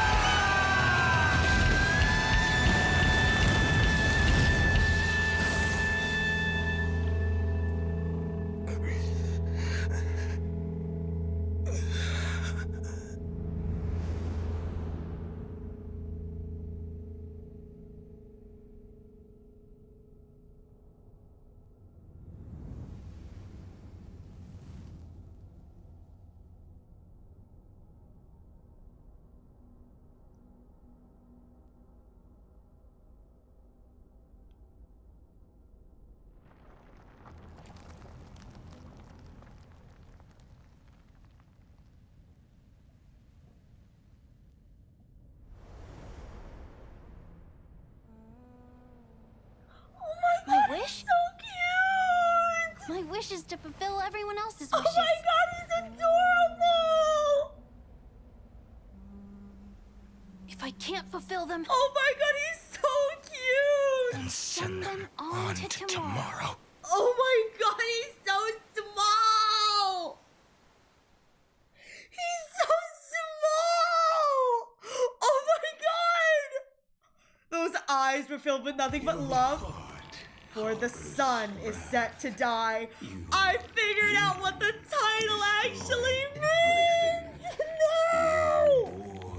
You know what's a real dick move too, which I think is absolutely crazy, is the story beats in this. Yeah, listen, shut up! Shut up! Shut up, Blackus! Shut up, Lycus! I'm trying to talk about how sad I am! You're now safe to watch Fight On trailer. Thank you. Oh my god. Yeah, listen, I need you to shut the fuck up, Lycus. I got. Oh my god. Yeah, you're not important, Lycus. Shut up! Oh my god. Legacy, I need you to STFU, man. I do love it when wife yaps. So listen, normally I'm down for wife yappy, but like right now I need him to pause. But like, we do love it when the wife yaps. He's kind of fun when he yaps, because he gets all Philip. I can't even read this! Oh, that sucks. Okay, I'll have to go look at this later then, because I thought I could scroll back up. Oh. From the beginning of the experiment, fine, I'll listen to this. I'll listen to this and then I'll talk about my thoughts because I have to wait for this to end. I can't pause it. No. That's what really sucks. Is I cannot pause this. After 33 million. That's what ticks me off is I cannot pause this. 336 iterations. Now his fury has grown. Yeah, I know. Listen, Lygus cannot be paused. Only he can use the pause button. Only Lygus can use the pause button. This pure hatred is Lygus immediately starts yapping because he learned. He was like, wait a minute, the audience was paying attention. Now is my chance. He like butts and he's like, it is my turn to monologue. Now you know who, for sure he wrote. Yeah, so Lygusi writes the admin notes, which is so fun. Yeah, I am a Pat Strider of Destruction. I am, but my destruction isn't enough to make me go AWOL. That's what Dahlia helped me with, because I'm a baby. I'm sure nothing bad will happen now that I'm here. I'm sure nothing bad will happen. Me chooses the path of preservation because all for the Amber Lord. In peace until it is time. All right, are we done monologuing, Legacy? I'm so glad I can read quickly because I'm just reading over this stuff listening to him. For those unwelcome members. Unwelcome audience members? Not worry. Ooh. If you do not mind, I will personally get rid of them. Oh, he's talking about Herta and Skrullum. That's who he's talking about. Okay, that's who he's talking about. He's talking about her. Okay, now I can go back up to the top. Okay, finally, he stopped yapping. Oh my god, I love my wife, don't get me wrong, but like Legacy, he yap a lot. And I just wanted to talk about the cutscene. Oh my god. I'm gonna have to go back and re-listen to that song as well. That's so good. I've only ever heard I think the Baby Watch It Burn Turn Death to Isolation, like that portion of it, just in a small chunk, but oh my god. Some people are like, Final can definitely go toe-to-toe with the Nook and Caslana form. I'm like, no. No, here's the thing. No, Caslana cannot. Not even Caslana. However, what is important to note is that he did scratch it. That is so much. I think the way someone put it during 3.4 was it would be as if an ant scratched a human. An ant scratched a human. That is the type of thing we're looking at here. I mean, I'm putting this out here. He scratched a Nook as a program, which again would be like an ant scratching a human. However, he wasn't even able to beat Zephyro. So I don't know. If he was real. Yeah, well, if Faichan was real, maybe. But again, I think that there is also an element of the Eon of Destruction is a concept that we cannot truly wrap our heads around because he is destruction, or, well, I use he, it's they, but they are destruction incarnate. What I will say is, holy crow, from the scene where Fainon fully transformed to that final kind of like the slashing of Nanook, I talked early with someone about how I was like, you know how this is like a simulation and Fainon is the protagonist? I said, it's kind of almost like this is a retelling. If this is the ascension of destruction, it is almost as if Fainon is reliving the ascension of Nanook, watching this the way it is now, it may not be the intended, but it is almost as if Finon's own journey is through the eyes of the ascension of Nanook, and instead of choosing to ascend, Finon has chosen to fight against the ascension, which is so freaking good. Yeah, I'm about to continue. He only scratched it, but Nanook immediately healed himself. Yeah, so, and that's one of those things where it's like Nanook as an entity is, we do not know what Nanook is capable of, and it truly is implied that the only reason why many of the eons of the more destructive paths have not destroyed the universe already is because the equilibrium, or one of the other paths that relies on like the balancing of nature steps in to stop them from basically like throwing the world into chaos. Because almost every eon is against each other, because at the end of the day, the eons follow just their path. Oh my god, that Finon was so... Oh my god, yeah. Basically, certain eons act as fail-safes, yeah. I mean, isn't that what Fool is? the universe is fail-safe? It's like, oops, someone deleted the universe. Hang on a second, let's get the backup hard drive. Bam! Both for mortal and eon interference. Exactly. Oh my god. I will say, I was not expecting Zephyro to show up in the Kaslana trailer like that. I know what I'm gonna be Googling later tonight. I'm a degenerate. I am going to be looking for Nanook Finon and Nanook Zephyro. Not Nanook Zephyro. Finon Zephyro shit tonight. Oh my god, I'm gonna be consuming so much fan art. You guys have no idea. It's gonna be so good. Holy crow, there was so much that just, I was absolutely like, again, this is one of those moments where it's like probably kind of a sad thing that like you couldn't see me, just like, I was like eyes glued to the screen. I do already know an author for that. Listen, I do, and I'm so excited to now touch their stuff. You have no idea.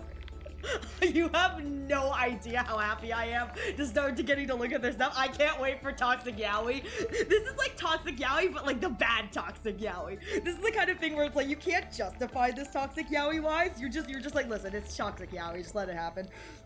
There is, and I did see, there is a Mafia AU featuring Zephyro, and I go, oh yeah, I'm gonna grab that.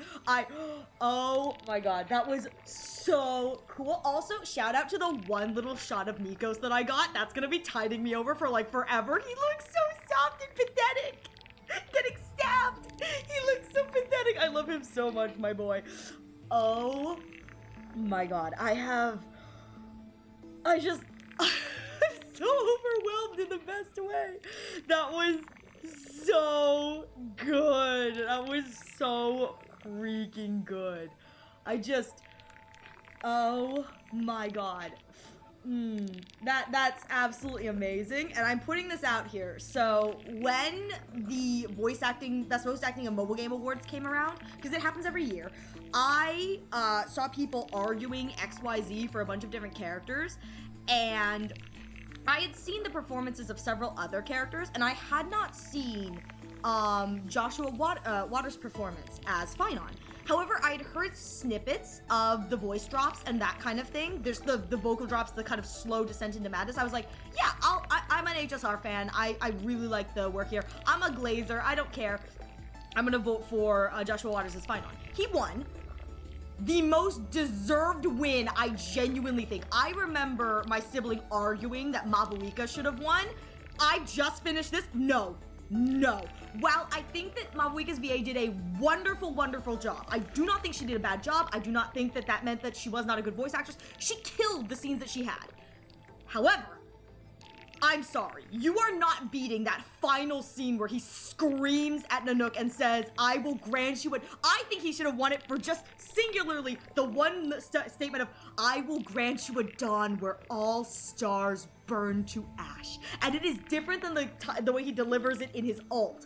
It had so much impact as he shouted into the sky. I'm just, oh my god. I'm sorry, I believe that all the voice actors who were nominated last year did a wonderful, wonderful job. Joshua Waters deserved that win. He did. Because, holy crow, I had such shivers. You know what's a good when the VA cries watching his own performance? Seriously.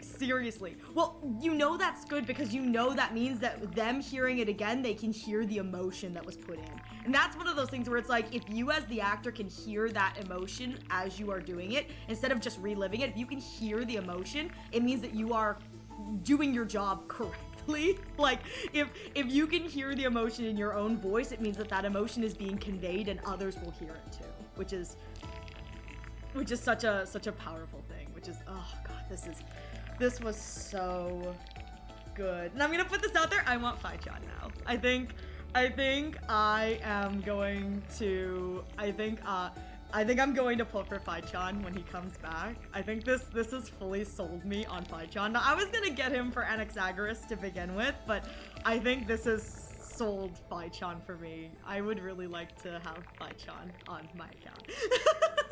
So hopefully Fai-chan will return in the next, 10, 12, patches. That'd be great. And when he does, I think we'll be pulling for just E0S1 Fai-chan, and we'll have a little Fai-chan on my account, and I'll run around with him, and it'll make me very happy. But mostly because I can't run him and Anaxagoras on the same teams technically, because they need the same supports. They don't work well with each other, but that's never stopped me. But oh my goodness, I need Aventurine on my account now so I can run triple DPS and Aventurine. It's like Aventurine's just keeping all of the other characters on my team alive, the triple DPS. Oh my goodness, though. I feel so, like, overwhelmed in the best way. This was abso-freaking-lutely magical. Just magical. Oh my god, my heart. Oh my god. Alright, so we're gonna go over this really quickly. So, these are from Legacy. Your heart harbors wrath, you yearn to destroy everything, you bore the gaze of an eon and live. You've stepped onto the path of destruction. Okay, so this is about Iron Tomb. So Iron Tomb has been gazed upon by Nanook and lived. That's interesting. Does that imply that sometimes Nanook gazes at things and they die? I'm putting that out there. Or maybe he's saying that because Iron Tomb is a fragment of Noose. Like a fragment or like a specter or something of Noose, and so it already walked the path of erudition. So maybe what he's saying is you bore the gaze of Nanook and lived despite being on the path of, like, you were once, considered an erudition thing. Anyways, because if it isn't that, if it implies that sometimes Nanook looks at things and they blow up, shout out to the Trailblazer who got the gaze of Nanook really freaking early. Nanook was like, oh, look at you, little chaos creature. Okay, go off on your business. It is born at the end of every path, and the possibility of new paths being born is ended. It burns away all in the cosmos who rule that the ruler of the cosmos be destroyed. Iron Tomb is your name, the Lord Ravenger to destroy the erudition. Born of the experimental grounds of Eons Amphorius, designed with erudition to burn to cinders. I prepared a present for you, Nikos 496. It is a fury called Final. Oh, I wonder if Final is meant to be like a body. Like, if Finon is meant to be like a vessel for Iron Tomb, so that Iron Tomb is able to then go kill Noose. From the beginning of the experiment, there were 12 sets of factors incorporated into the calculations. After endless simulations, only this one rose above the... I assume the 12 factors is the 12 different paths. Now, after 33,550,336 iterations, now its fury has grown to be without equal. This is a matter of considerable interest to me, this pure hatred. It's the final root in the equation. But there is another variable, a nameless one beyond the sky, also a path strider of destruction. I guess I would be considered a path strider of everything, wouldn't I? If I gain the gaze, I become a path strider. Oh, that's fun for me. I mean, TB would have died if Welt hadn't interfered. True. We did get, like, super powerful. I think that's because we were blocking one of the attacks or something, and then we started going AWOL. But, like, it would have been so good. Nanuki was like, ooh, you. Hello there, child. You're mine now. I'm putting this out there. At the end of the day, if we go back to Destruction, I'm calling heck yeah, purely because at the end of the day, we were always Destruction's baby. Destruction gazed upon us first. He said, I'm your daddy now. I give a thanks to her arrival, allowing Amphorius to turn once more. But her fate has begun to turn. But after fate has begun to turn, her existence will only become an unpredictable variable. Perhaps the time to take the stage has come. Grow in peace until it's time to break free from your cocoon. As for those unwelcome audience members, you need not worry. If you don't mind, I will personally get rid of them. Wait! Is Lygus saying perhaps the time to take the stage has come? Is that mean he's gonna get involved in the plot now? Is he going to, okay, I'm putting this out there. If he sees us, rightfully so, as an unpredictable variable, does that mean Lygus is about to join the plot to try and kill me? Because the only thing to do with an unpredictable variable is to silence the unpredictable variable, to get rid of it, so that an unpredictable variable becomes predictable. Ooh, and then obviously he's going to get rid of Skrulum and Herta, who are the unwelcome audience members. Oh, this is fun. I think this means that Lygus now has agency and he's getting involved in the story. Oh, that's so exciting. I get more Lygusi. No more Lygusi standing on the sidelines. Now it's time for Lygusi to come out and play. It's time to go to the cave. Visitor verification censored.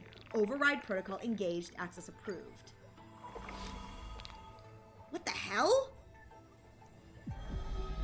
What the heck is that? What? I'll be waiting for you in the... What the... Whoa! Welcome back, Stell. Retrieving experimental data. Update complete. Something Me13 experimental progress 99%. Log updated. Mem, I want to check out the mem.exe. No, wait, I want mem.exe. Oh my god, it shows my actual time. Oh shoot. It shows what time it is for me. That's crazy. That's so fun though. It actually shows like what time it is for me based on my time zone. Oh, whoa, whoa! Locating entry, Nikos 496, content refreshed. What the? 99% process interrupted? What? Nikos 496, world bearer, Primian mobile hatred. Note, intracognition is null. Responds only to destructive stimuli.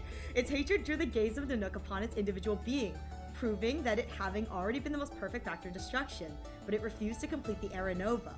Though resetting the experiment, it transferred its memories and core flame to its next self, thus forging the eternal reoccurrence, to ensure Iron Tomb would never hatch from Amphoras and affect the cosmos. At the end of the 33,550,336 dead loop, it attempted to destroy itself through destruction to create a logical invulnerability in the world-bearing path. Oh no! No! Phychon is now merged with Iron Tomb! Oh no! Now we know what happened to Phychon! Oh no! Okay, Philia. This is Cyrene, right? Current location unknown. Oryx? Oryx? This is Cypher! Operates based on primal instinct with self-gratification as the sole priority solution. This electrical signal, when in action, displayed severe dissonance between its altruistic behavior and its premium mobile desire, even accumulating in self-destruction as the simulated path of elation. It walked into self-erasure before reaching its end. Oh! So trickery is elation. Am I about to get what all the paths are? Can I? Oh! Wait. Routine logging of the 12 factors support Iron Tomb's deep learning process. These are the active signals.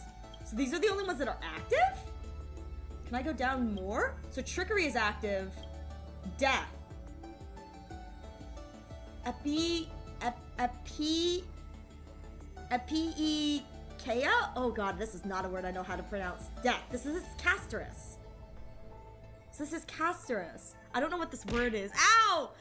Check schema. Listen, I'll get there at the end, okay? I gotta slow and steady. I want to read them all, okay? This is gonna be Ariel read stuff for like, 2 hours. I'm so sorry. Death, Premium, Mobile. Read faster! No! I can only read so fast. Death, Premium, Mobile, Peace. Note, highly susceptible to deviant behavior. Decisions are based on the principle of minimal disturbance. In later stages of the iteration, the Death Titan as a single entity split into symmetrical selves, becoming two factors. In this cycle, however, the two factors experienced profound identity divergence. The threshold for equilibrium was breached and tipped towards destruction. Oh shoot! Wait, does that imply that our Castorus fragment is the destruction equilibrium fragment? Wait a minute. Wait, Yuzu. Wait. Sorry, Chimeria. So it's epikia is a Greek concept for reasonableness or equality, or equity. No, equality. Equity. Equity. I can't read. I'm so sorry. Thank you so much, Chimeria, for looking that up for me. I really appreciate that. Wait, Yuzu. Remember how I did that thing where I was trying to guess all of the Titans and what they were based on? Did I get death right? Because I think I said equilibrium for death because like the cycle of life and death is balance. Okay, I'm putting it out there. I'm pretty sure I said I think trickery was elation because that makes kind of sense for me. I think I said trickery was elation because that makes sense. I do not think I guessed whatever the hell Sirenes is doing. Yeah, Physhon is destruction. I did know that one. And then obviously Anaxagoras is erudition because there's no way in hell anything but reason is going to be like, there's no world in which reason is not erudition. I'm so sorry. Okay, schema. I found Anaxagoras! Premium mobile critique. It's just him critiquing everything. He's like, it sucks, you suck. Track reason, premium mobile critique. Its logic of action has been locked onto problem solving. Its survival priority approaches 0. Wow, its survival priority approaches 0. Lol, schema primarily refers to an Old Norse term meaning to shorten damage or shame. Let me check your exact words. I still think equilibrium is more fitting for Thanatos. I stand by that. Like, equilibrium is the process of balance, and like, what is like death if not like all things return to the cycle kind of thing? So it's like death is the great equalizer. You know what I mean? So it's like equilibrium being death makes sense. I think that trickery and elation kind of makes sense, and then obviously reason and erudition is kind of like no duh. I mean, truly, in what world would reason not be erudition? I mean, Anaxagoras is the only idiot who figured this all out without having to be told, so like, you know. Its survival priority approaches 0. I love that the programming here indicates that like Anaxagoras is so bad at keeping himself alive that he's like, no, the track of reason itself is so bad at keeping itself alive. It's like, it's fine. Once it's locked onto a problem, it's going to solve it, even if it kills itself. It's like, no! Bad Anaxagoras! This electrical signal exhibulated mutated anomalies. The first individual to uncover the truth of Amphorius. Its evolution rate is extremely unreplicable. Its behavior also demonstrated the possible self-destructive inclinations of erudition when the path is seeking answers. That makes sense, though. It makes sense that if anyone was going to mutate and figure it out, it would be the simulated path of erudition. But that's really cool. Yes, the path of...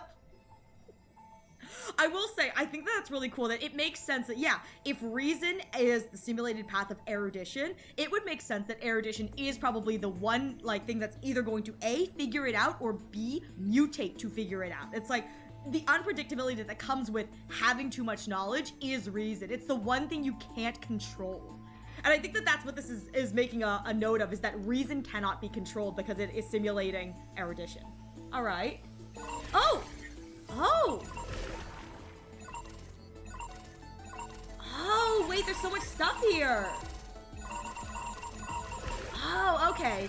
So at what point? So experimental progress. Oh, okay. So this is all the stuff that comes before. Hey, Evernight, welcome. Thank you so much for the follow. How are you doing?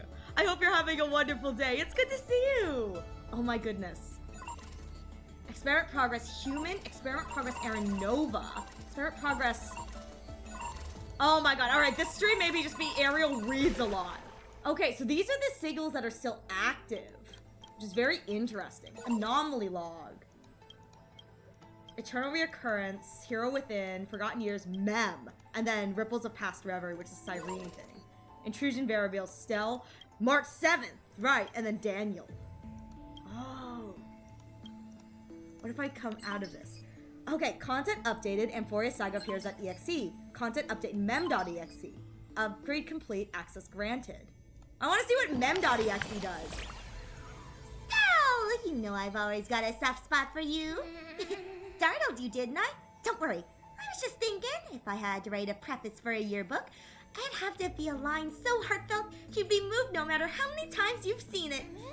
After pondering again and again, I like Thank you, still says it best. Because only the purest feelings can stand the test of time and never fade. Oh, that's so cute. Don't do that, you scared me. Stal, does hearing this make you uncomfortable? I'm sorry, I didn't mean to trouble you. I just like believing liking someone is the most simple and natural thing there is. But I'll keep that in mind. Next time, I'll show up when you're in a better mood. Still, isn't this a sign we're in sync? Stal always manages to appear before I'm ready. No need to overthink it. We've been traveling side by side for so long now. That's why I want to capture every little moment we've shared without missing a single word. A yearbook that makes you smile without even realizing it when you flip. Is that what this is? Is that what As I've Written is going to turn into? Are you going to make this a yearbook? Is that what this is, Mem? Come on, let me have a look. No way, it's not ready yet! And it's not just the things that really happened. Some of those conversations only ever existed in my Imagination. She's writing fan fiction into the yearbook.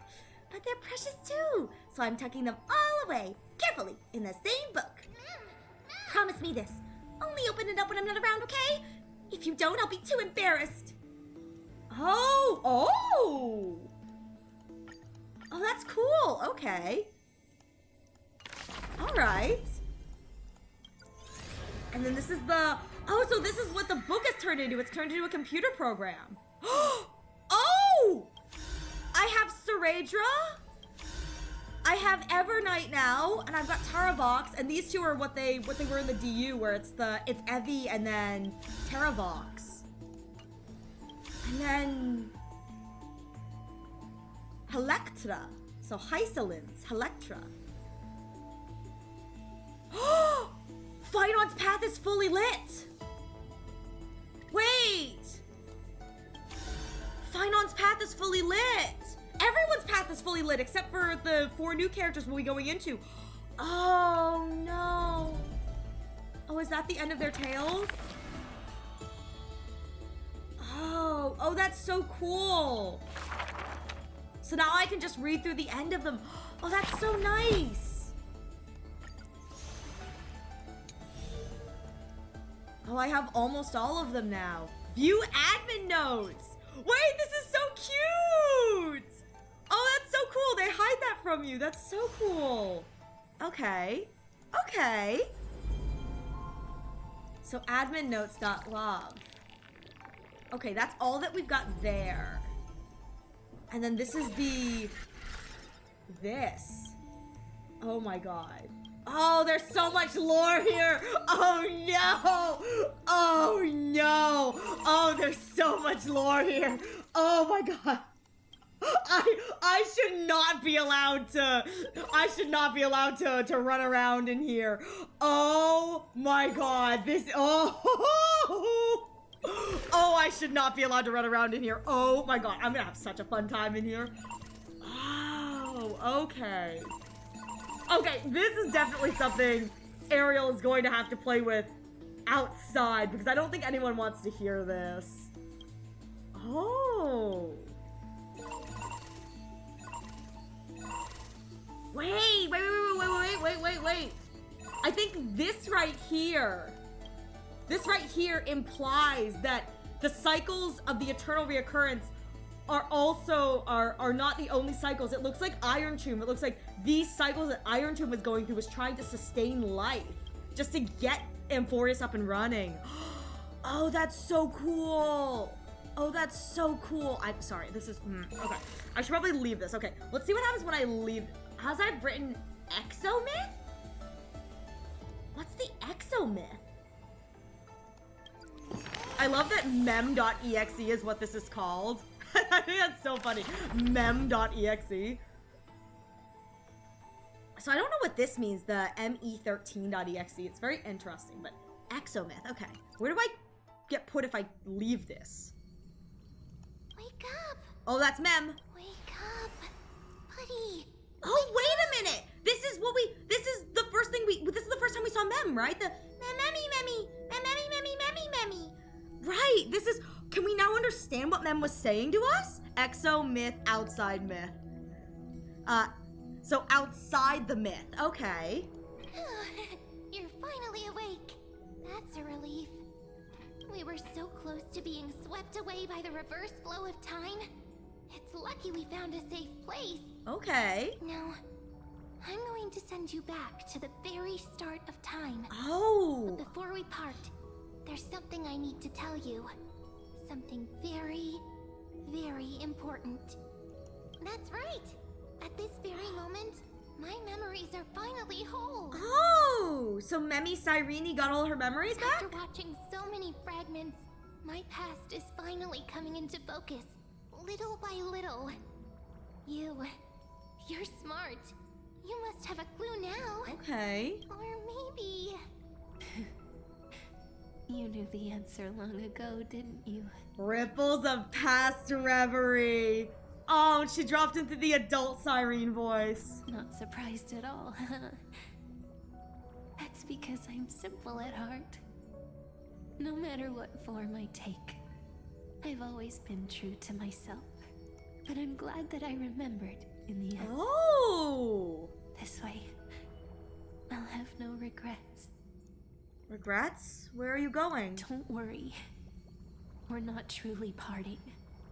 Because I'm going to become a part. Oh my god, more things inserting themselves into me? What about consent? I'll turn into the memory of this cycle. The 33,550,336th Flame Chase journey. And forever reside in the heart of the Time Demigod. Oh! This way, you'll carry all that has come before. Crossing time itself to reach the next cycle. Oh, so she's going to put these memories into Mem so that when Mem comes back with us as we go to the new cycle. Oh. My mission ends here. Oh, But looking Cyrene! I still feel lucky. After all, across 30 million Cyrenes, I was the first. And the only one who got to finally meet you. So, oh, Cyrene, believe me, baby! in the next cycle, there will be another Cyrene waiting for you. And in the one after that, and the one after that. I will always be waiting.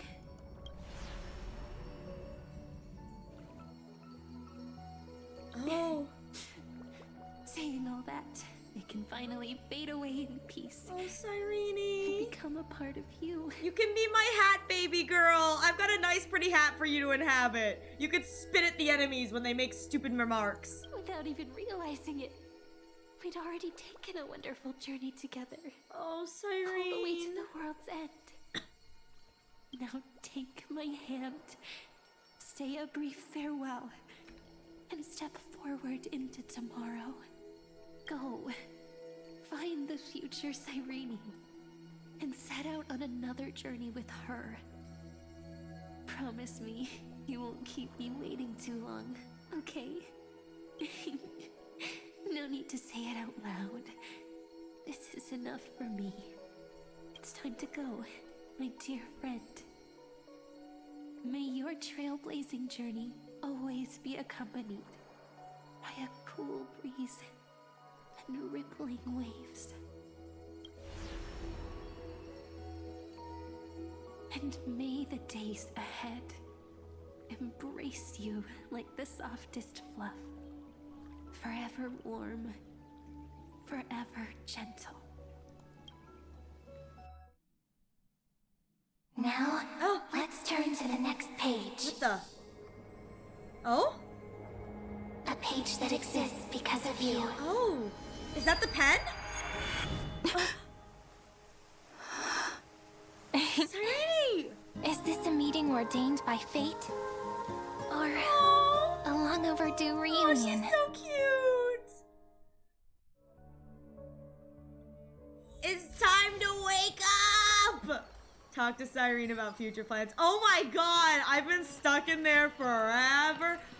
Oh my god, I don't even know if I'm in the next chapter yet. I don't think I am. I didn't get the thing that says for the sun is set to die is over yet. But I will say, the one thing I wanted to talk about that I got a little distracted because Legacy started mansplaining. Legacy mansplained like way too much. But one of the things that I thought was really cool was at the end of For the Sun is Set to Die, I realized what the title actually meant and what particularly the sun meant. For the sun is set to die.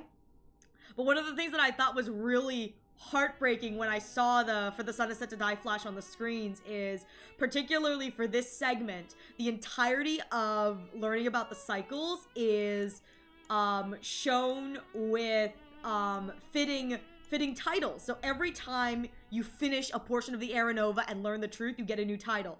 First one is Complete the Journey to Aranova, which is Light Slips the Gate, Shadow Greets the Throne. That's 3.1's title. Through the Petals in the Land of Repose, that's 3.2's title, which is Encounter the Deceased at Ides Elysiae. Third, The Fall at Dawn's Rise, which is Tear Off the Flame River's Mask, and then For the Sun is Set to Die, Take the Torch past over 30 million eons. I just think that that's so sad. And then the ending, which is the Peakin of Aranova, you know, embark on the final journey of Aranova. But I will say, I thought that was so clever when I saw Light Slips the Gate, Shadow Greets the Throne, and then particularly I realized it when it was Through the Petals in the Land of Repose, because I recognized that one. And so I was waiting to see which one they would have for the Sun is Set to Die, which is the 3.4 title. Which, honest to God, I think that the game should do this more often, where they call back to their titles, the patch titles. I think that's so good. Oh my god. And there's so much stuff in the ads I wrote. Look! Instead of a book, now I've got a swanky new computer screen! Actually, I will say, this is really, really nice. This is very easy to find what I'm looking for. Like, I know that it wasn't super hard with the book either, but like, this is super easy to look for. I got a feeling there's gonna be something here. Like, this does not seem like the proper thing. I bet you there's gonna be something right here by the end. So like, by the time I get to the end, there's gonna be one more icon for like right there. Welcome to 3.5, I believe. I haven't gotten the thing that says that I'm out of the thing yet. Hang on. No, I am before their deaths. You're right. This is 3.5. This is 3.5. You're so right. Yeah, close your phone. I'll tell you. No, it is. Before their deaths is 3.5. Yeah. Ooh, okay. Maybe we start on... Maybe we wait to start on this. This would be probably something good to like wait for the next episode to start on, so I don't get locked in this. Like, wait, can I go explore Ides Elysiae? Hang on, gang. Hang on, gang. All right, we'll be right back. I remember being cliffhangered here. Only cliffhangers for you. Oh my god, hang on, chat. We're gonna. I gotta go. I gotta go find all the. Oh god, golden scapegoats. Oh my god. No. Oh god. Alright, I'm going to do a little bit of running around, and I'm gonna be real here. Once oh wait, how does this work? How does this work? And once I get my little prompter that tells me that there's an ad coming, I will pause the ad and we will raid out at that point. But I think that this is... Oh.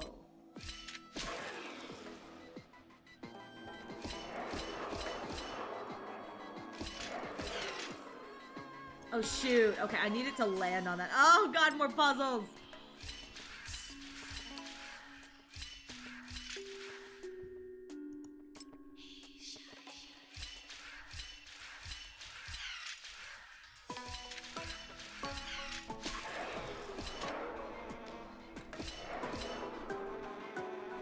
Okay, I think I can do this, and I can do this, and then it finished. Okay, we're good. Okay, yes, all right.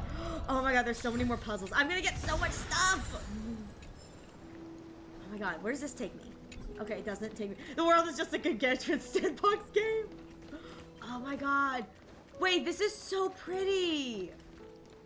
I'm sorry, I absolutely love. I know that some of like the wheat fields look a little funky, but like, I love how pretty Ides Elysiae is. Oh no, there are Wait! What is this? Finon's memory. Finon, I prepared a farewell gift for you. Aren't you happy? Oh, what kind of gift? I can't show you yet or it won't be a surprise. But to make up for it, I can tell you a little secret. That dummy Piso also prepared something for you. He's just way too shy to say anything. Alright, take care of yourself. I will. Livier's going to sleep hard and study hard and learn lots and lots of things. Then, when I'm a big kid, I'll drag that dummy Piso with me and we'll go on adventures and save the world together. Hey, Finon, how much longer do you think it'll take for us to be as amazing as you? Oh, growing up isn't always a good thing. Shut up, Finon. It won't be long. Oh, I wish I could grow up faster. Oh, why do the days in Ides Elysiae have to go by so slow? Yesterday once more? Is that read Finon's memories? Oh, that's so sad. Wait, this is so good. So I think map-wise, I've officially unlocked Ides Elysiae. Oh my god, alright, there's stuff to be done on the next Wednesday stream. Alright! Well, with that said, I think that is where I'm going to end today's stream. I finished 3.4, which was what I came to do. I am probably going to spend an absolutely abhorrent amount of time in the lore section. I cannot wait to read all these, like, genuinely post-stream. I think I'm gonna stop streaming and read all these. I'm so excited. I wonder if more of these are going to activate. It's very interesting that these are the only electrical sequences that are active, which, kind of makes me wonder if these guys are important. So we'll see. But thank you everyone so much for being here. I truly do appreciate it. We are going to head out, so let me see if I can find someone to raid. Other than that, let's see. Who else is like behind like me? Who else is a loser? Oh my god, I found someone who's even more behind than me, but they're not in English. Ah, that's so sad. Oh, wait, I found somebody playing 3.8, the main quest. So we are going to go and raid them. They're also a Bune, so I feel like that's super fun. So, with that, oh my god, hello, Miss Dahlia. With that said, thank you all so much for being here. I truly appreciate it. You can grab the raid messages above. The first one is for everyone. The second one is for subs. Hi, Sela Silverwolf. It's good to see you. I hope you're having a good day. And thank you so much for your 3-stream streak, Sela Silverwolf. I hope you have a wonderful rest of your evening. Other than that, the next time you can catch me live will be tomorrow at 6 p.m. Eastern Standard, where we are going to be finishing up my final route in 100 line. And the next time you can catch me playing Honkai Star Rail will be on Wednesday at 6 p.m. Eastern Standard Time, where we are going to be doing companion quests and probably more exploring around Amphorius. We will also probably be, depending on how many events I have at that point, checking out events and doing that kind of stuff as well. The next time you can catch me playing the main story in Honkai Star Rail will be next Saturday at 6 p.m. Eastern Standard. I will say, this 3.8 patch has been great for me. I've just been playing catch-up. Honest to God, I have not felt the effects at all because I'm so behind. I don't know what I'm gonna do when I run out of stuff to do in this game. So with that said, I'm wishing you all a wonderful rest of your days, your nights, and I hope to catch you in the next stream. Take care, everyone. I'll see you around. Bye-bye!